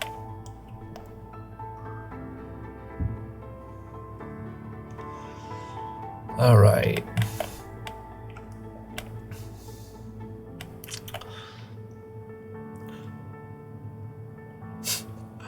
Standard, temperature and pressure. Lovely concepts, acronyms, as they just mess with my head because the face space is so bloody large. You could say anything you like with a Drecken acronym. I could be even more fun to say bloody TLAs.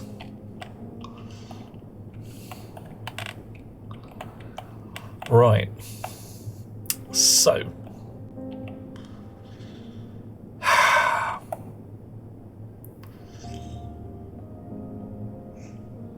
could be a US versus UK thing. True. Graduated in 1992. I don't know.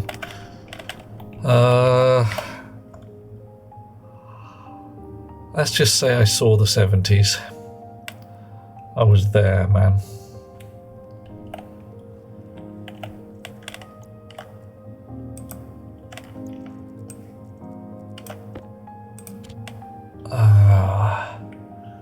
It's probably best to stay away from my actual age, just in case people start like hoping they want to buy me a Zimmer frame or something. Right, where should I put a dirty grate radiator? I could put a frame on top here. Just a tower, radiator tower. I don't see that's a terrible thing. Gives me plenty of room to put pipes and knobs and buttons and things.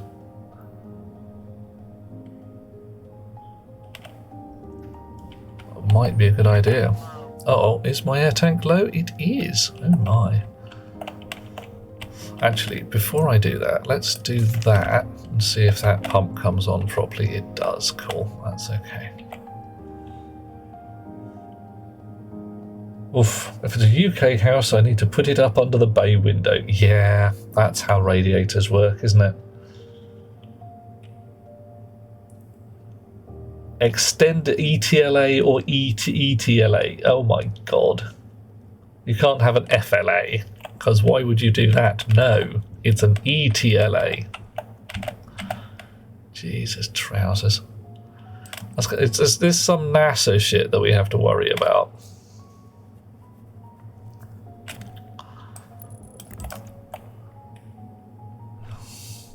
Don't breach the SLA, it's the EULA that worries me.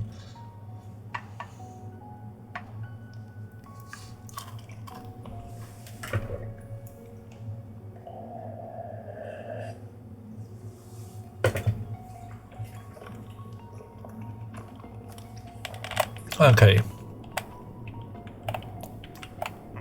No, I don't like that there. That does not fill me with joy. That's better.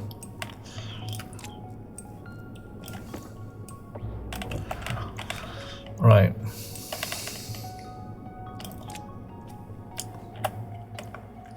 Whoop, plummeting.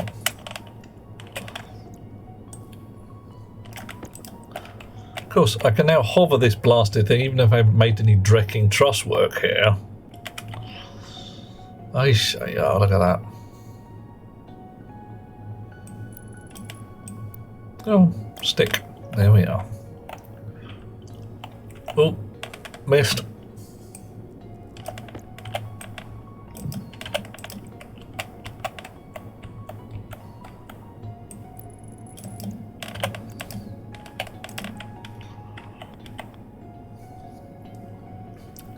Does it matter? Oh, God.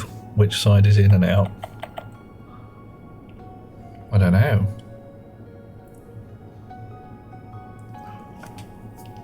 So I have pipes up, pipes down.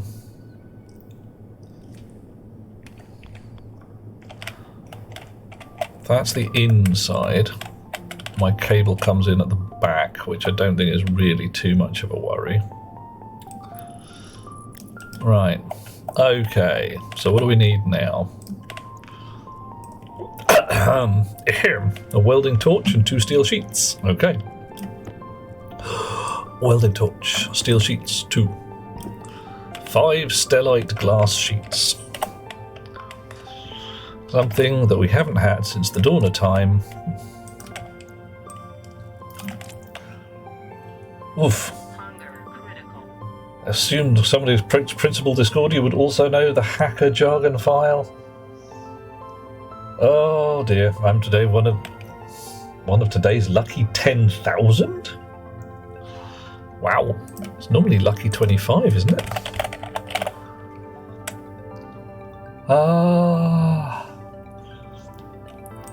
Now, alas, I am very bad with acronyms. I really just have real trouble tracking them. Most of the really common ones don't worry me, but every so often it's just I have no idea what this could be, because there's so many bloody possibilities. TLA could be replaced by 3LA. Oh my, lucky 10,000 XKCD reference for anything that, oh yeah, anything that anybody knows ain't so by at least 10,000 to 1. Yeah. I think it's pre-XKCD even.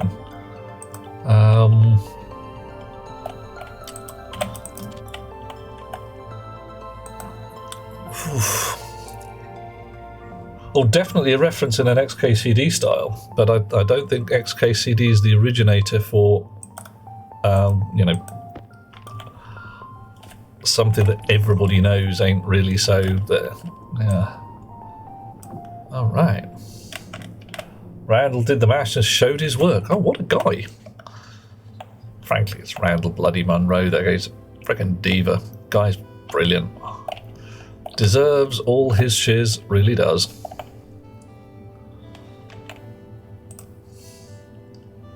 Yeah. I have the first What If book. I do not yet have the second. My birthday's coming up. I shall have to make it slightly more obvious. It ain't what you don't know that gets you what you think you know that just ain't so. Oh hell yeah. Every so often that can really bite you in the bum. Or is the line, a little knowledge is a dangerous thing. Yeah, and that is entirely true.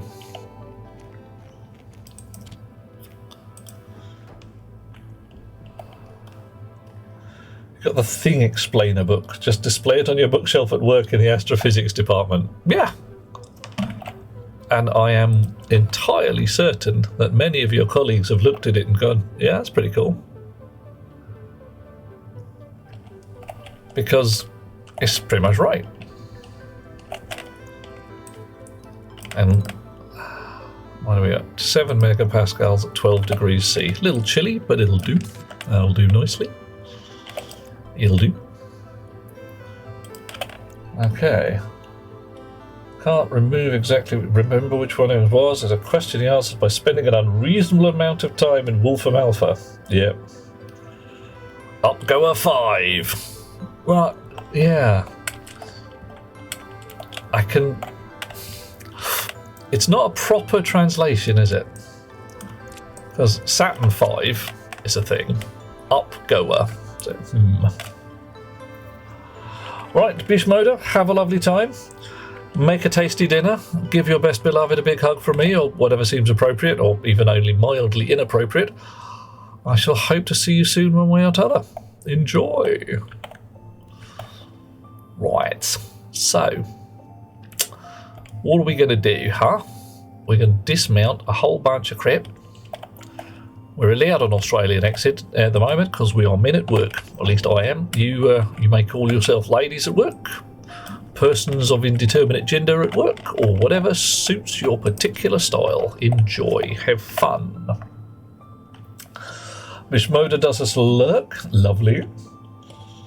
This way points up. If it doesn't, you are not going to space today. Yes. Quite rightly too. Right. So, what do we need?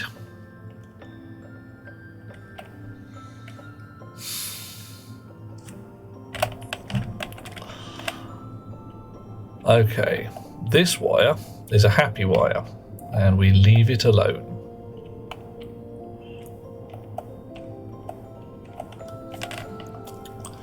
It can even join on to our shiny, shiny new radiator wazzer.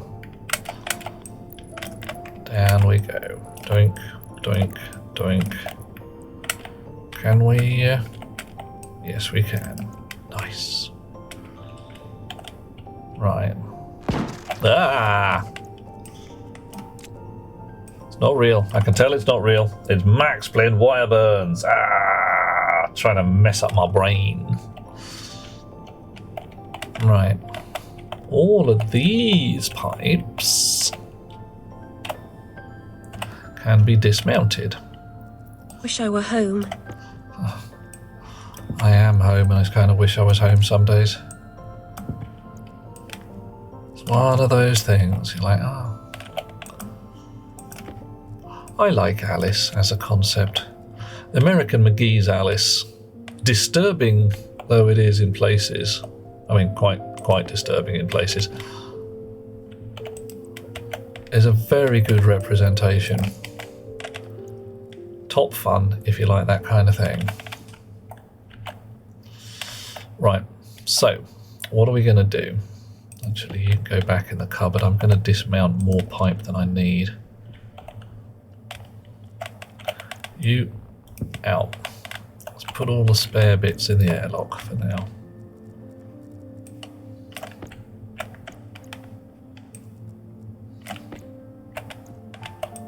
Come on, properly in the airlock, please.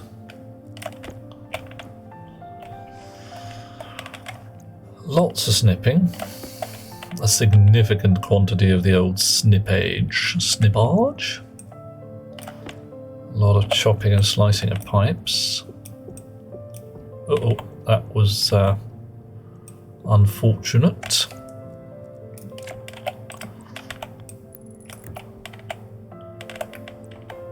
Oh, had it there. Power low.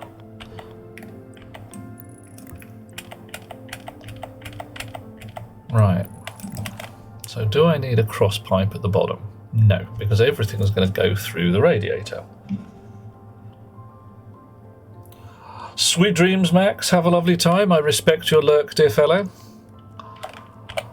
I respect the lurk of anybody who wishes to do a lurk, for the lurkers are awesome. Right. Don't think I even need the non-return valve. Cross fingers, eh? Snippartare. Sounds like Vulcan. I was going to go possibly with Snippety Doodah. Snippety Doodah, Snippety Day. My oh my, it's a wonderful day. Something or other going my way. Snippety Doodah, Snippety Day. Mr. Bluebird on my shoulder. It's real, it's actual. Everything is satisfactual. Snippety Doodah. Right. Might need that sensor because this bloody thing up here don't have no bloody temperature sensor on it, which I think is a bit stoop, but you know, whatever.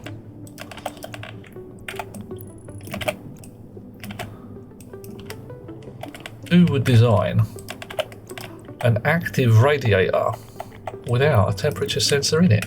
I mean, who'd do that? What kind of damn fool? Alright, fine, come here. There, better? Yes.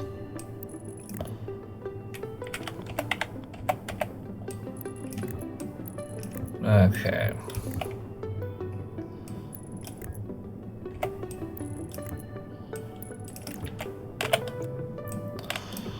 Now that said, I probably don't need that temperature sensor there because I've got one in the tank. And I've just spent a little while trying to get this sorted so I can run a cable somewhere through this mess and get it round to my thermostat. And joyfully, this chip just floating in midair, floating in the air, causing trouble through the summer sky, making lots of mess and nobody knows why. Could now be mounted on the floor. Cool.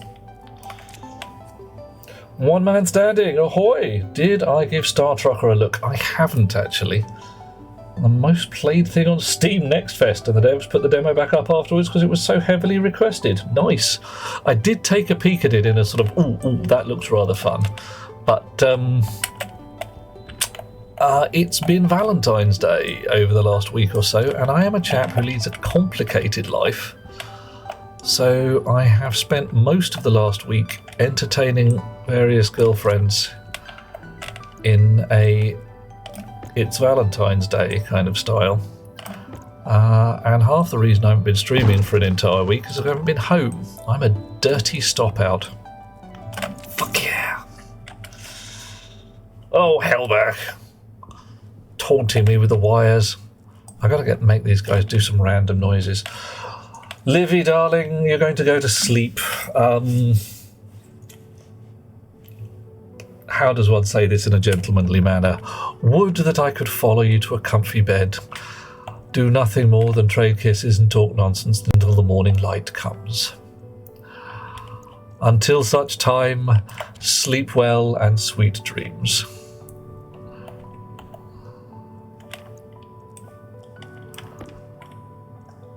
Okay. More spanner work.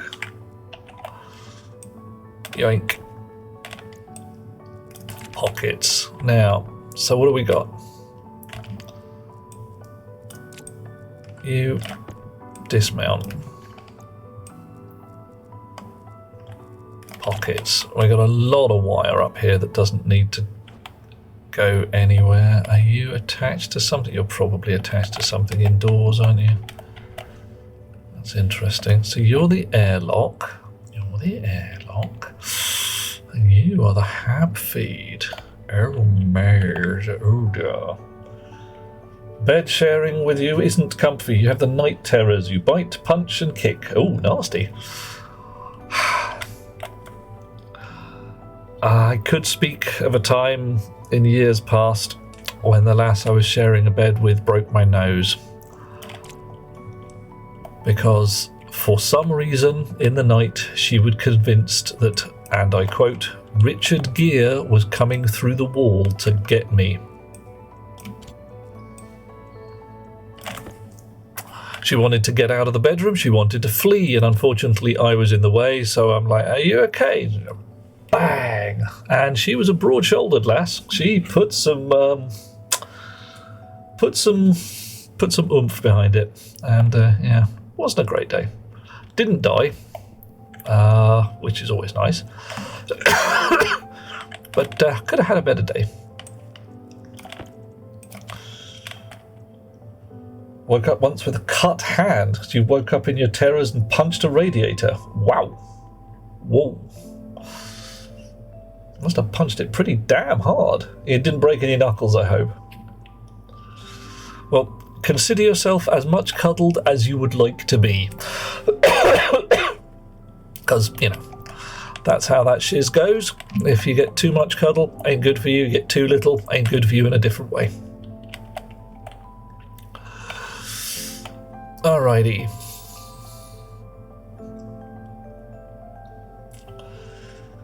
Yeah, welly and the smelly, definitely. Straight into my sniffer.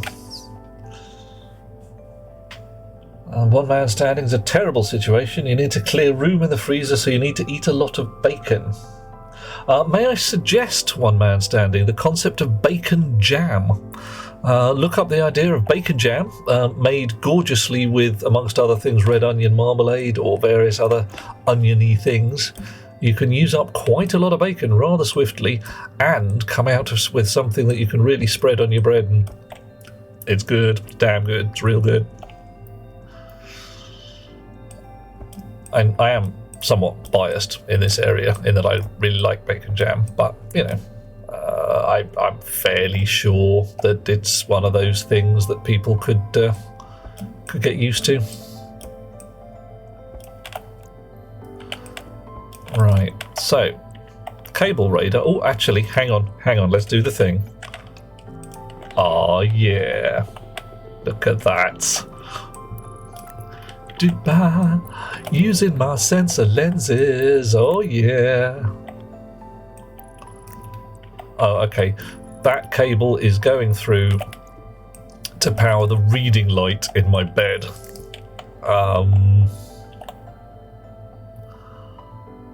Yeah, that's okay.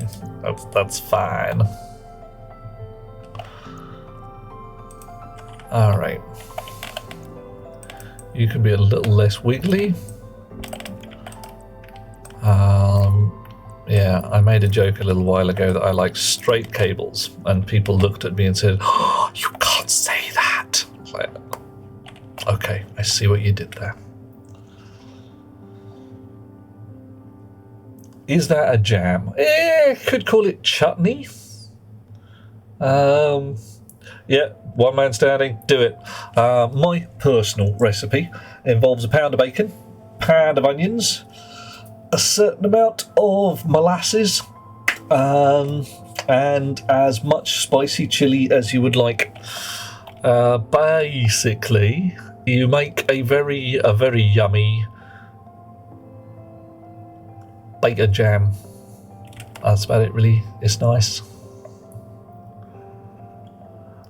I've got to say a thing here. I know a couple of people who don't like bacon. I mean, I know it's a bit odd, but no account of a taste, I suppose. Right. Where can I run a wire? That's full, that's full, that's full. I do want to leave that approximately there. I do want my radiator. Do I need flow through the radiator? I honestly don't know. Can I just connect up the radiator and have it do its thing?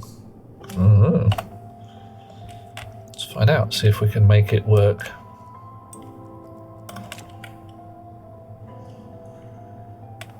Oof. I'd like straight cables, but on a system as old as the underground, that ain't gonna happen. Yeah, it's just one of these things, I'm afraid, isn't it? Right, so what do we got here? Have we got an up-y-downy button? Yep, okay. So what are you doing? So you are radiatoring like a mad thing. Oh, hang on.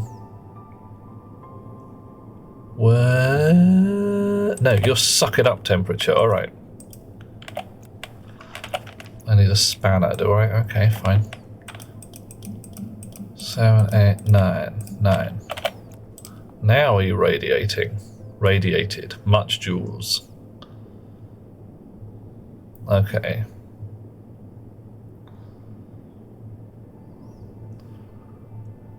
Okay. So now you're at minus 20 whatever. Now you're at 32, minus 32, 28, 25. Okay. Wow, that's quick. What? Stop it. Hang on. How do you get to 35C so bloody fast? I have a confuse. Right, shut down. Whatever you're doing, stop doing it.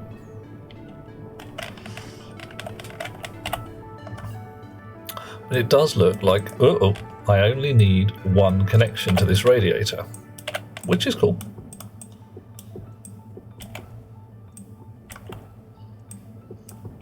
Right.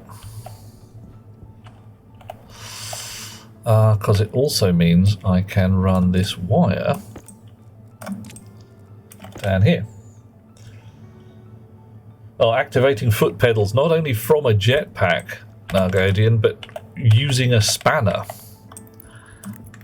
Don't ask me, I got nothing. Alright. Sure. I need cable to connect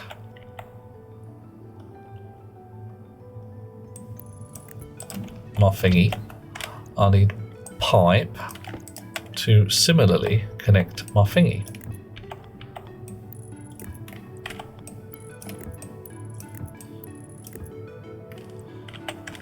Spanner. Ugh. Come on. There we go. Done.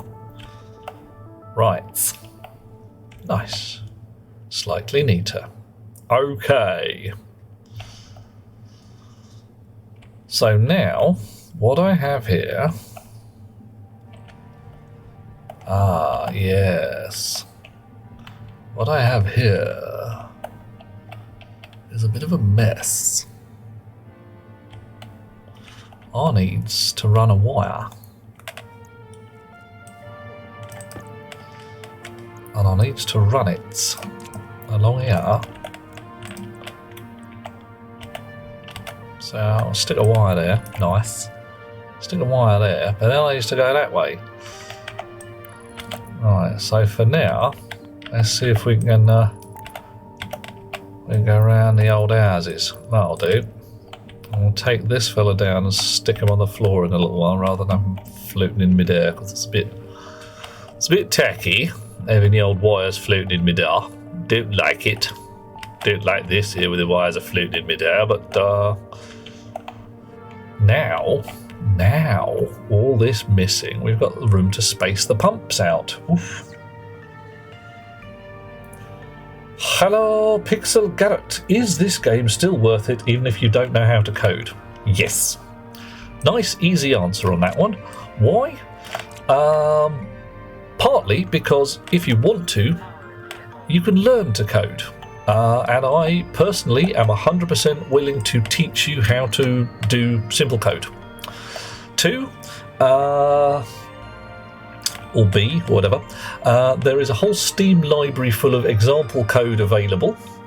And 3 or C or whatever, you don't need to write any code at all. It makes things easier for some stuff. It means you've got more automation and less running around like a nutter, but it is not in any way necessary. It could be cool.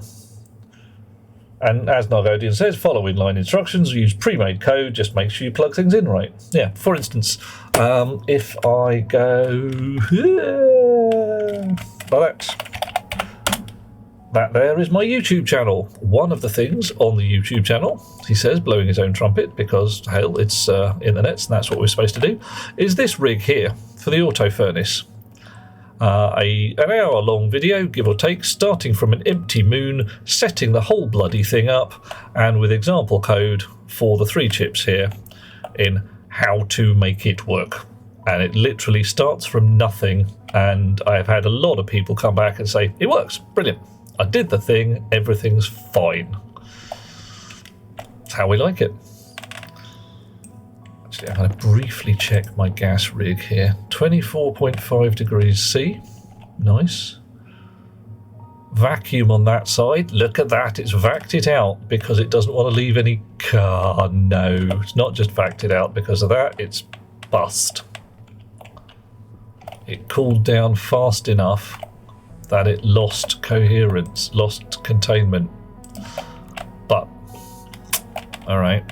I don't know whether that's because the code didn't work, I doubt it, or whether it cooled down so bloody swiftly that it couldn't get the gas out in time. Gotta mend that though. Sort of game where you go to some, like, I'd like some tomato soup. 5 hours later you're debugging the gas exchanger. Yeah, that's about right. That's how it works.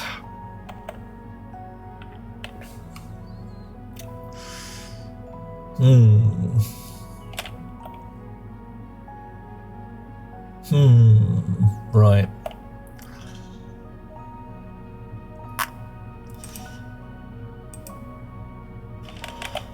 So, I just let a bit of gas in here. 200 kPa, it's sucking the gas out as fast as it can. That's not very fast. Maybe I need a fatter pump. That pump's set to as fat as it can go.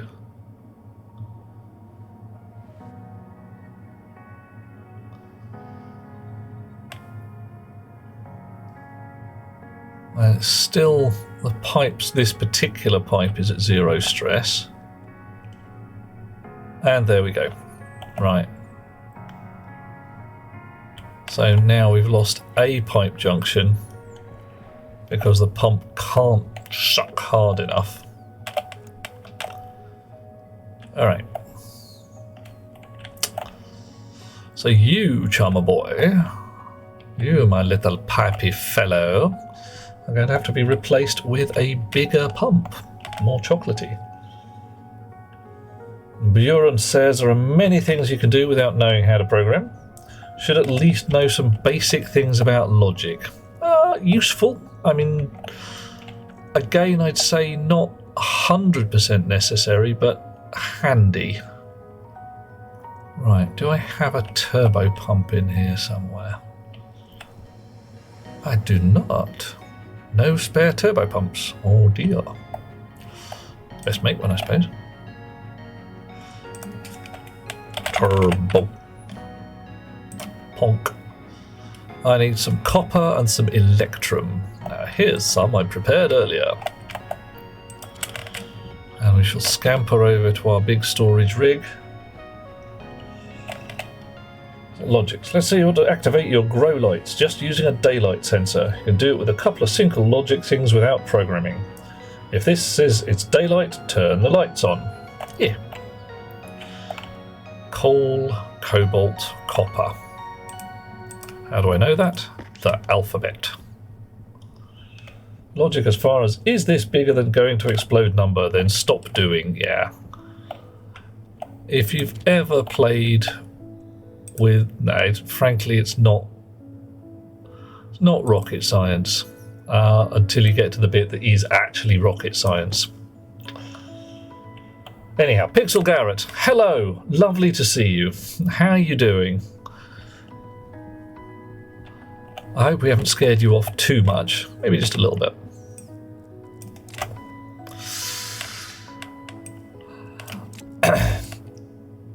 Right. You out. You in. And let's move this to there. Dumpty-doo, snips for cables. So saying, love the engineering, don't know anything about coding. Yep. Seriously, chill on the coding front. Apart from anything else, like I say, ideal opportunity to do a learn. Yay. Oh, blimey. Right. So what do we call this? Cold side sensor. Coolant line pump. Right. Now, I want it to be pumping that way, and I want it to be pumping at monstrous speed. So we get the tablet, we put a configuration chip into it, and we have a look. Green line is that way, so it is currently mode 0, and the setting is currently 60. So we want our setting at 100, and we do want our mode 0. Okay, so Pixel Garrett, I hope you're still there. I'm actually about to do a smidge of coding right now. You can see what level of complexity we're dealing with and decide whether it's time to scream and run. So, all these aliases at the top, just give these variables a human name. So if you look at my chip socket here, you've got D0, D1, D2 in the code. Device 0 is the valve. Device 1 is the main sensor, device 2 the main heater, cold side center, and cold side pump. So we've got a bunch of things that I care about. I've got some temperatures that say this is too cold, this is too hot, this is just right. Some code to turn the sensors on and set the pump setting to 100. and set cold side pump mode to 0. Mode, in this case, mode 0, mode 1, mode 0, mode 1. Nice. That's all I'm going to change at this point. Chip can go back in its socket. Laptop can go back in a pocket, socket, pocket, all that jazz. And we'll make sure that all our things are set as we want them to. The valve is set to coolant valve. Main sensor set to the coolant line main sensor. Main heater set to the heater. Yep. Coolant line cold side analyzer. That's this fella here. Cold side sensor. We changed its name, you see. Cold side sensor. Coolant thermostat pump. What did I call it? Coolant line pump. Oh, hang on. Coolant. Ew. Lost it. Coolant line pump. There we go. Make sure cold side sensor, valve, main sensor, main heater, and BOC. Off we go again. Sensors turn on. Nothing in there. Change the tablet again, and we'll have the atmosphere analyzer back into it.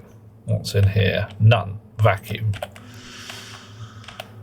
On this side, 1.35 megapascals of horrible pollutants there.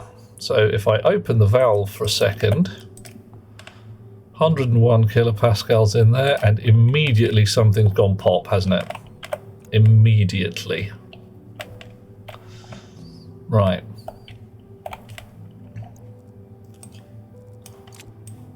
What's going on? What is wrong with my rig here?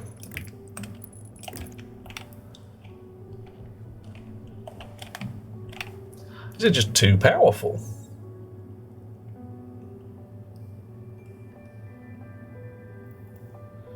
One thing about having COVID, tea tasted like dishwater. Had to switch to hot chocolate, but bacon was 100% more bacony. Ugh, nice. I have an envy. I would like bacon to be 100% more bacony. Right. So. I've got one more device on here.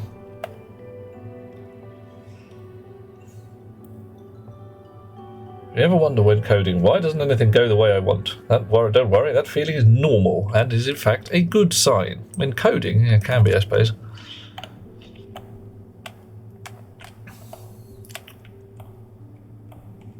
Right.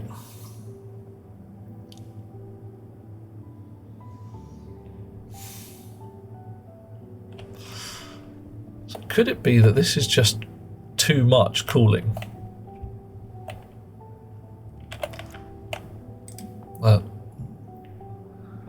Absolutely rancid. You're saying coding, thought you mentioned COVID. Ah, don't worry, get one man standing, that's legit. Coding and COVID probably have a fair amount in common. Certain amount of loss of taste. Certain amount of loss of common sense, that's for sure. Too cool for school. Oh yeah, quite possibly. Right. Let's take out 2 of the radiators. There we go. So you 2 are just connected to none now.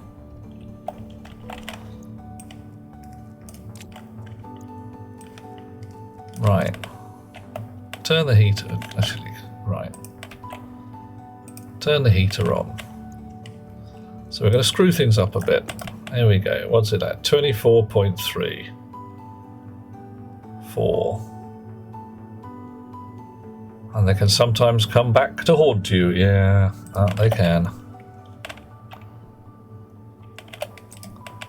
Alright, so now we said 25 degrees C was the right temperature. What's that, 8.1? Oh, blimey. Alright. There's definite cooling going on here. I've turned that to nothing because that is the code for, yeah, dump the furnace, get everything out. Oh my. Minus 20, 22, 24, 25. That's really quite cold all of a sudden. I suppose that's gas expansion.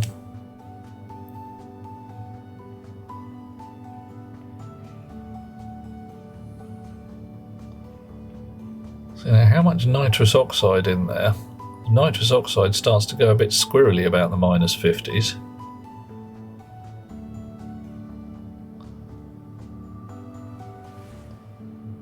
Carbon dioxide, okay, 1 kilopascal. That's like, it might be bloody freezing, but there's no actual gas in there. It's just this rarefied damn near vacuum.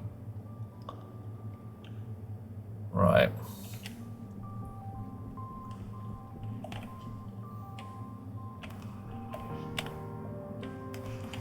Okay, so what do we got in here now? 24.8. I'm not totally surprised. That has got to heat up everything now. You're using the rest of our entire gas supply as a thermal dump.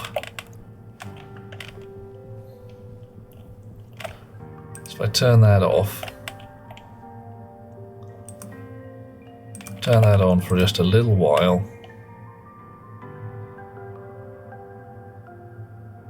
Wow, I'm not entirely sure that my turbo pump is any faster than my volume pump at this point.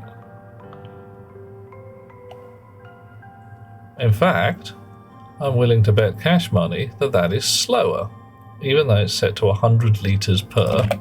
Ah, it's because it's not turned on. Yeah, that'll be part of it.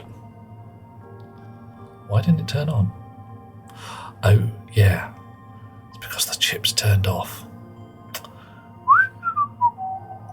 Nobody saw nothing.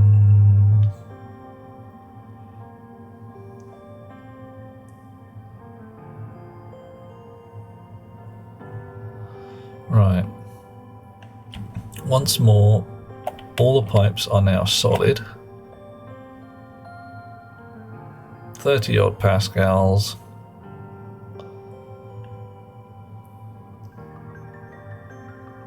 Right. And down to 0. Okay, so why didn't you turn on? Because I didn't turn this on. If I turn that on, everything switches off again. Oh, Aliana, no. I was going to say nothing. I ain't saying nothing whatsoever. So now 2, 3, 4. Okay, why is that valve staying open? Valve shouldn't be staying open. Valve should be closing because... Okay, valve is closed. Okay, cool. Right.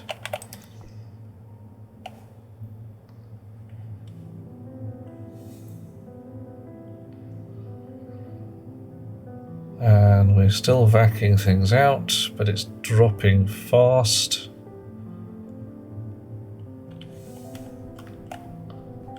Nobody's going pop.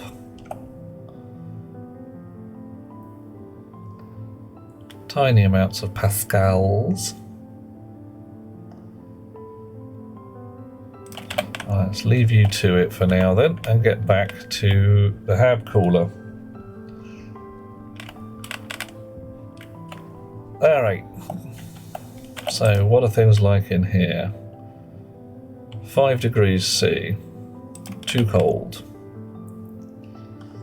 We really need more white ice.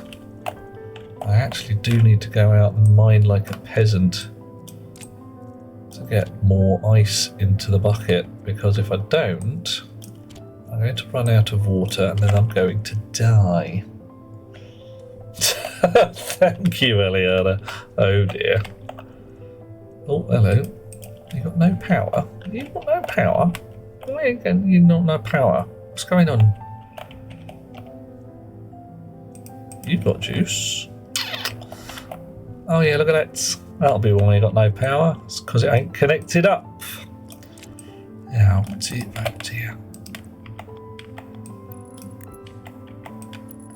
There you go. Now you've got power, but you're unhappy because you haven't got any water.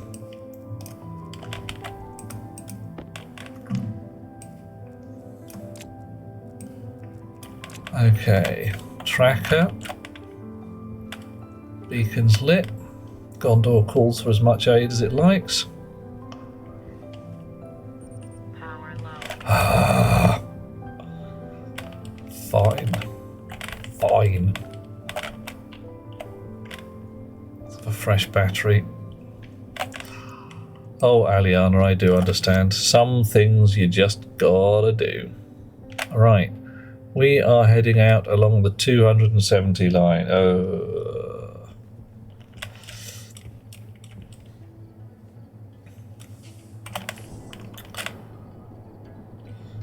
Sing out if you see any water ice.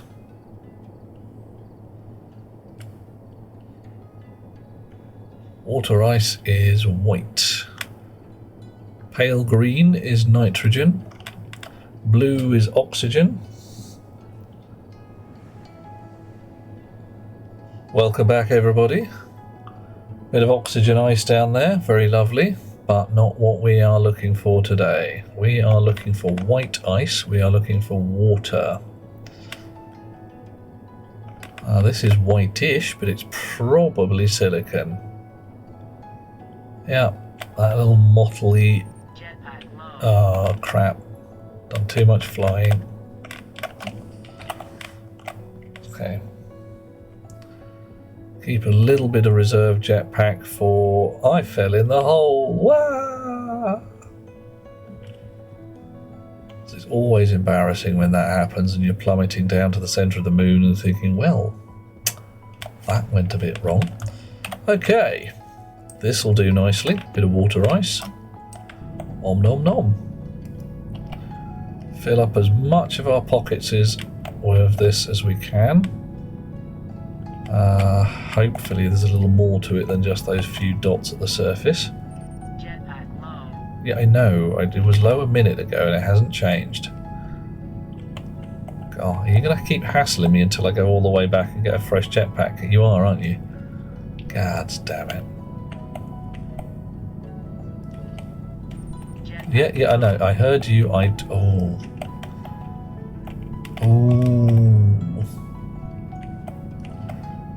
I love you dearly, Betty, darling. You keep me from being horribly killed every day.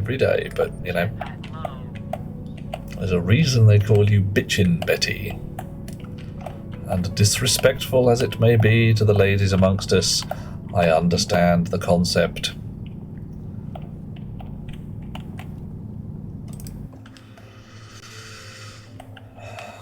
Everything's fine. Everything that could possibly be fine is fine. Well, my jetpack is at 400 kPa, nearly 500. My waste tank's at 600 at the moment and will rise slowly. So yes, at an opportune moment, I will indeed switch with my jetpack and my waste can. But right now, I'm letting my waste can get fuller. Cobalt. Bit of coal. I'm not going to bother mining any minerals. The deep miners do that for me. Here we go. But unfortunately, the deep miners do not provide me with any ices. No gas comes out. So at that point, I am going to have to actually get into the rocket science and make myself an asteroid miner. And that has become complicated. The rocket science now really is rocket science. You've got to fit the rocket with the turbo pumps and the tanks and the engine pressure regulators and all manner of stuff. It is not simply built a rocket section 0, section 1, section 2. Once you have built your rocket, there's even more entertainment in sending it off into the world and getting it back again.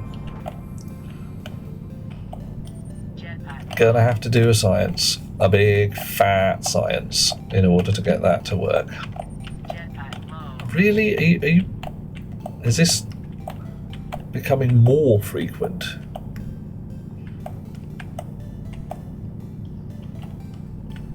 Right, I think I've exhausted all the ice. I should make the other kind of sensor lenses that let me see.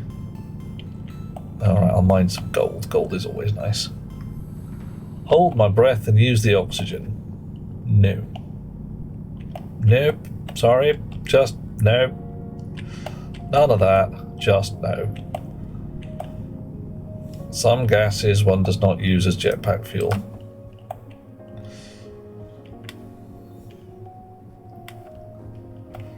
See, now I'm randomly wandering around on the moon, and I'm pretty calm about doing that because back at base I have a beacon, and my beacon will light my way home.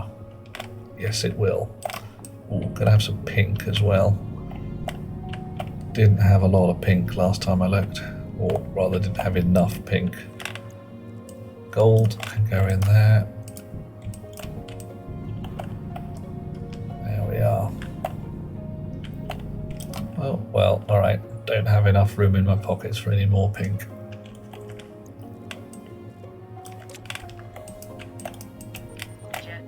Shut up.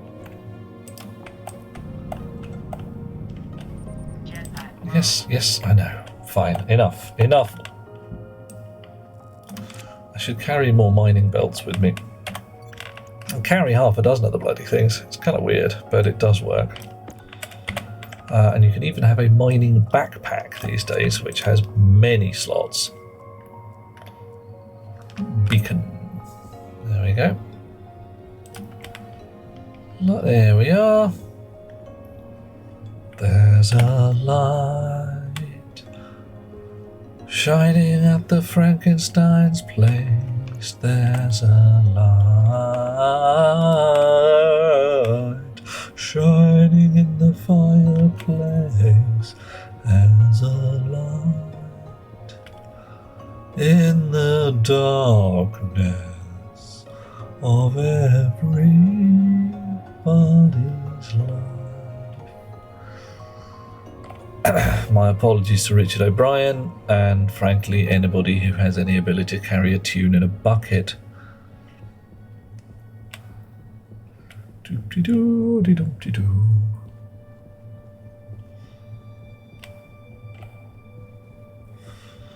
Right, so what gas should I use in my jetpack this time? It's going to be nitrogen. Why? Because I can get nitrogen without too much trouble these days with the nitrogen ice.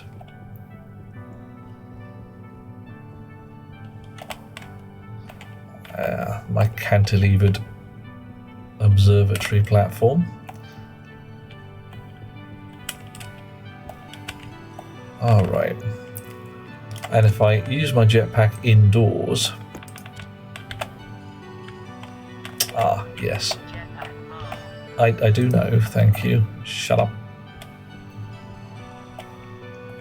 Okay. I have not actually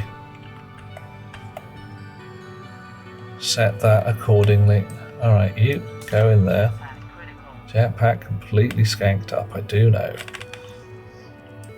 Right, and I can set this pressure regulator to 19,000 because I have a big fat smart can in there, which I'm going to replace all my other cans with eventually. All of the changes we've had in the game lately, says Buren, is there now a way to tell what is actually in a reagent mix? I don't know. I mean, what, just get some reagent mix and somehow analyze it to say this is the stuff that's in there? To what purpose, Buren? Because if we work on that, maybe we can come up with some idea as to a way around it.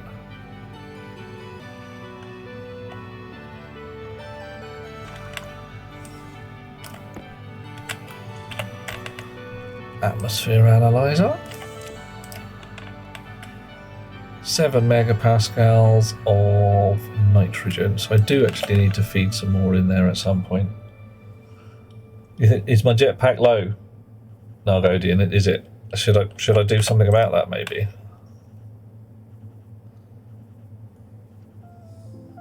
Alright, so that is slowly creeping up. Right. What we haven't done is rebuild this thermostat here. Because if I'm feeling it, okay, cool. All right, I'm feeling it a bit. So that is there. That's there, that's here. Yeah.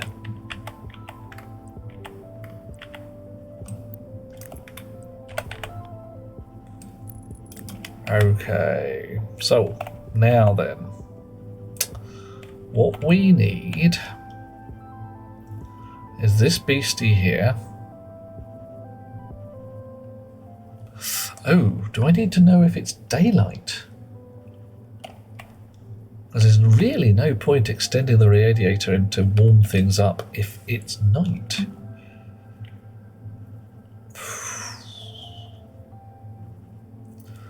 Ooh. I don't think I have a daylight sensor attached to the hab anymore. Maybe I do. No, I'm just letting the wheat get on with itself. It's possibly all dead anyway by now. I hope not. Oh, it's definitely unhappy. Quite unhappy. Damn. Let's wander inside and find out what's going on. Have I ruined everything? If you mess up with a mix in your furnace, so you get something from your centrifuges that is a mix, can you tell what it is and how you turn it into something useful? Normally, if you get something from your centrifuge, it shouldn't be a mix. Your centrifuge should be happy. Oh, nipple sticks. Right, I turned off my gas mix for the hab, so anything could be in there right now. Well, that sucks. Right.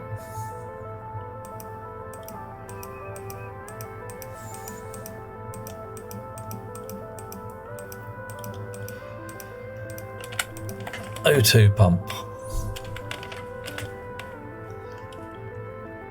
Hang on. O2 pump. N2 pump.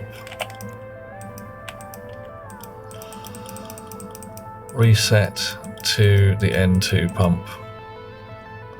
CO2 pump.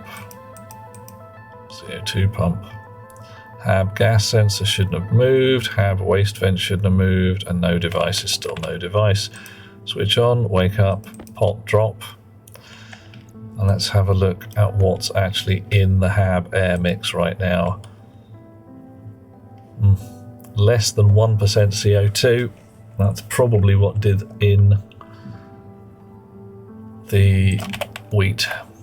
Damn it. So CO2 pump's coming on, nitrogen pump coming on. Right. Yeah, sure, and the normal thing to do is if you got reagent mix, you feed it to a centrifuge and it spits it back out as useful bits of kit. If it comes out as reagent mix again, I do not know. Not entirely sure.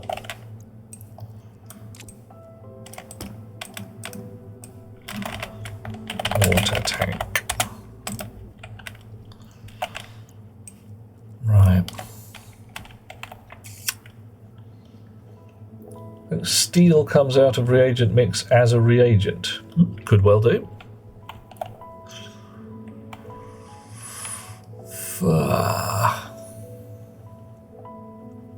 Daylight sensor.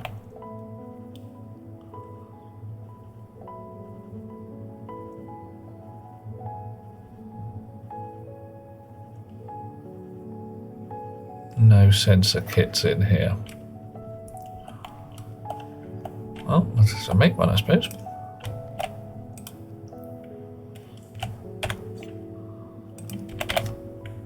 Sensors. Dish.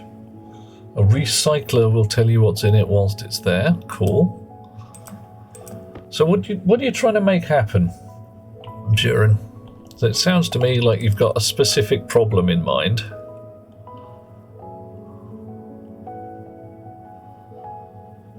Wow. Hydration critical. Oh, hush. Right, how are we doing there? Very nearly full. There. How are we doing? Are you still beeping? No, you're a little happier now. Alright. I'll feed you a little more ice. Off you go. Right.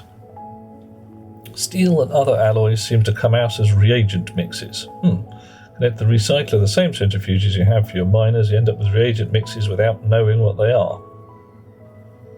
Interesting.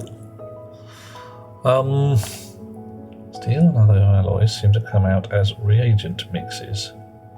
Right, I am not sure where you're getting your reagent mixes from. Is this if you screw up in the furnace, or if you grind up something something manufactured in your grinder?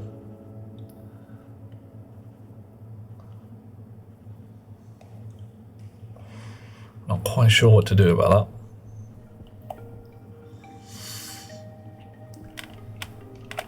Okay, so you 4, 5, 6, 7, 8. Come on, 1, 2, 3 more, 2 more, 1 more. That'll do. Right. Chonk. I'm going to reset that to 7,000 just in case. And I'll put some automation in there later. If you know it's a bunch of ores, stick it in the advanced furnace. Tell you what's in there. Yeah. True, it'll definitely give you a list of what's in there. Might not be able to do much about it, but it'll work.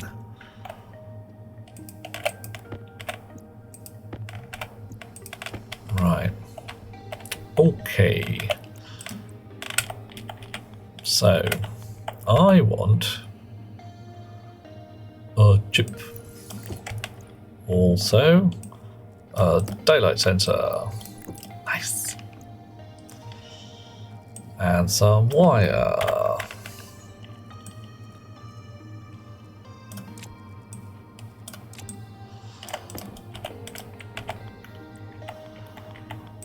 There we are. You like that, you like that, whatever. 1, 2,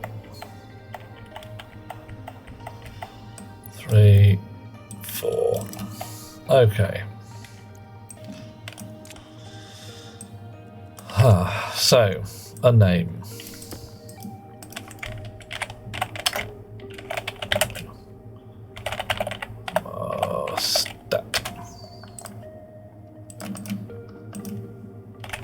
Thermostat daylight sensor.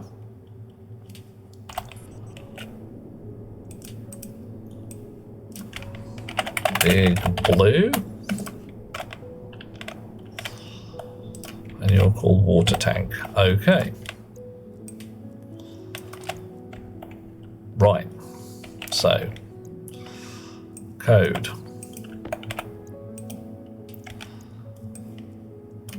Gonna be a whole bunch of crap in here that I probably don't need anymore. Power low.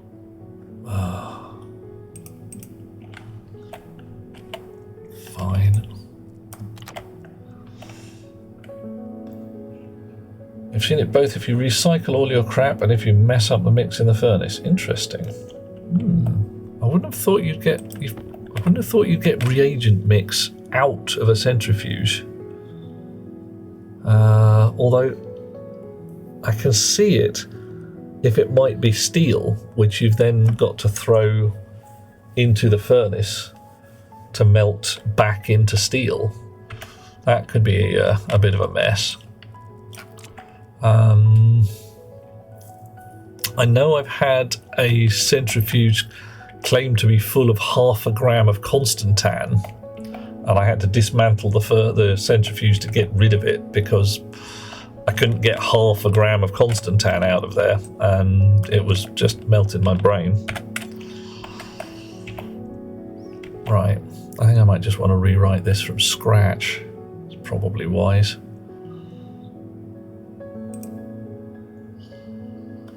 Okay, let's clear that. Alias water tank D0 alias daylight sensor D1 alias radiator into D2. Right. Okay.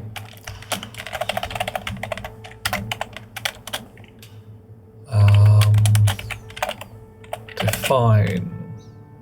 Oh, no, hang on. I need a dial as well. Yes. Target, temp, dial, and D3. Tart temperature, close. Target, dimp. Oh, man. So what do I need?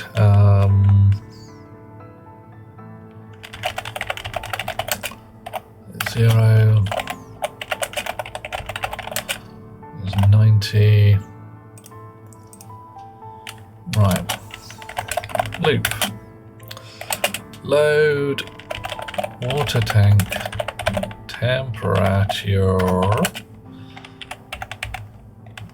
into R0.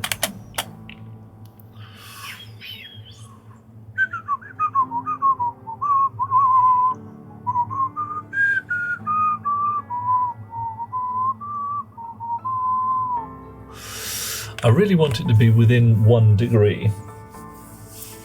That's what I like. So,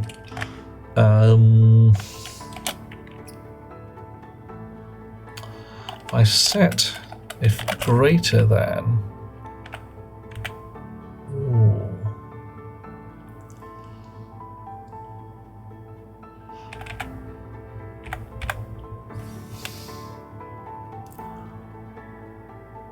So I'm at 22.8 degrees.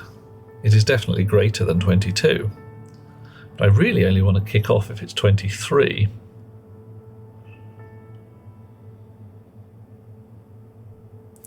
So can I do a rounding? I think I can. Rounding. Rounding to nearest integer. That'll do.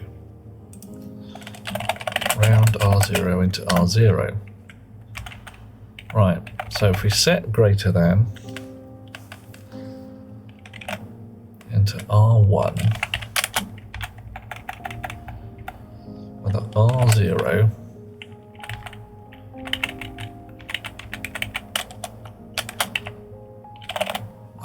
alias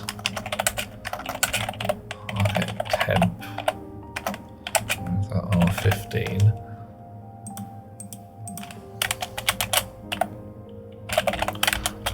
Load into target temp from the target temperature dial setting.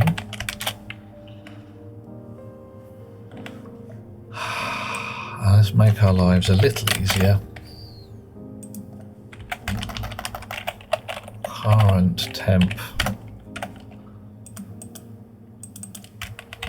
And we'll just set that like that. That'll do. So,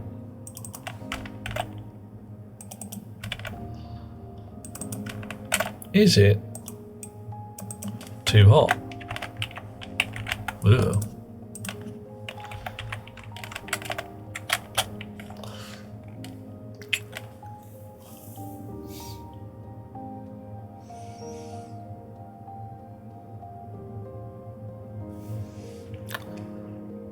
So that says it's too hot. Too hot.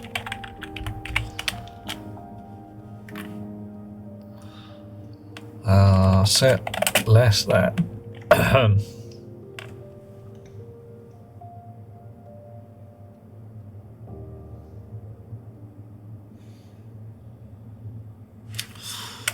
R2.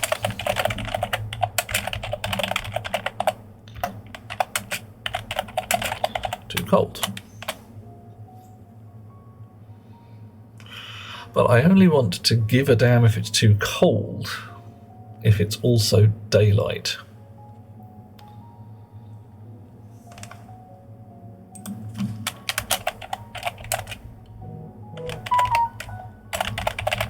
Alias daylight, we'll put that in R13.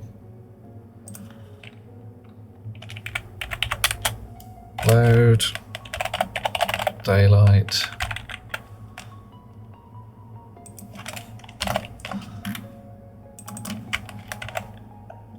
On the daylight sensor, activated, activate, I don't know. Let's have a look at you. Grid sunlight, false. I can't remember what value that is called in here. It is just activate. Okay, fine.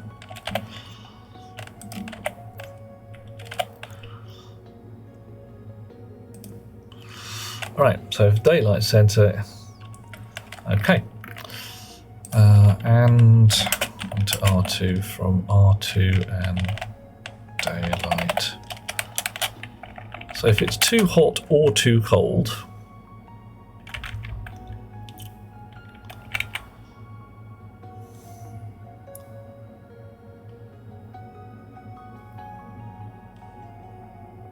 it's too hot or too cold and daylight, we want to open the radiator. So or into R2 from R2 and R1. Too hot or too cold and daylight. Set radiator open to R2. Nice. And then we'll select into R2 according to R1. So if R1 is true, it's too hot. And we want a cool angle. If R1 is false, it is not too hot. And we want the warm angle. Set radiator horizontal to R2 and then jump back to loop. Okay. Confirm. Export. Grab. Drop. Socket. Pocket. You. Right. Switch on. Complain. Water tank. Daylight sensor. What I call you? Thermostat daylight sensor. What was that? Daylight sensor? Radiator. Big blue. Target temperature. Thermostat dial. No device. Hot, drop, go. Right, so you, by my eye, are trying to cool things down.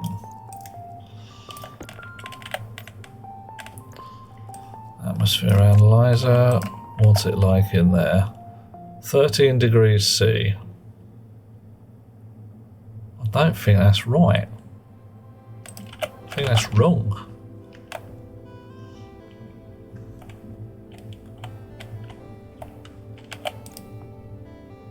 So it's getting cooler. Right. Well, my code's clearly banjaxed, so let's have a quick peek at it, see what's gone wrong.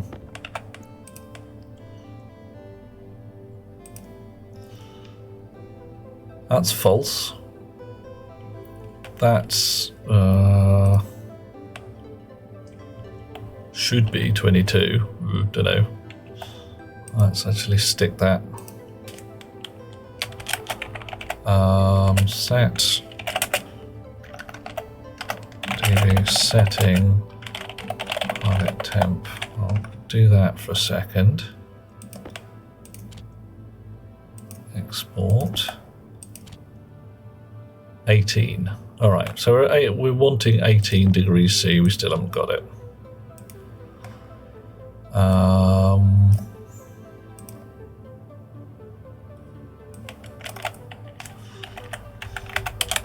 Stick that in there now. Confirm. Export. What's our current temperature? Oh yeah, Kelvin in it.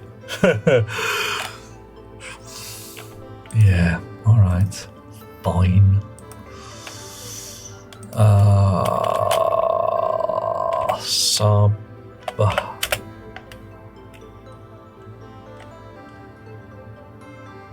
No, we will add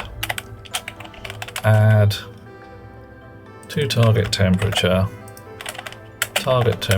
and Kelvin. Oh, no, I prefer it. I'll just work in degrees C, it's easier. Sub into or naught from or not Kelvin offset. Define Kelvin offset as 273 because it's close enough for jazz. Confirm, export, grab, drop, do the thing. Right, 12. Yeah, alright. So that's correct. But we aren't going to get any warming effect until tomorrow when the sun comes up, which might, frankly, be a bit on the late side. So how about we add a pipe heater?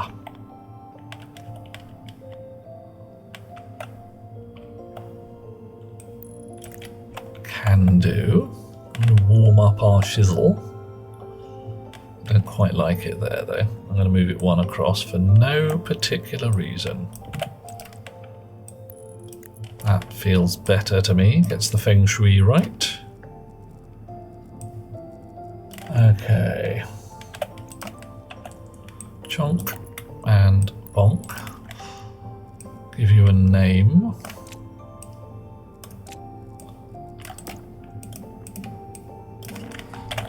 Thermostat heater. Right. And what we're going to do is we're going to activate you if it's not daylight. Okay. Right.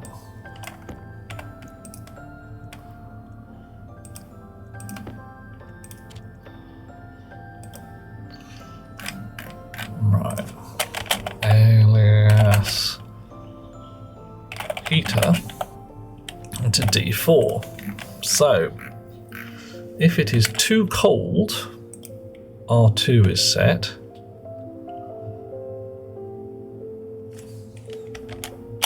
But we want that kept because we need it. It's too cold and daylight.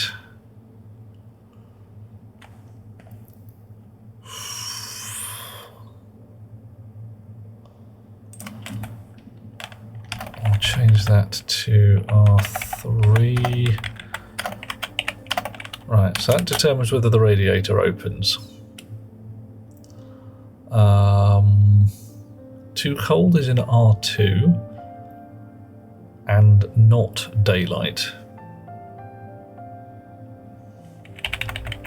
Right, so set equal to 0 into R3. daylight. That's an invert. And into R3, from R3 and R2, too cold and not daylight. Set heater on R3. Too cold, not daylight.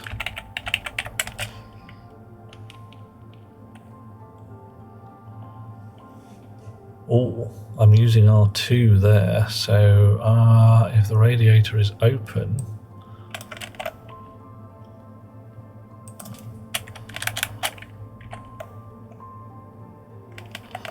I need to move this slot up here and then use R3.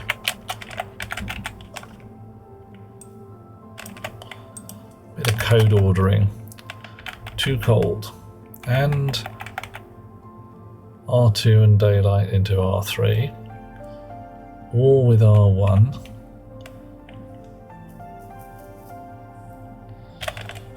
Too hot or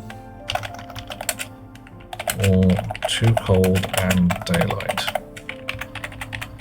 A lot of sneaky shizzle going on here. I mean, this is some proper sneaky shizzle here. Right. Pop, drop, off you go. Now, pocket, socket, all of that jazz. Monsieur Ray Ray, why not by time of day? I'm not sure I understand what the time of day would give me at this point, Monsieur Ray Ray. Thermostat dial, unaided the heater. What did I call you? Thermostat heater.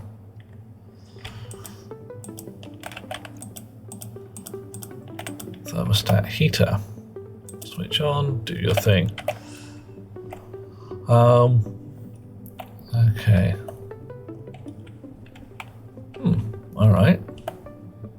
Grid sunlight. Okay, I probably need to put you somewhere more exposed, don't I? Because you can't see the sun from there, can you? How about here? That's more like it.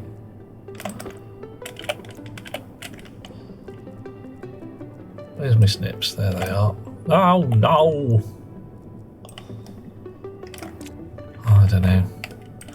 If I had, what was it? Yeah, like Nargodian said, if I had some nickel for every time I dropped my toys, oh well, I wouldn't need half so much nickel. Right.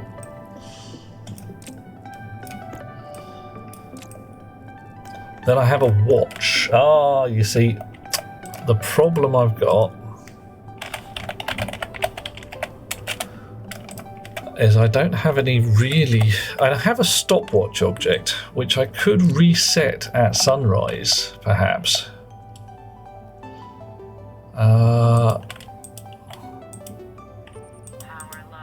But I don't have... Okay, what did I call you? I called you something sensible. Thermostat daylight sensor. Okay. Alright. Thermostat dial.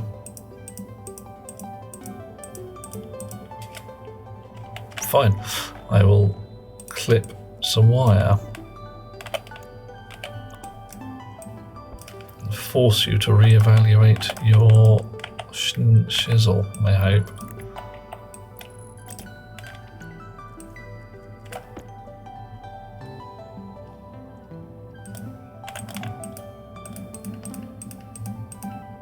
Hydroponic sensor, thermostat daylight sensor. All right, that's better. Okay. Right, we have a stopwatch attached to the music stuff, if you see what I mean. Oh, hello. Why are you going to 12.8? You shouldn't be going to 12.8. You should be going bigger, not smaller.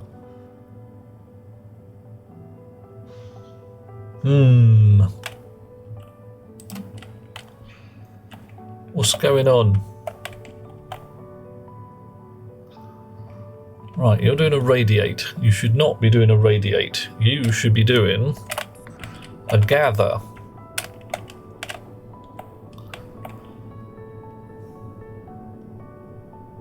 You are radiating 1.2 kilojoules, which is not a lot, it must be said.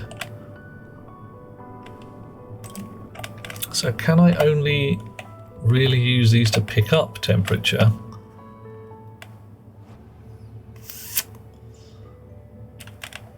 Can I only use them to pick up temperature at dawn and dusk, or something like that? I don't know. Right, what have I got? That's it. Wow.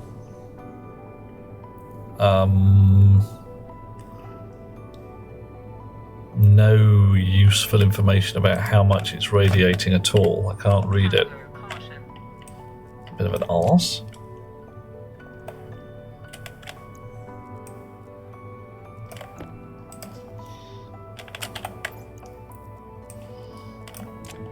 Okay, so we are definitely still losing heat here.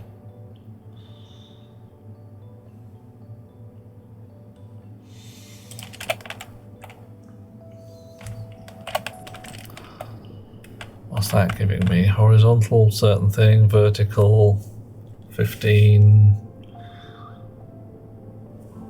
16, 16? That's coming over.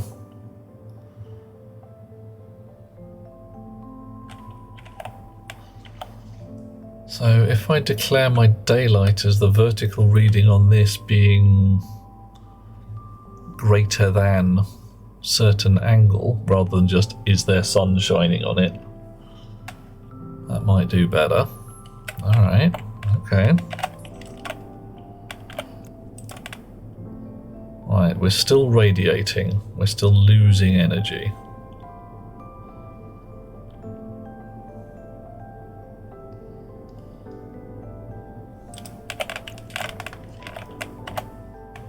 These things are less useful than I thought. I thought they were going to be pretty frickin' useful, but they're not.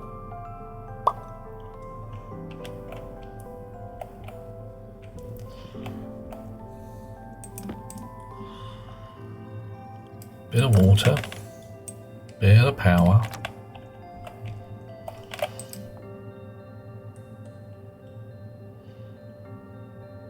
Still gently dropping, I think. Radiated minus numbers. Right, so now we're sucking up the data, or sucking up the thing. And what are we at? Vertical 41, 42. Okay, cool.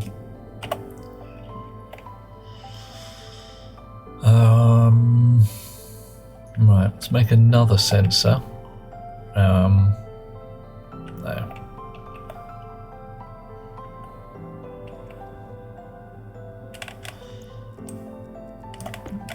So rewrite the code a little bit here. So daylight. So I load into R0 vertical. Set greater than daylight if R0 day angle. Let's call that. Alright. And we'll define our Kevin offset. Define day angle as 35 degrees, he says, making up a number. Export, pop, drop.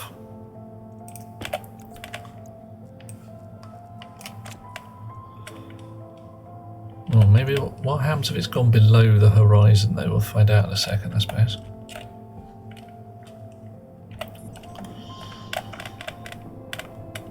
Might need to use both. Why not just plug in horizontal, plug the horizontal in plus 90?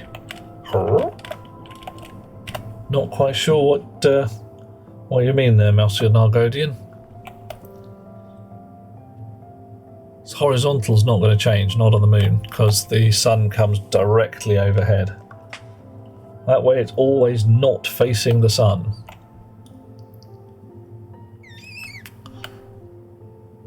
Alright, 77, 78, so that's going to hit 90. Alright, at there. Yeah, okay. I'm going to need both, aren't I? I'm going to need the activate and the angle. Is the sun hitting me? And... right. Load R1. Daylight sensor. Activate.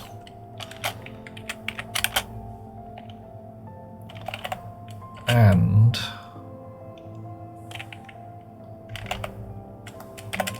daylight from daylight and R1. Okay, confirm, steal, drop, export, pop it back in again. Right, so sun's gone down, thing turns on, heater turns on. Alright, so we're looking better than we were before. Yeah. Come here. Right, 16 degrees, 16.4.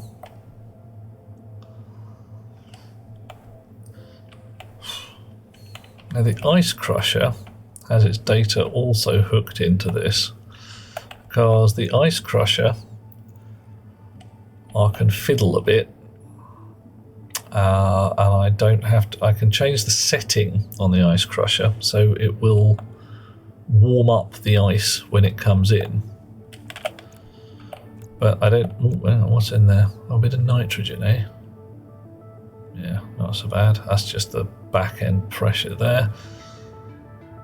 1.38 litres of water. Alright, so we could put a pump on there to vac out the air, the ice crusher as well, but we haven't.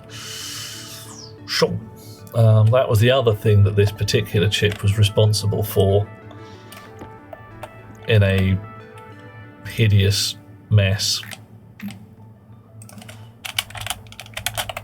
Alias ice crusher D5. Right. Set ice crusher setting to 274 degrees. And inside the loop here,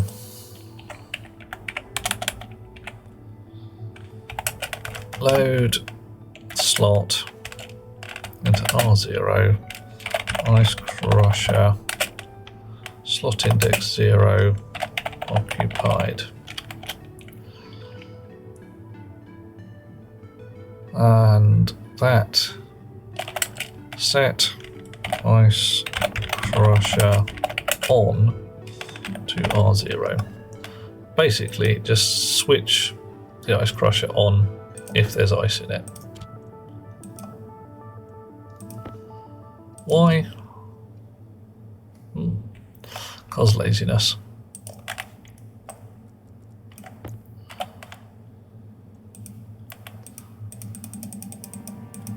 CO2 pump, have gas sensor, hydroponics device, ice crusher. Wake up. So, if I put some ice in the ice crusher, it switches on. Yay!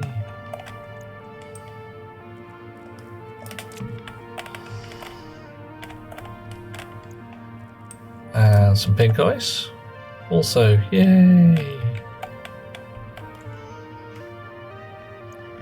And some pink ice.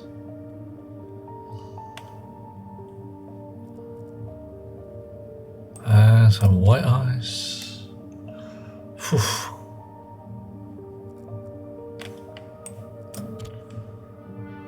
There we go. Now I'd love to feed this with a shoot setting, but for some reason it doesn't seem to work as well as I'd like. Not quite sure what's going on.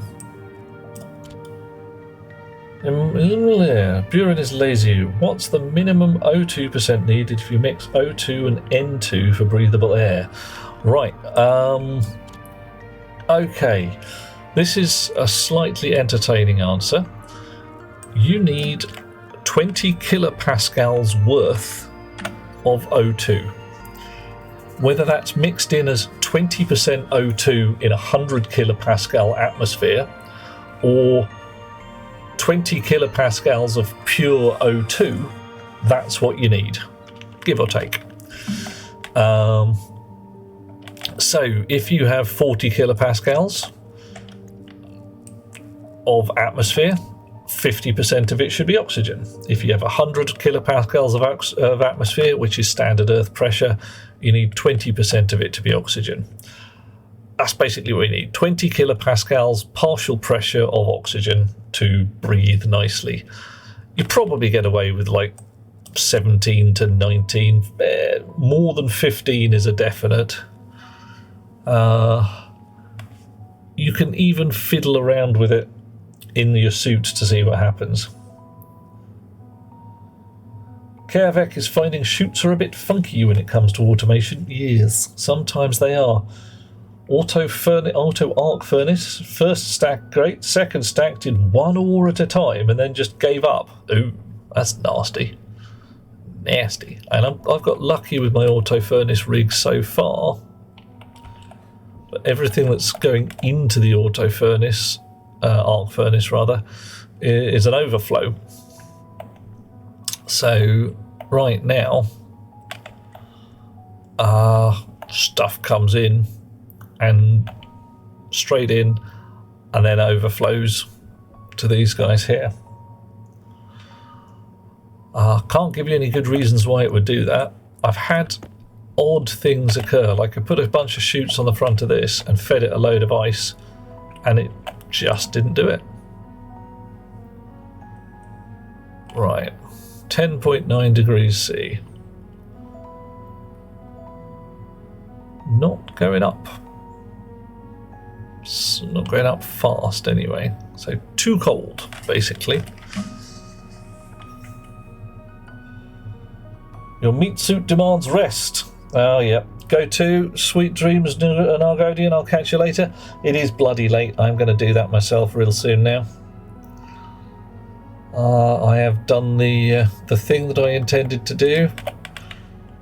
Slightly miffed it doesn't work half as well as I'd like it to, but hey. Forgot about pressure. Want to make another room breathable on the moon so it's prepared for when they push the update when we shouldn't keep our suits closed. Oh, hello. Shouldn't keep our suits closed. Do tell. Do they chafe or something? They do chafe. Right.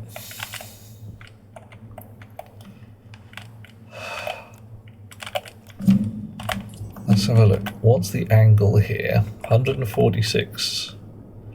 145. Oh my. This is going to be a laugh, isn't it? I'm going to find my vertical angle. Oh, that's going to come down to 90-ish and then the sun's going to rise. Right, I'm going to nip to the bog, back in a mo, and I will see you in a sec.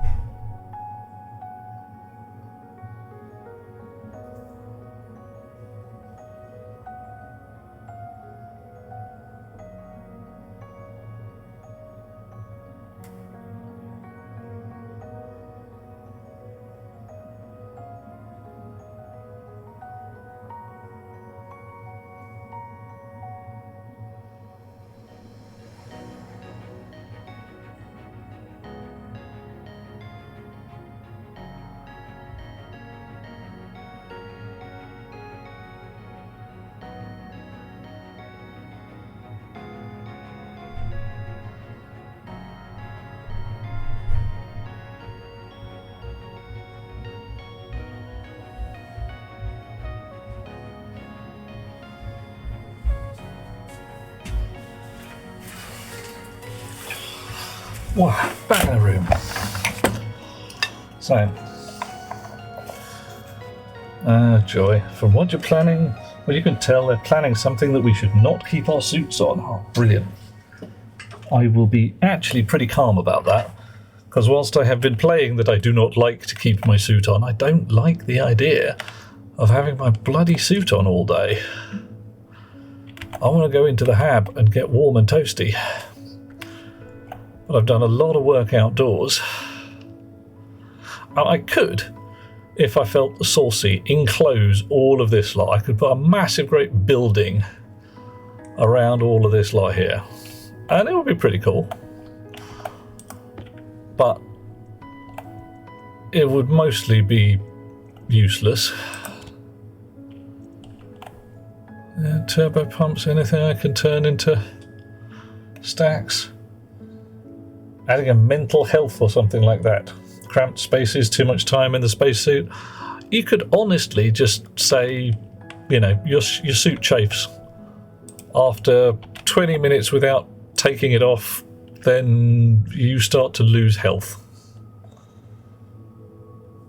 And carving, if they're going to do something like that, something so delightfully nebulous, how about you lose mental health if all your food is the same? If you never eat nothing but tabata soup, your brain starts to melt. Alright, so the sun's come up. We are sucking up 2 kilojoules.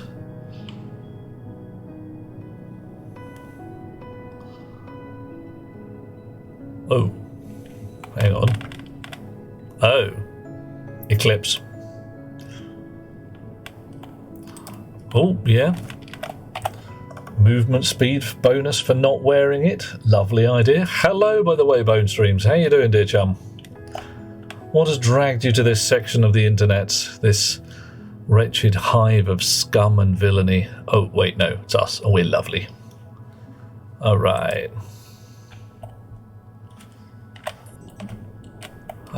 So yeah, speed or movement bonus, that'd be cool. Just lurking, playing Stationeers on the side. Got the game about a week ago. Yep, it's a fine game, says I. I thoroughly enjoy it. I mean, it's not subtle. I really do enjoy it quite a lot. Okay, so wow. That's not making a hell of a lot of difference to the temperature. I was expecting this to pull in a heck ton more juice than it is. Ooh. And we're definitely warming the thing up. We're at 13 degrees now. 13.3. Does mean you'll consider making a larger airlock than you normally would. Make space for suit storage in the airlock. Oh, now you see, Karvik, now that, were it me, I would make an ante-room, a sort of a suiting room before the actual airlock. Because I am the kind of numpty who would step into the airlock, press the button, and then go, oh shit, forgot to put my damn suit on. And there will be this massive scramble to get my damn suit on before the outer door opened. And it would be bad. If I was feeling very saucy indeed, I'd make an airlock where the inner door could not be opened except by somebody wearing a suit. Or possibly the buttons could not be pressed except by somebody wearing a suit. We had one on the Moon Units game, beautifully engineered, it must be said, that the airlock would only cycle to vacuum if... Oh, hang on a minute, who's doing that? Hey, it's Bone Streams is joining us. Thank you, dear chum. Would only cycle to vacuum if everybody in the airlock was wearing a suit. took a lot of work because the only way to work out whether somebody was wearing a suit or not was to track the locations of the suits, and that kind of got weird. Bone Streams, you have joined us, and thus now you're one of us. You answer we these questions 3. Which part of the world do you call home? Where is your abode? What tasty local delicacy are you going to feed us when we come to visit? And what should we feed you when you turn up here to have dinner with us? Because frankly, this... Oh, there we go.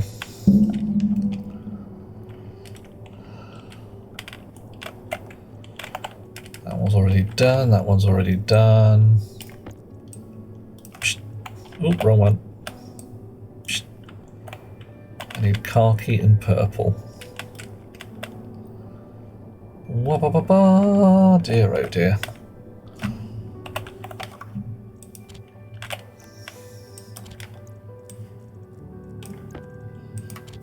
Sorry about the adverts there. Bone Streams is from the United States. Would serve as mashed potatoes, gravy, and chicken strips. Oh, okay. Power low. Interesting.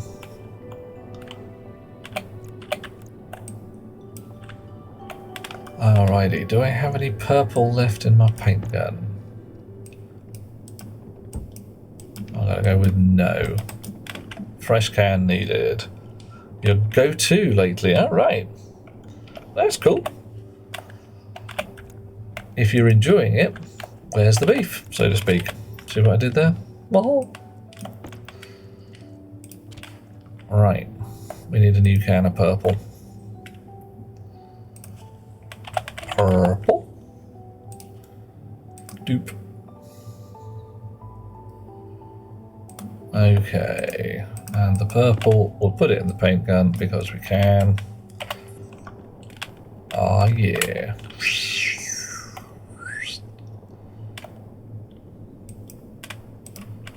Oh.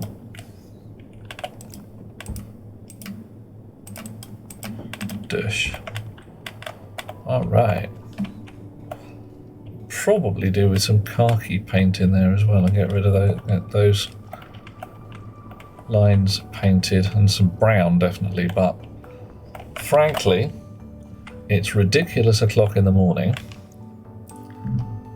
because, as you may have guessed from my delightful cut glass accent, I'm in that part of the world known as the United Kingdom, or for some reason I still haven't been able to fathom, Great Britain. It's not that great.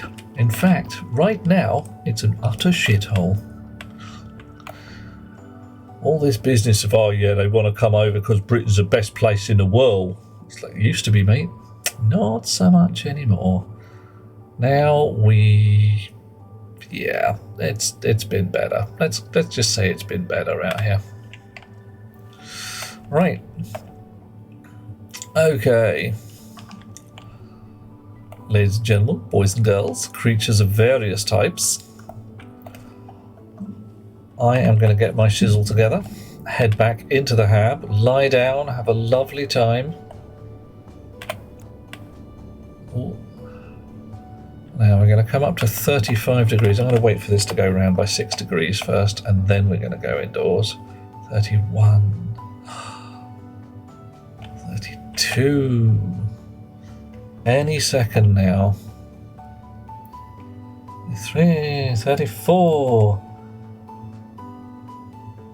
Oh, Nemo Salum, bear due to worsening economic conditions, Great Britain will now be called better than average Britain. I think that's over-egging it a little bit.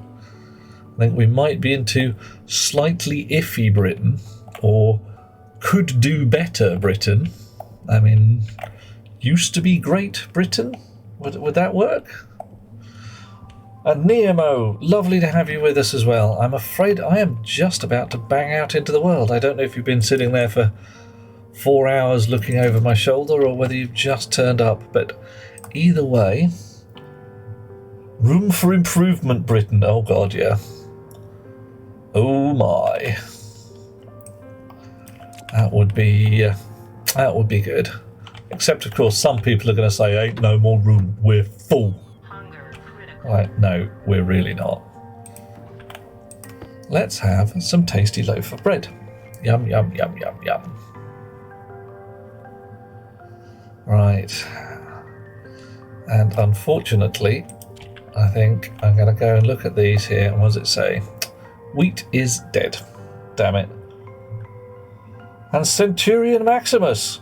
That's like saying it's no longer the United States. Well, I was going to say, depends. Do you want to consider the old Civil War? Are we still harping on about that a little bit? I don't know whether it's a good idea or not. Britain still exists. The concept of our greatness, I'm afraid. Well, we were doing so well,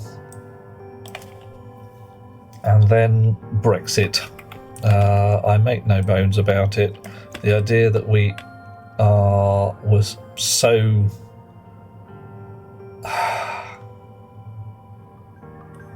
I don't even know where to go. So arrogant, I think, is possibly the right word there. That we thought, we don't need no one else. We can do the whole world all on our own. So we really can't. We really, really can't. Oh my. Even the mushrooms are dead. Wow. Alright. That went horribly wrong. That went really badly wrong.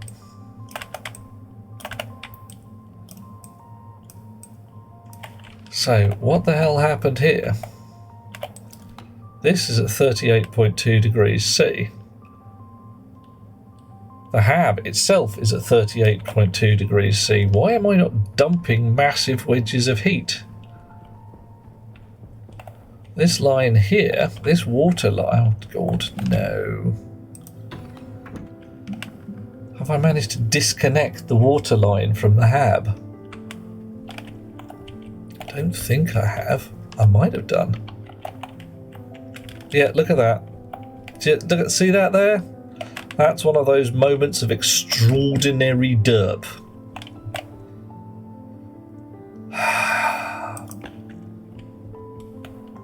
Not just your everyday derp. I mean, really, that's one of those world-class Olympic level derps.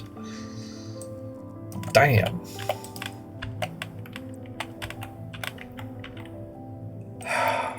Chunk. There we go. Oh, right. Also, hello Centurion. How you doing? Is all well where you're at the moment? Right. So 17 degrees. You're well. Excellent. This is good to know. So this is now sucking up heat.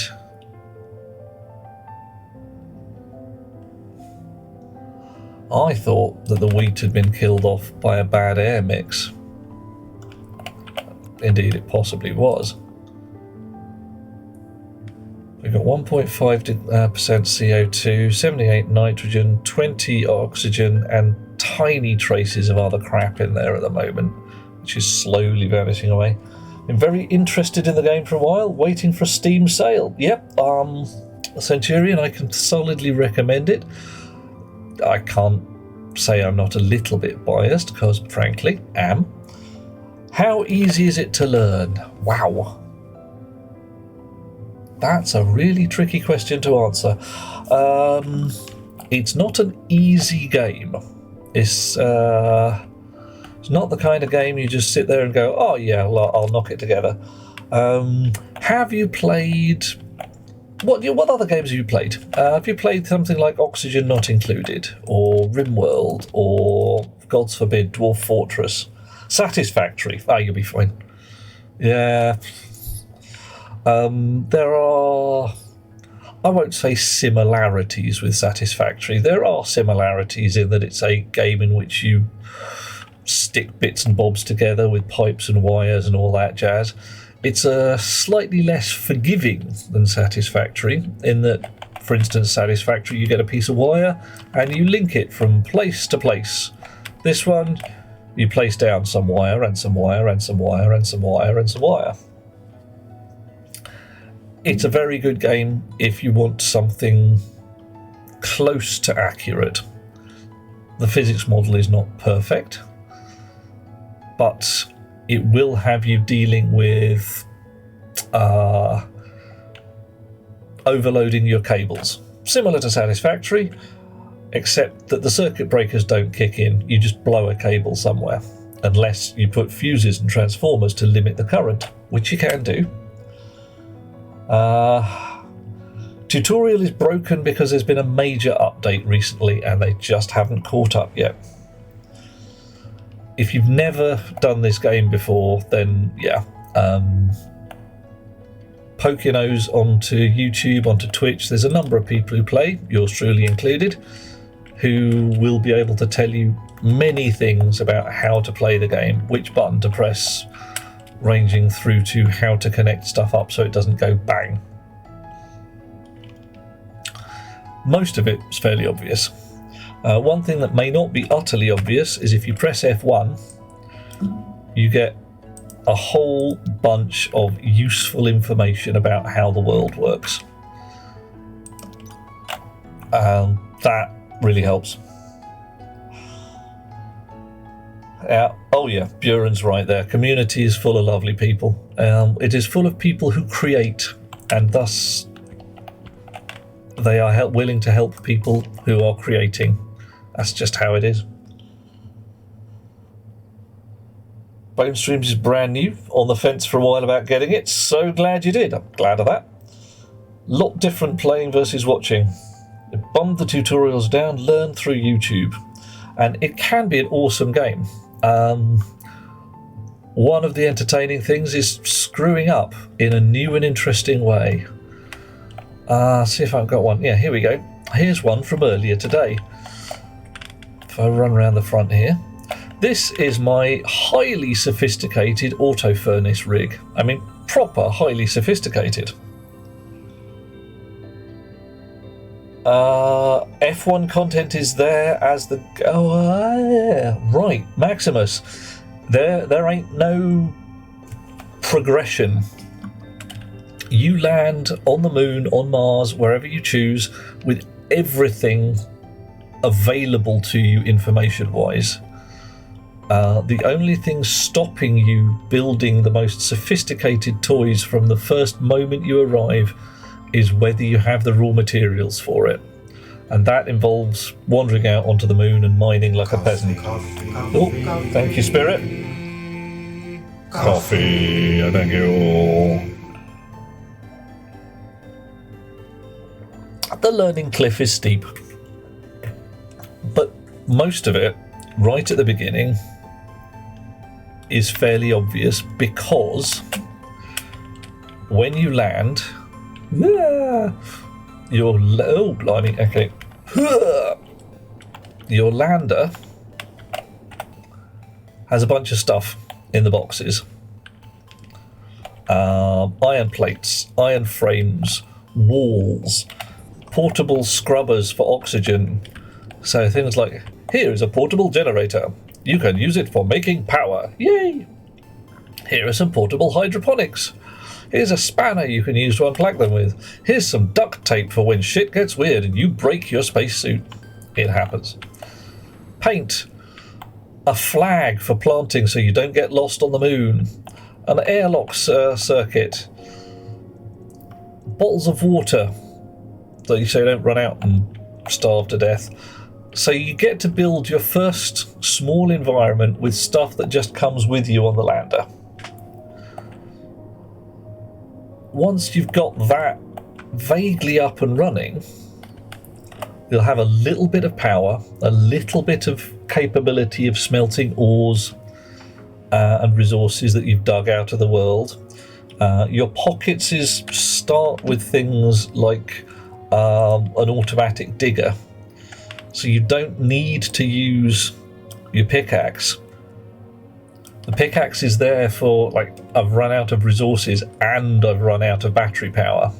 you can go out and mine some more coal to put it into your portable generator to charge your batteries to set your digger up. Once you've got that kind of thing running, you can start building the more complicated stuff. And once you've got the more complicated stuff going, you can build the really esoteric stuff. Like these chips here are programmed by yours truly with some code to drive the auto furnace. Somewhere over here, let's find another one. There's another chip programmed to read the pressures on the various inputs of gas and turn on the gas filters when you get enough gas to be worth filtering. A chip here that deals with the temperature inside the hab.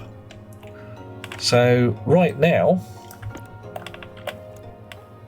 it's 21 degrees inside the hab at the point where the sensor's kicking off. Coding language is MIPS. Give me a sec, I'll show ya. Poink. There. Slightly muted version of MIPS, but hey, right, come on. So I made this laptop in my electronics printer, and I have some code. I've also got a code library. I can save code to my library and load it back in again. So let's see if we've got some really simple code that's not a little cute. Here we are. Solar panel code.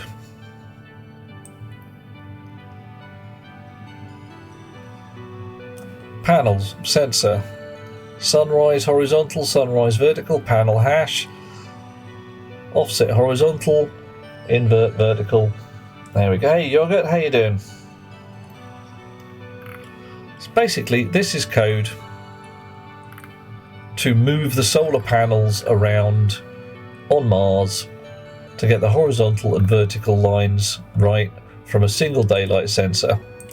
I haven't gone through it carefully because on the moon, Earth's moon, Luna, Selene, depending on how you want to do it, you don't have to write any code. You just stuck out two chips, a logic reader attached to your daylight sensor and a batch writer. The logic reader basically says, what's the vertical angle of the sun right now? And the batch writer says, get that value and kick it out to every solar panel connected to this chip. Shouldn't I be in bed? Yeah, I'm about to be in bed. I'm doing it right now. Chonk. There we go. So, whilst the learning curve is not shallow, it is at least not punishing. Like Mother Nature and all that jazz, it will never let a mistake slide. But similarly, it won't cheat. It won't just mess you up for the sheer heck of it. Right. Okay, so my hab right now is at 29 degrees C. It's too bastard hot. The thermostat is set to 18. The water in my pipes, if I check my cooling pipes, which are attached to the wall, is at 20 degrees C. So it should be sucking heat out of the air. You see there, convected and radiated, minus 27 joules, radiating 267 millijoules. So we are sucking up some energy, and the hab will slowly be cooling down as these panels cool the air, and any spare heat is dumped out through the big blue radiator on the roof. Right now, though, it's a bit too toasty warm for comfort. I'm not going to bother planting any more seeds. Keep my seeds in the fridge for safekeeping. My oven, my microwave, my grinder for making flour, my empty tins of soup, which I haven't got any more soup because I let all my tomatoes die because I'm in Egypt. Right now, though, it's bedtime. Off comes the suit, and because I'm a messy pup, I'm just leaving it on the floor. Look at that. Yeah. I'm taking my laptop to bed so I can watch my films. I will climb in and let's see if we can find somebody to raid into. Oof. Centurion, Bone Streams, lovely to have you with us. Lovely to have everybody with us this evening. We've been having a fine time. Let's see who out there is still awake and doing fun things. Alrighty. Oh, doing the thing. Centurion. Don't have to do it now because I'm about to raid out. But these are the 3 questions we ask people who do us a follow. Who do we have out in the world today? Just Wolf Gaming is doing Doki Doki Literature Club. Mr. Beard playing Project Zomboid. Pumpkin Pie is playing Elden Ring. Oh man. And Matcom is playing Kerbal Space Program.